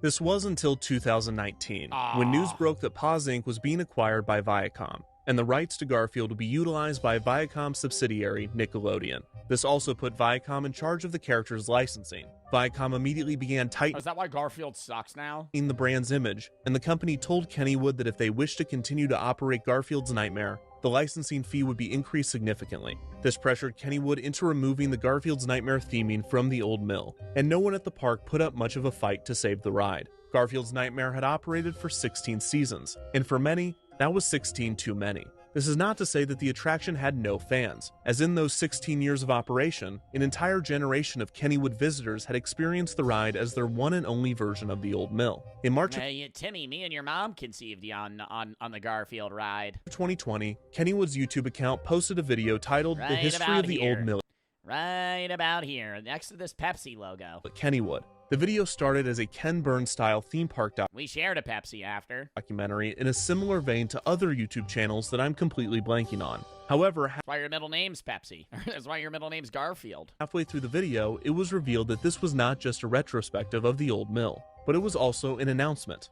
We're going to be bringing back the old mill as so many of you have requested and restore. Who the fuck's requesting the old mill at Kennywood fucking amusement park, dude? 80-year-olds? 80-year-olds? Nobody went on the old mill outside of people that were born in fucking 1970. Nobody's requesting the old mill. Restoring the ride to the retro Western theme.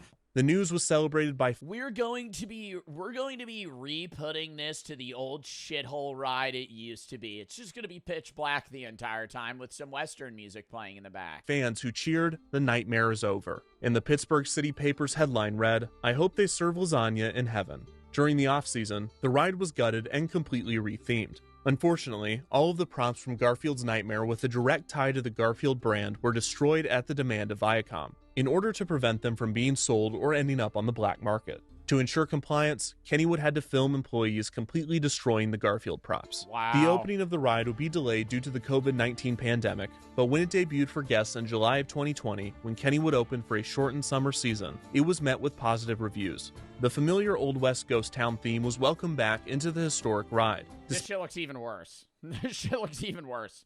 It's just a skeleton with some fucking, like, LED painting. Despite the massive overhaul, the new theming utilized multiple props and effects from Garfield's Nightmare. The new Old Mill also had multiple tributes to Kennywood history, including references to previous Old Mill iterations. For instance, the appearance of a character named Harold, referencing Hard-Headed Harold's horrendously humorous haunted hideaway. The scenes also featured multiple orange tabby cats throughout the ride, and a tombstone in a graveyard read, "G Nightmare. I hope there is lasagna."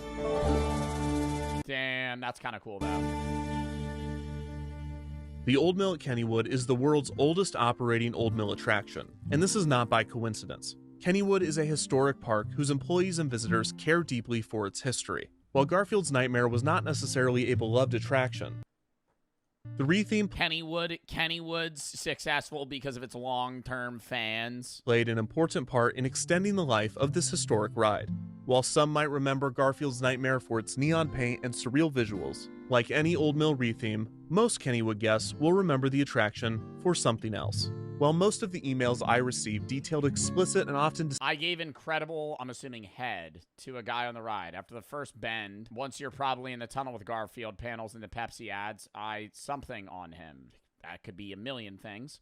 I don't even know why I'm telling you this. What does that mean? Threw up on him? Ooh, what a bad, ooh, yeah, that's definitely what it is. disgusting acts of passion that took place on the Old Mill. My takeaway was not that the ride should be burned to the ground for the good of the general public. In fact, it was quite the opposite. The romantic activities that happened within the walls of the Old Mill, as humorous and crass as they could be, reminded me of something that I've always believed. Theme and amusement parks are special environments, where some of our strongest memories are formed, whether that's thrill, imagination, or even love. Hearing people of many different generations share how this one ride impacted them was surprisingly moving. To hear stories of young angst, the nerves of going on the ride with someone you had a crush on, the scariness of having your first kiss, and even missed opportunities, lost loves. Oh, it's thunderstorming. For one rider who grew up in a small town, the dark tunnels of the attraction were the first place he felt safe kissing his boyfriend. For a married couple, a trip on the old mill made them laugh and feel like they were in high school again. When the messages weren't overtly erotic, they were actually beautiful, and a good reminder of why I love talking about these parks. They are memorable and exciting places where it's as much about riding the attractions as it is who you are riding with. And Yo, that's facts. Defunct Land, bringing in the nostalgia. I will say the first amusement park experience is the best amusement park experience you're ever going to have. At a good one. Not like some like bullshit ass ride where they have like a Ferris wheel and something else. I'm not talking like a county fair. I'm saying like your first experience at like a Six Flags or Universal or even a Kennywood, somewhere where they have big rides. Very memorable. WVed, Pixel for the sub.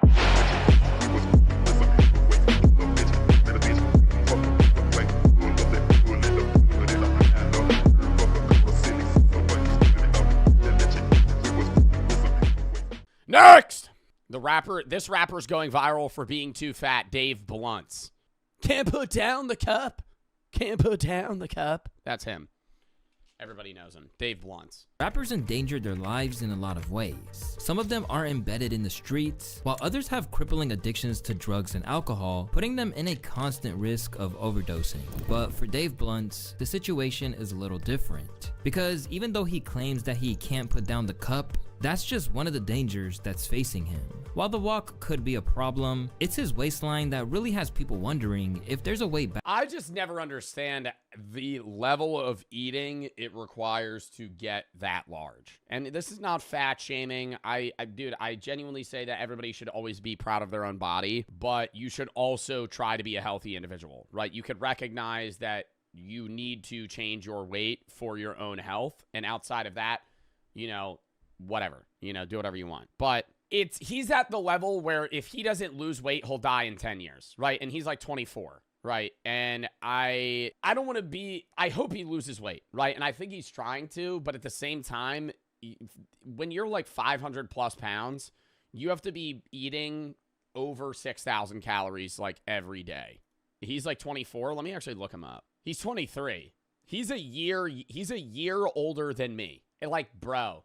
And when you weigh that much, like, you could have, like, irreversible damage if he doesn't lose the weight. I thought he was, like, 30. Dude, no, if that's the thing is, like, you also don't see people that big that are, like, over 40 because they just die. Obviously, the average person has heart problems, like, at the age of 65. But if you have that much weight on your body, like, it's just going to kill you. Like, it's literally just going to kill you. Recently, Iowa-based rapper Dave Blunts has been making moves. Recently, he's appeared on prominent platforms like On the Radar and has steadily dropped 7 projects over the course of the past year. And I don't know any of his other songs. Like, and I'm not trying to, like, diss his music, but I think a lot of people, like, hate watch him, right? And I think that's also probably mentally taxing on him, knowing that, like, a lot of the people that are either going to his concerts or, like, listening to his music are, like, either making fun of him or, like, just looking at him in a kind of fascination way rather than actually enjoying the songs. Gradually, his buzz has been building, with fans enjoying his high-pitched delivery and melodic style. But it's just sad. Like, he's 23. He had to wheel himself out on an oxygen tank. And he had to sit on a couch when he was performing. Recently, I saw one where he stood the whole time and people were cheering, and I think that's good because that's, like, showing some form of, like, him trying to get better.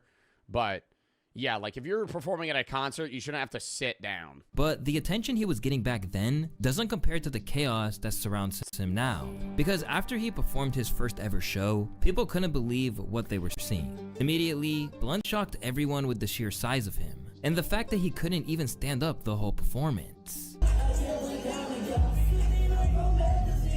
Whenever I see somebody that's this overweight, I always just imagine, like, he has the same skeletal structure as me. Like, you don't got, like, thick bones, right? Like, I mean, maybe, like, if you're just a big dude, like, you're taller or something, you might have, like, slightly thicker bones, but it's genuinely just, like, you have the same skeletal structure as me, but with 400 pounds more. Social media, everyone had jokes. One user said the notorious BMI. Others referred to him as the last chairbender and claimed, fuck the cup, but he gotta put the plate down. He was even dunked on by fitness influencers like Bradley Martin, who could barely understand how someone of that size exists. Even unflattering. I mean, I'm agreeing on that. I would not say Bradley Martin is dunking on him. If he was being rude, that's one thing.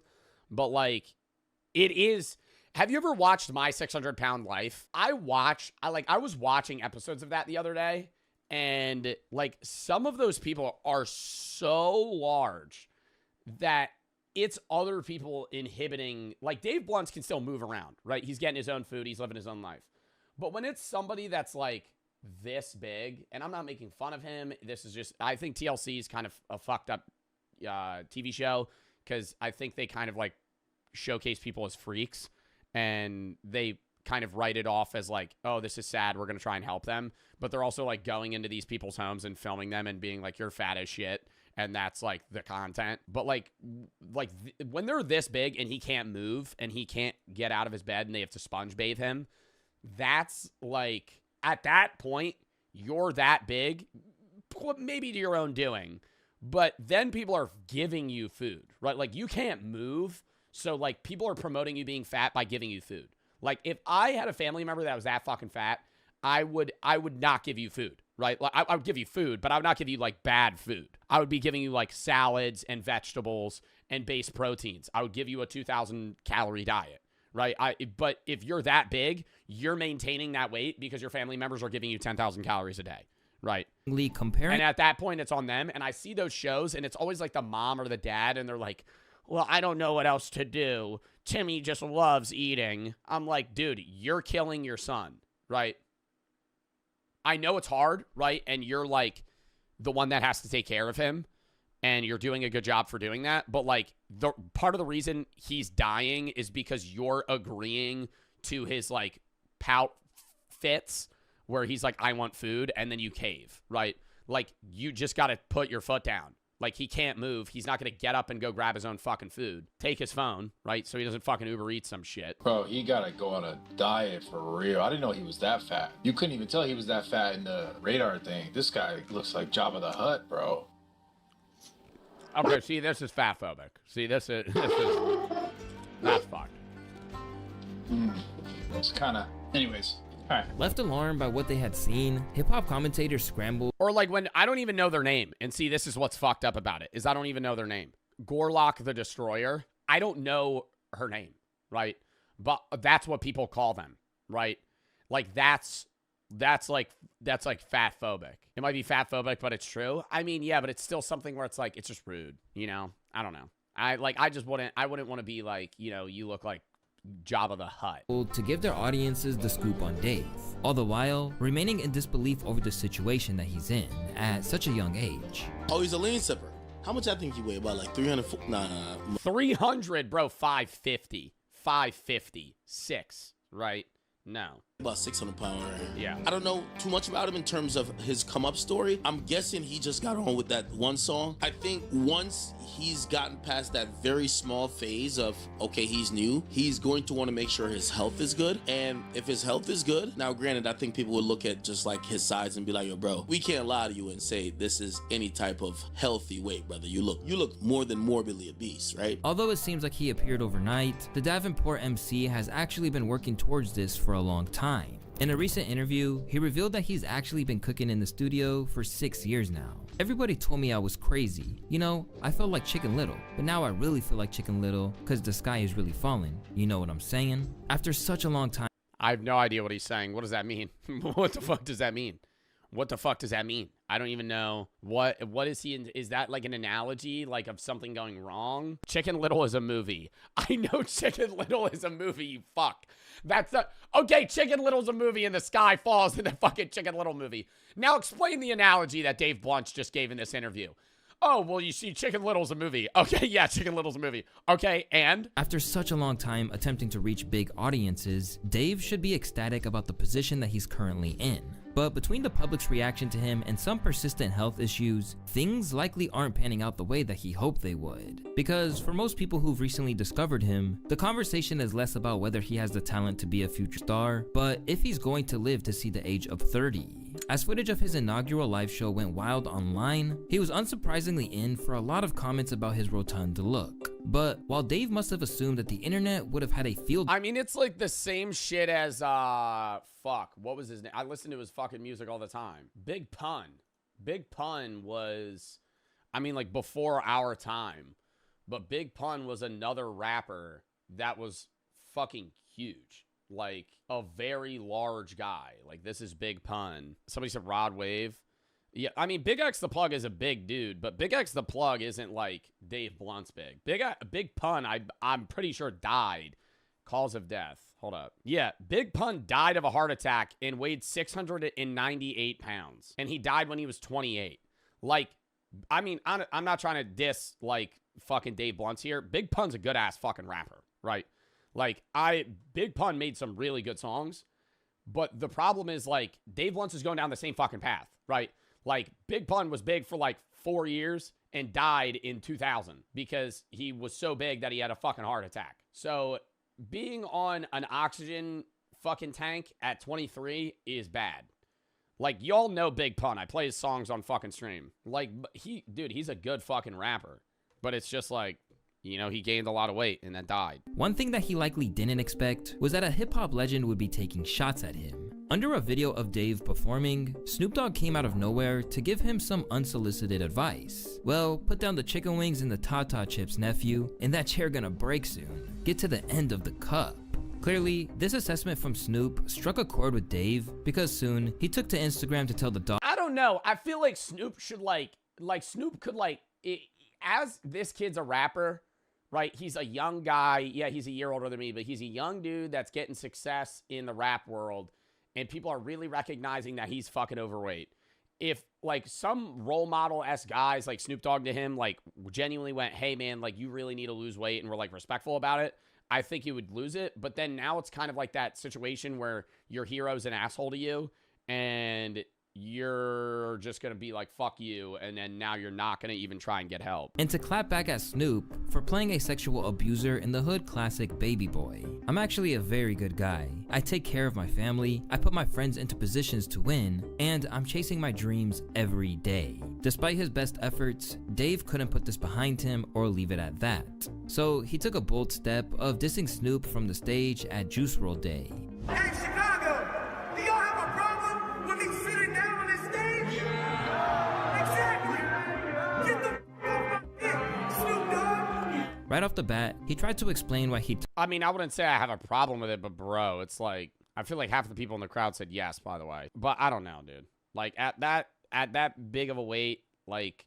And as far as the Snoop Dogg shit, yeah, I mean, that's real. You know, I had got on the first altercation we had, I got on the stage and he said, you know, put down the chips, put down the all that other shit. And I'm just like, my whole thing about that, why I didn't like that was because that was a very... Yeah, but here's the problem is Snoop Dogg doesn't give a fuck. Snoop Dogg commented that, laughed, and then threw down his phone and probably hasn't even seen the video of Dave Blunt's dissing him on stage, right? Like, you're causing drama with a guy that's like a fucking bajillionaire, right? Like, Snoop Dogg's rich as shit and very popular, right? It's not, like, I'm not trying to say, like, oh, Snoop Dogg's better than everybody, but it's also just, like, I don't want to say Dave Blunt should just let it roll off his back, but just fucking ignore him, right? Like, be like, hey, yeah, I need to lose weight, but fuck you, you're a bitch, and then just not respond. Outside of that, very proud moment. You know, that was my first time performing, and I didn't do nothing to nobody. I didn't say anything to anybody. I think he was just getting attacked, and that's why I put it in the realm of like fat phobia and like, hey, like they're just making fun of him because he's fat. And people will say like, yeah, bullying works, and in some ways yeah, there are people that got bullied for being overweight and then lost the weight and they're happier because of it. But there's also people that get bullied for being overweight and then eat to cope with it and get more fat and then die. And so for me to get online the next day and to see people shame me for that, I don't necessarily feel like that's cool. And for his part, Snoop actually laughed it off. That was funny. Go ahead, little homie. I mean, big homie. Do your thing, cuz. I ain't fucking with you. Have your fun.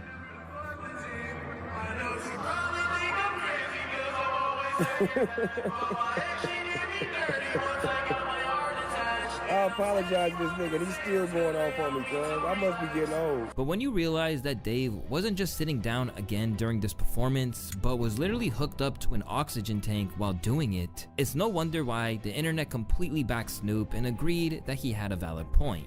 Because like y'all might not notice this, like yeah, Snoop was mean, but he's right. Yeah, Dave Blunt's is extremely overweight. He couldn't even hold his breath up long enough to sing his own song. Then like this girl came on whenever she realized that. You know, Snoop Dogg wants to call him a fat ass. Snoop Dogg's right. Snoop Dogg at the end of the day, he's like 50. And he has to get wheeled out. I think a big problem too is like, you know, when you go grocery shopping and they have those like carts for people that can't walk so they can like drive around and pick up groceries. I feel like those primarily are for people that like genuinely can't walk or they're really old and they have like health problems.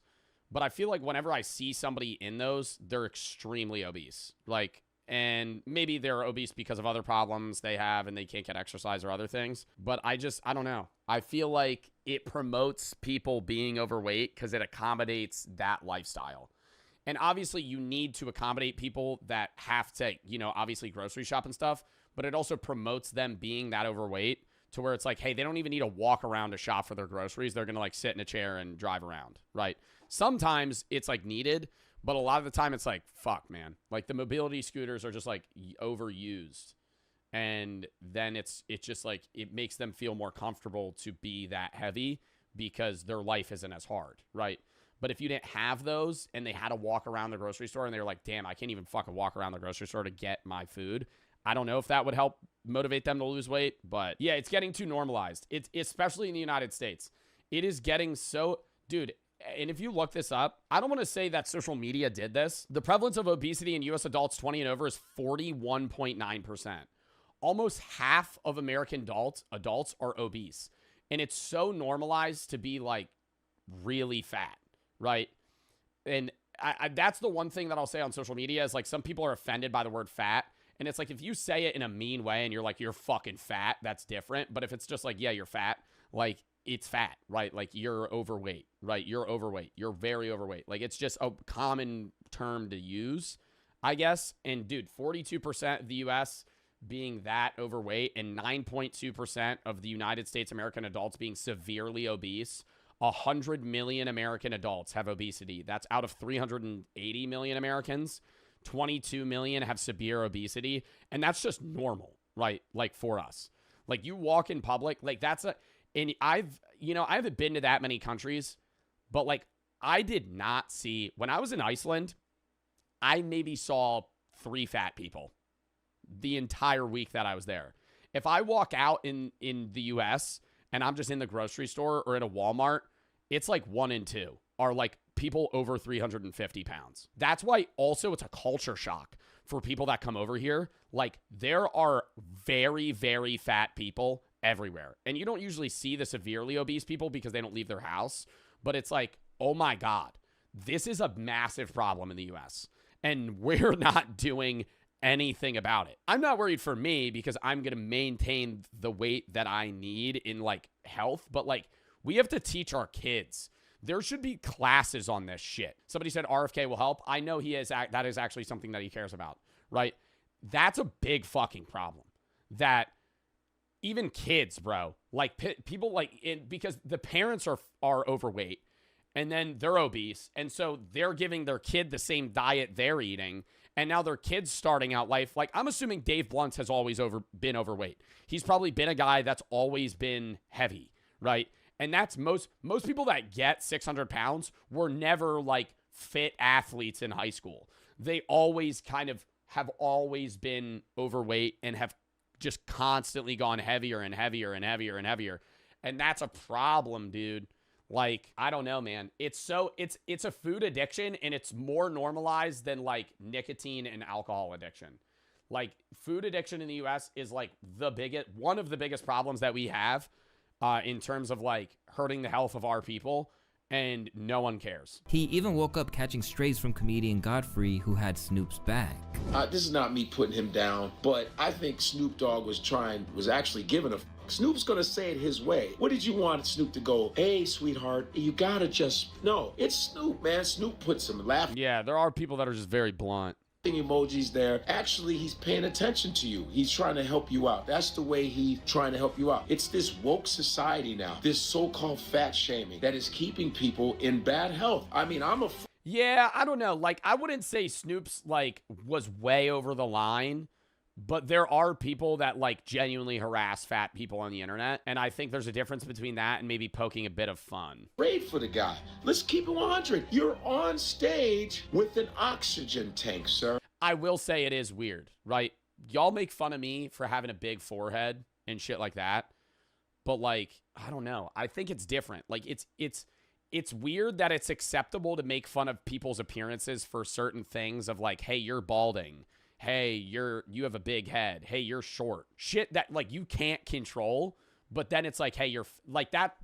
People do make that point, and sometimes I think people make that point and then they go, okay, well, I can be an asshole, and I disagree with that. But like there are people on the internet that get flamed for being short and like having a or having a big forehead or being bald or being like, you know, having bad facial structure.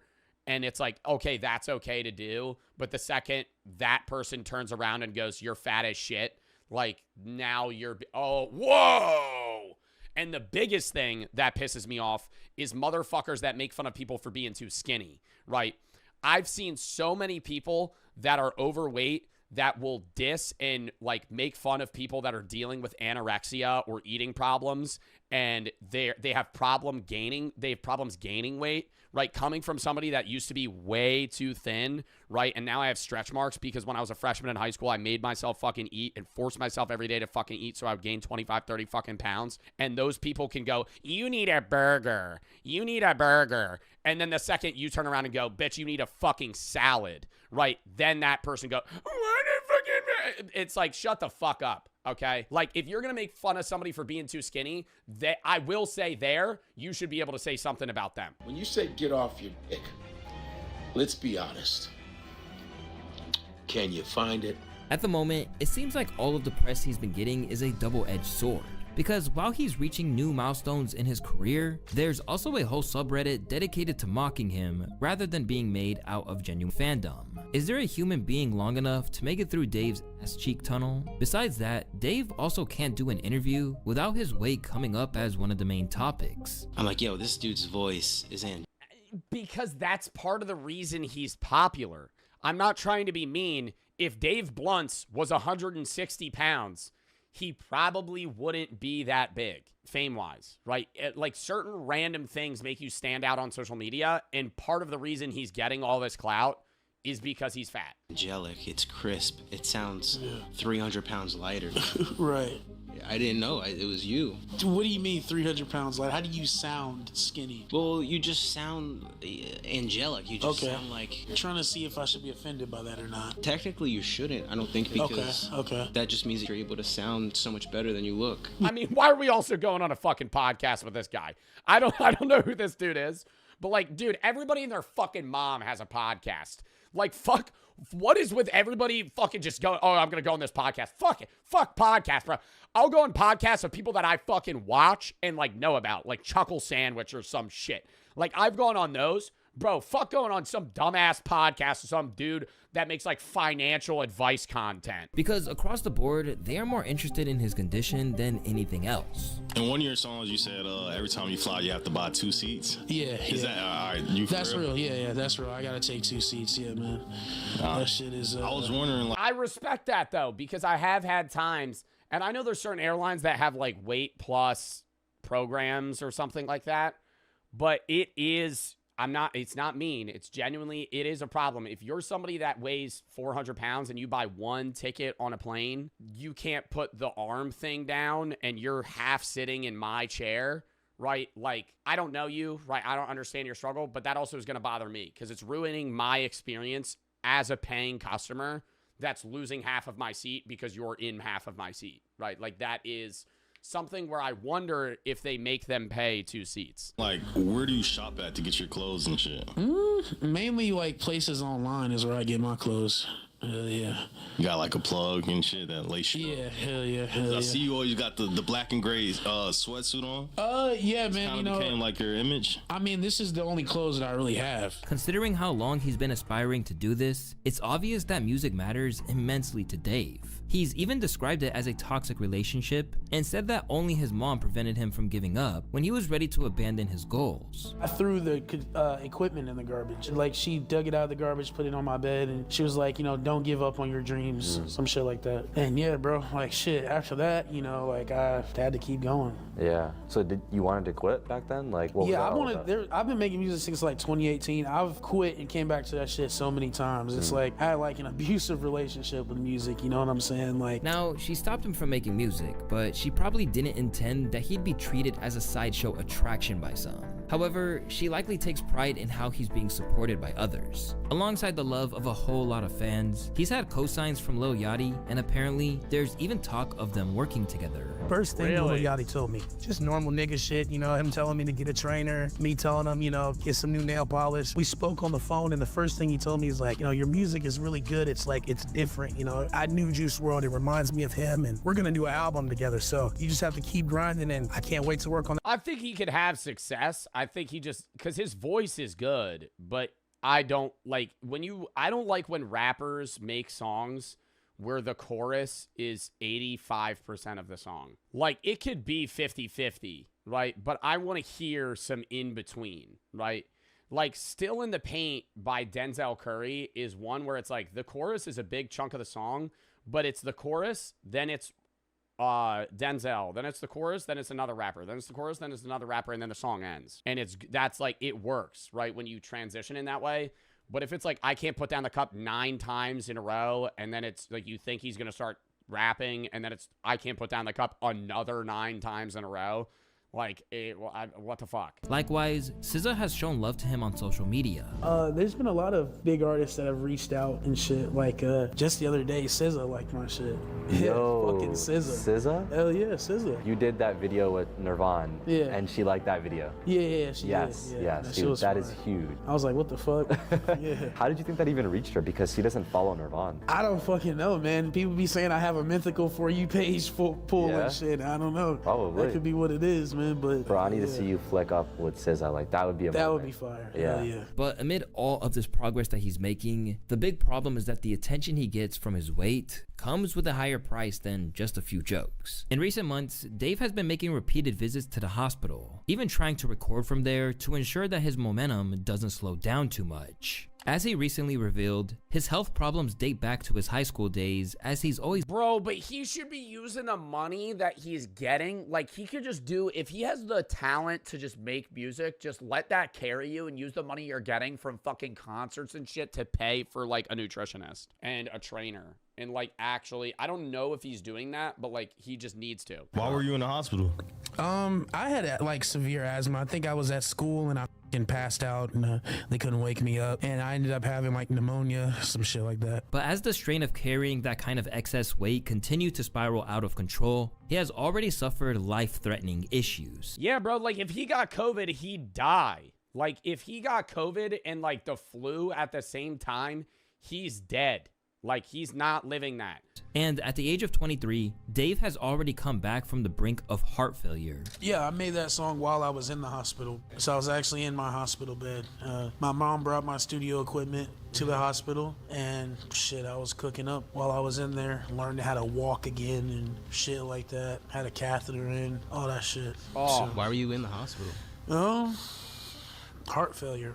Damn. Although he is under no illusion that the problem doesn't lie with him. Is that something that you struggle with, or do you just love yourself and you're like, this is who I am? Yeah, I'd say it's something that I struggle with, yeah. But I'm working on it, you know what I'm saying? I plan, hopefully after this album drops, I can sign a deal and, then I'll have the money to, get a personal trainer, you know what I'm saying? All that shit. Do you, like, overeat, or do you have more like a glandular thing going on? Well, it's not a glandular thing. I don't know what that is. But well, it's like, Yeah, like a thyroid problem or some shit. I'm fast forwarding. But the real danger to Dave's already rocky credibility is that not everyone is happy to take his image at face value, and that's because there's a whole lot of holes in his stories. One prime example came with his alleged girlfriend that appeared alongside him on stage at Rolling Loud. After images surfaced of the two, an apparent DM leaked where the girl in question denied being in a relationship with Dave and couldn't believe anyone actually thought that. But despite her making no further appearances on his Instagram, Dave has continued to act like they're together in his posts and interviews. I had to find out if my bitch out here fucking. She's not. We good, by the way. Then, during a recent call to No Jumper, he doubled down on the relationship being genuine.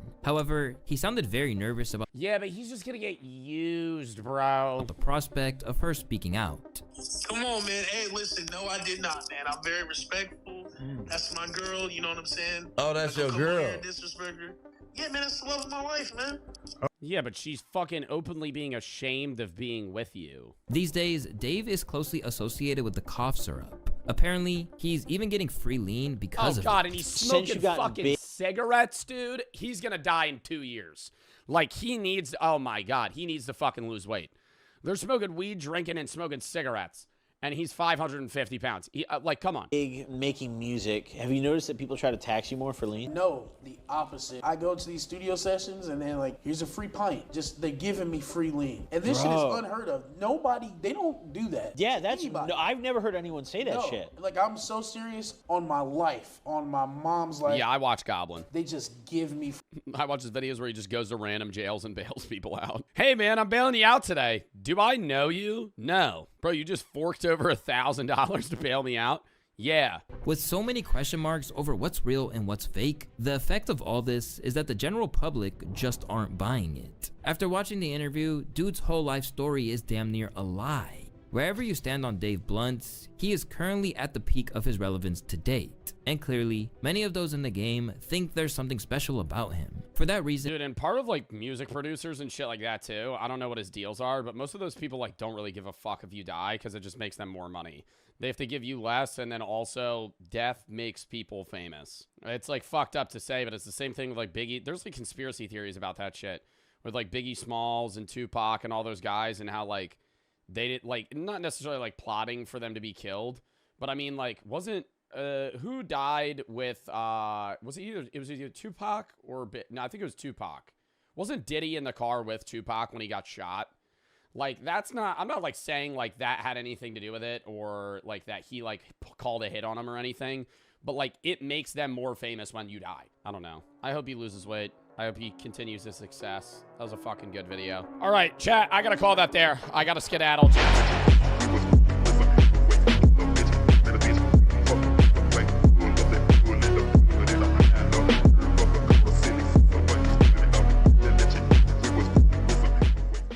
Let's lock in here, chat. Type locked in. First video of the f***ing day.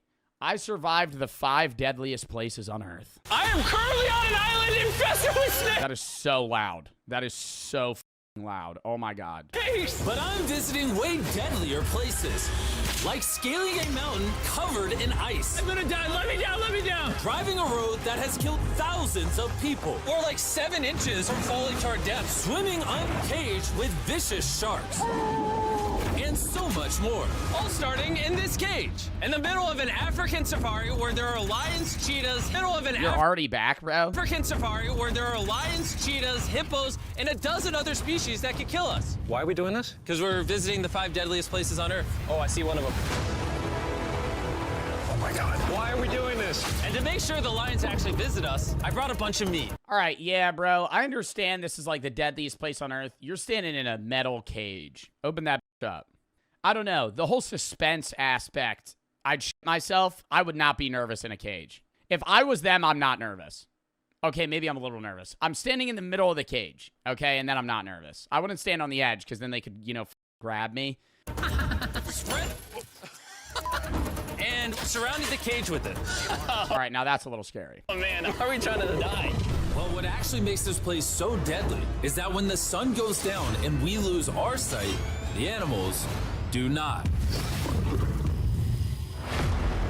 Bro, isn't that a little too close to the edge there, though? Like, that lion, obviously it's not going to eat him, but that lion could reach its hand in and grab him. I know they're trying. Obviously, they're probably not going to fall asleep. And so they're going to be like tentatively aware of what's going on. But if that just ran at him and then it could like claw his, it could claw his neck, cut his jugular open. There's too light. You said you would not be nervous. I didn't know they were sleeping here. I didn't know they were sleeping here. I thought they were standing here during the day and it was going to be a shark in a cage type of situation. That sounds. Now that I would be nervous. Whole cage. This is less scary than sitting. Okay, what would you rather do? This and have to sleep here or sit in a shark cage? I'd rather do this. Shark cage, fuck that. They could ram the shit out of a shark cage and break it open and then eat you. This, it's like, as long as you hover in the middle, like, I love how they're crowding around Mr. Beast as well. Human meat shields. Human meat shields they have to be. Mr. Beast doesn't sleep on the end. Is that a rhino? No, bro, it's huge. Oh, dude, everything's coming out at night. Bro, we're surrounded by lions. They're literally 20 feet away from us. Oh my God. I don't know. I think they're smart enough to realize they're not going to kill them. Also, all the lions, where are these lights coming from? They're in like an industrial area that they set up. I'm so scared. Oh, no. It's coming towards us.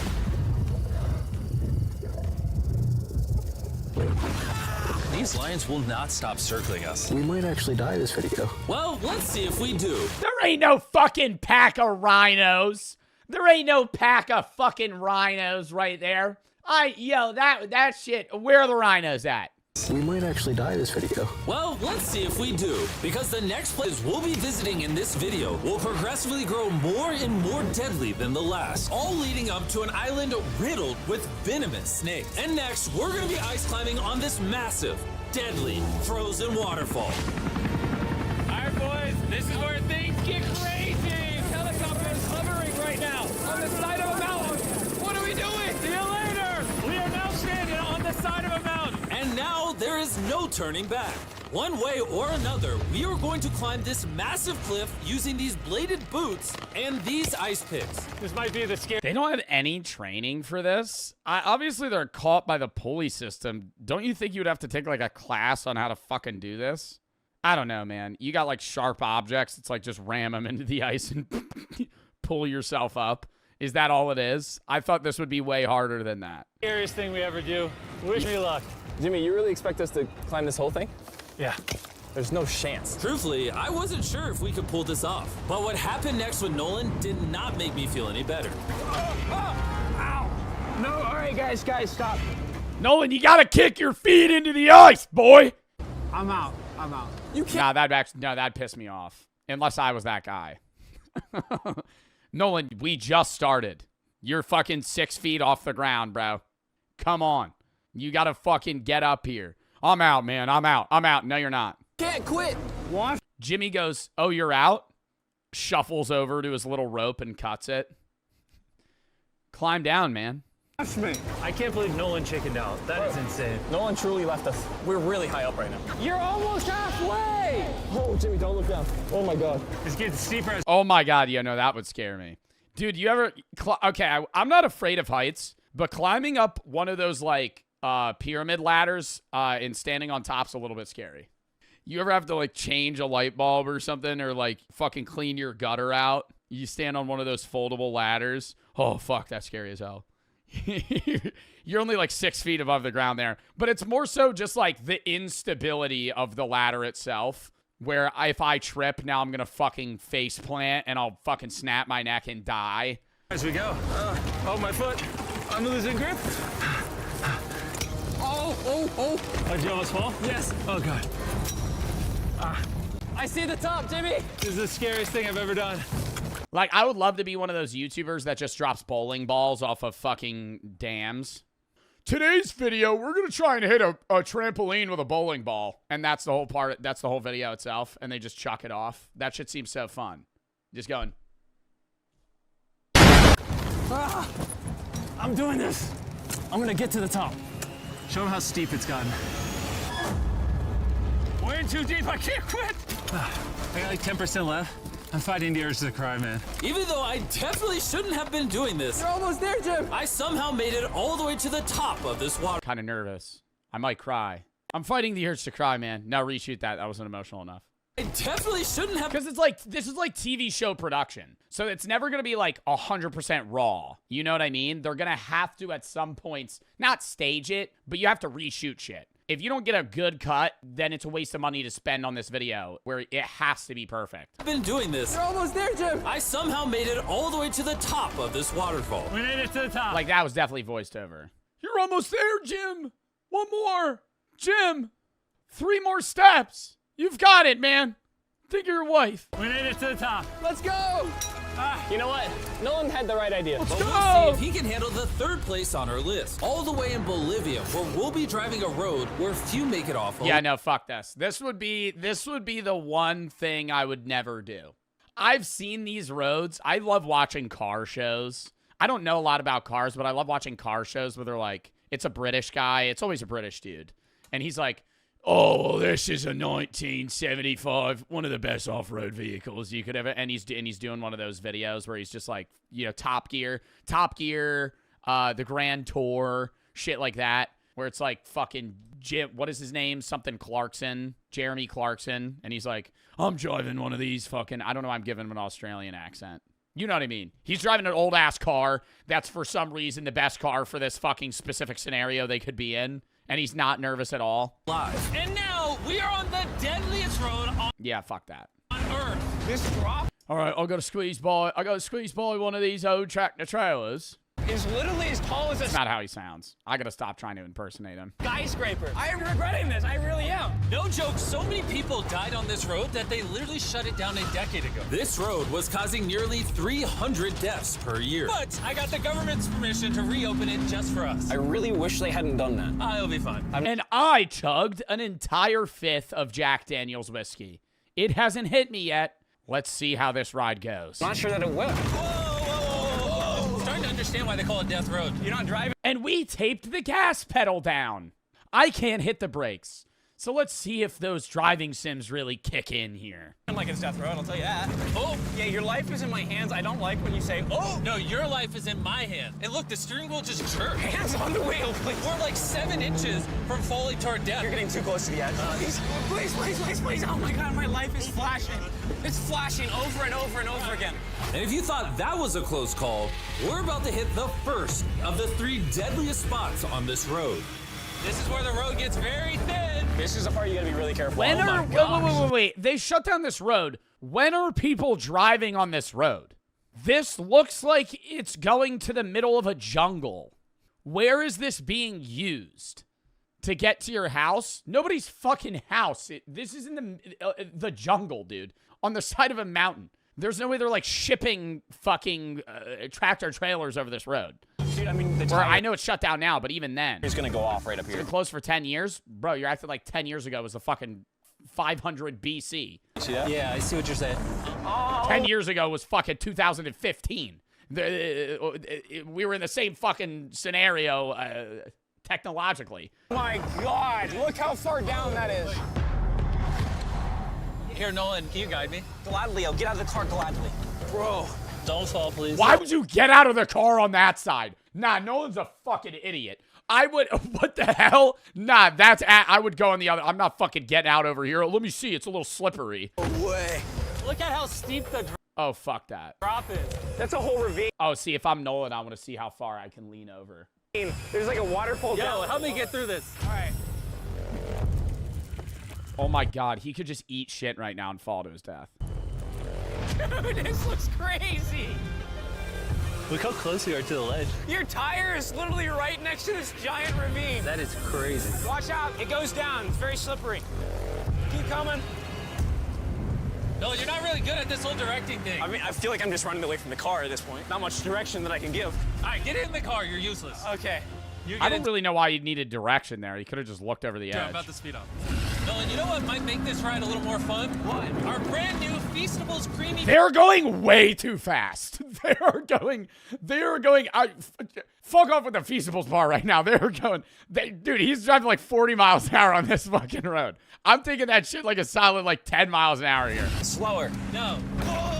It's getting so foggy coming up, I can barely see it. At some parts, the road is actually pretty normal, but due to extreme elevation change, a sudden blinding fog can roll in as a silent killer. All right, stop. Stop, it's edge. How much money do you think Mr. Beast would make if he did a rug pull? Like a Jimmy coin, Mr. Beast coin. I think Mr. Beast could make $200 million if he made a fucking cryptocurrency. Let it ride for like 3 weeks and then just rugged the fuck out of it.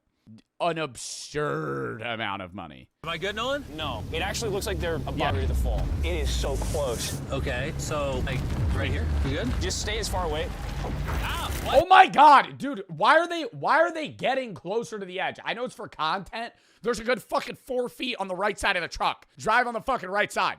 What's that noise? Closer than I prefer, but I thought, why don't we mix things up and come out with our own Feastables cups? Whoa! You see, the best part about these cups is that we use peanut butter straight from a jar, and look how jam-packed it is. These things taste amazing. Whoa!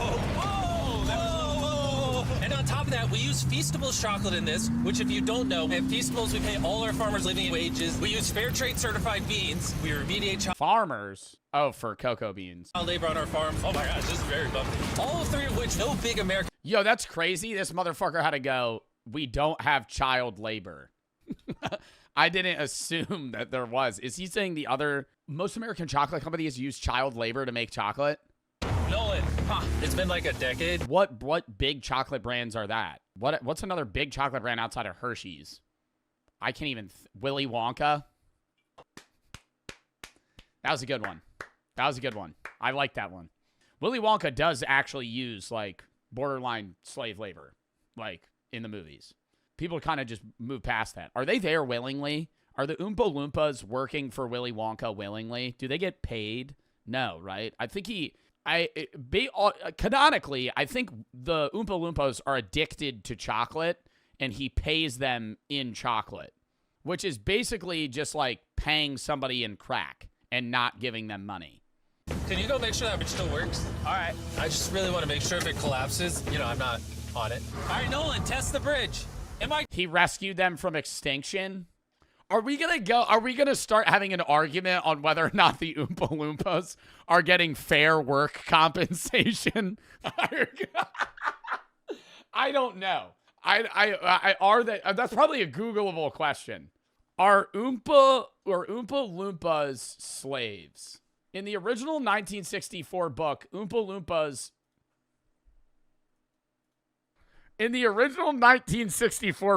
Loompas were African slaves before they were retconned into being from Loompa Land. In the revised canon, so the original story of Willy Wonka, they were slaves. Oh my god. No. Bro, this is the original sketch of Oompa Loompas. That's fucking crazy. Oh my god. It's getting worse. It's good. Big chocolate pays farmers so little that they're forced to literally use child labor. No joke, there's over 1 million kids in illegal child labor in West Africa just on cocoa farms. So not only should you try the new cup because it tastes phenomenal, but also help me send a message to the chocolate industry. Pay your farmers a living income and do more to get rid of child labor on your farms. Ah, this is crazy. We survived Death Road. So far, we've survived on the land. But for this next bonus place, Carl and Nolan are in the middle of the ocean, surrounded by sharks. And we're getting in the water without a cage for some reason. Yeah, we usually use this thing, but now we're not going to. The sharks in these waters are notorious for unprovoked attacks, making this the most dangerous water in the United States. I can't believe this is happening. Oh my god, these are gigantic sharks. Dude, why are we doing this without a cage? Dude, behind you. Oh my god, that's huge. What type of sharks are those? I don't want to. Actually, stupid question. I took a sharks class in college. Let me analyze. I don't know. That's probably the Pacific Reef. Yeah, no, that's a tiger shark. No, that's a lemon shark. No, that's a tiger shark. Yeah, no, I knew that. Get in now. I don't want to. No, hopefully I don't die. I don't want to die today. Oh my god, the thing is so big. Okay, all right. Carl, the sharks are like twice your size. You cannot pay me enough money to do this. I am mortified of sharks. I hate sharks. They're so scary. Maybe it's just media, because that was half of the shark class was like that sharks aren't as dangerous as you think they are. But put me in the water with one of those motherfuckers, it's like they're killing me if they want to. I can't beat them. I'm good on sharks. I'm good. But that was nothing compared to our second most dangerous spot, which just so happens to be in the middle of the Amazon rainforest, the beauty of which can only be paralleled by its danger. Because in a matter of moments, the forest can go from this hard cuts to a clip of Nolan just standing in the jungle with a snake attached to his ankle. Guys! His face swells up like a pumpkin. Or it looks like a tomato. He has like a fucking poisonous frog on his face. A little rainstorm can cause the rivers to flash flood and overwhelm the entire area. And today, we're visiting the Gata Cataracts waterfall, where a flash flood could send us down over 1,000 feet. To our watery grave. And to join me... No, you could jump into that, dude. It's like Minecraft. On this cloud. You just need a water bucket. You did. How about these guys? You'll remember Hayes, he spent 70 days... Flint and steel! Flint and steel! And Bailey spent 100 days trapped together in a cube. What we're about to do seems more up his alley. They said the chance of death is low. Wait, come on, boys, let's hit it. And after hours and hours of trekking through some of the most slippery and at times steepest terrain mankind has ever stepped foot on, Nothing to see. we finally made it to our destination. That's a waterfall right there. Like if you slip, you're dead. And with the help of a guide, we were able to cross the river safely. Hey, look! Whee! And then we were secured to some ropes so we could look over the edge of the waterfall. Can you see over? Wow! This is so gorgeous. But as I said before, for how beautiful this place is, at only a moment's notice, it can be just as deadly. And it just started downpouring like crazy. You know, this is why this is one of the most dangerous places in the world. This water... What is that? The audio in the fucking video are not syncing up. This waterfall is now becoming wider and wider, which are creating flash flood conditions. Sorry, we're literally getting flooded out of the Amazon right now. We gotta go. Should we use the ropes to go down the waterfall? Seriously. I don't think so. That seems like a bad idea. We're gonna be in the woods. Isn't that just equally as bad? What's the risk? There's mud coming down on... Why is Jimmy's hat so fucking big? Can we not glance past that? Is it so he can wear it over a helmet? We're in a life and death scenario in the Amazon jungle. All right, so we're going to get flooded out of here in, 30 seconds. What are we going to do? And I'm just like, Jimmy, why is your hat so fucking big? Coming down on Jimmy's line, like a lot. At any point, they could be struck by lightning. And I really don't What? I'm going to just wait in the woods, bro. I'm waiting in the woods. Walk away from the fucking waterfall. And I'm going to go sit in the woods for an hour until the fucking weather clears up. I'm not trying to get struck by lightning. He died. So, with our YouTube video turned emergency operation, the only way out was through the same steep and slippery terrain that got us here. And now, we had to do it while the entire forest was flash flooding. You can see the flash flooding. Now the path is blocked off. I could quad jump that. You give me a running start, no slip, I think I could jump that waterfall. We're gonna have to rope off multiple parts. This is gonna... No, you can't. Bro, Chad, I hit a great fucking dismount on that rock right there, and I pull one of these. And that one French song plays. It's gonna take us hours to get off this mountain. Do you remember when I crossed this river and I was laughing? Whee! I'm not laughing anymore. I'm actually scared. And if I fall, that's the waterfall. Right over there. Look at this water. Like, seriously, no joke. Grab the rope and pull yourself up. Don't let me die. And after hours and hours of trekking through the floods and muck, we walked away from this mountain with our lives. Now, we're headed to the most lethal corner of Earth, the #1 spot on our list of the world's most deadliest places. And what better way to end this video, boys, than the most dangerous... Drew Binsky? Never thought I'd see these two together. Than the most dangerous island on the planet, Snake Island! Why are we going to an island filled with killing machines? We might die. Bye-bye! And we are now officially stranded until tomorrow. That's right. We will be spending the night on the most deadly island on Earth. And with lethal snakes hidden beneath our every step, these specialized shin guards were our only hope of protection from their venomous bites. What if he just bites higher than the shin guard?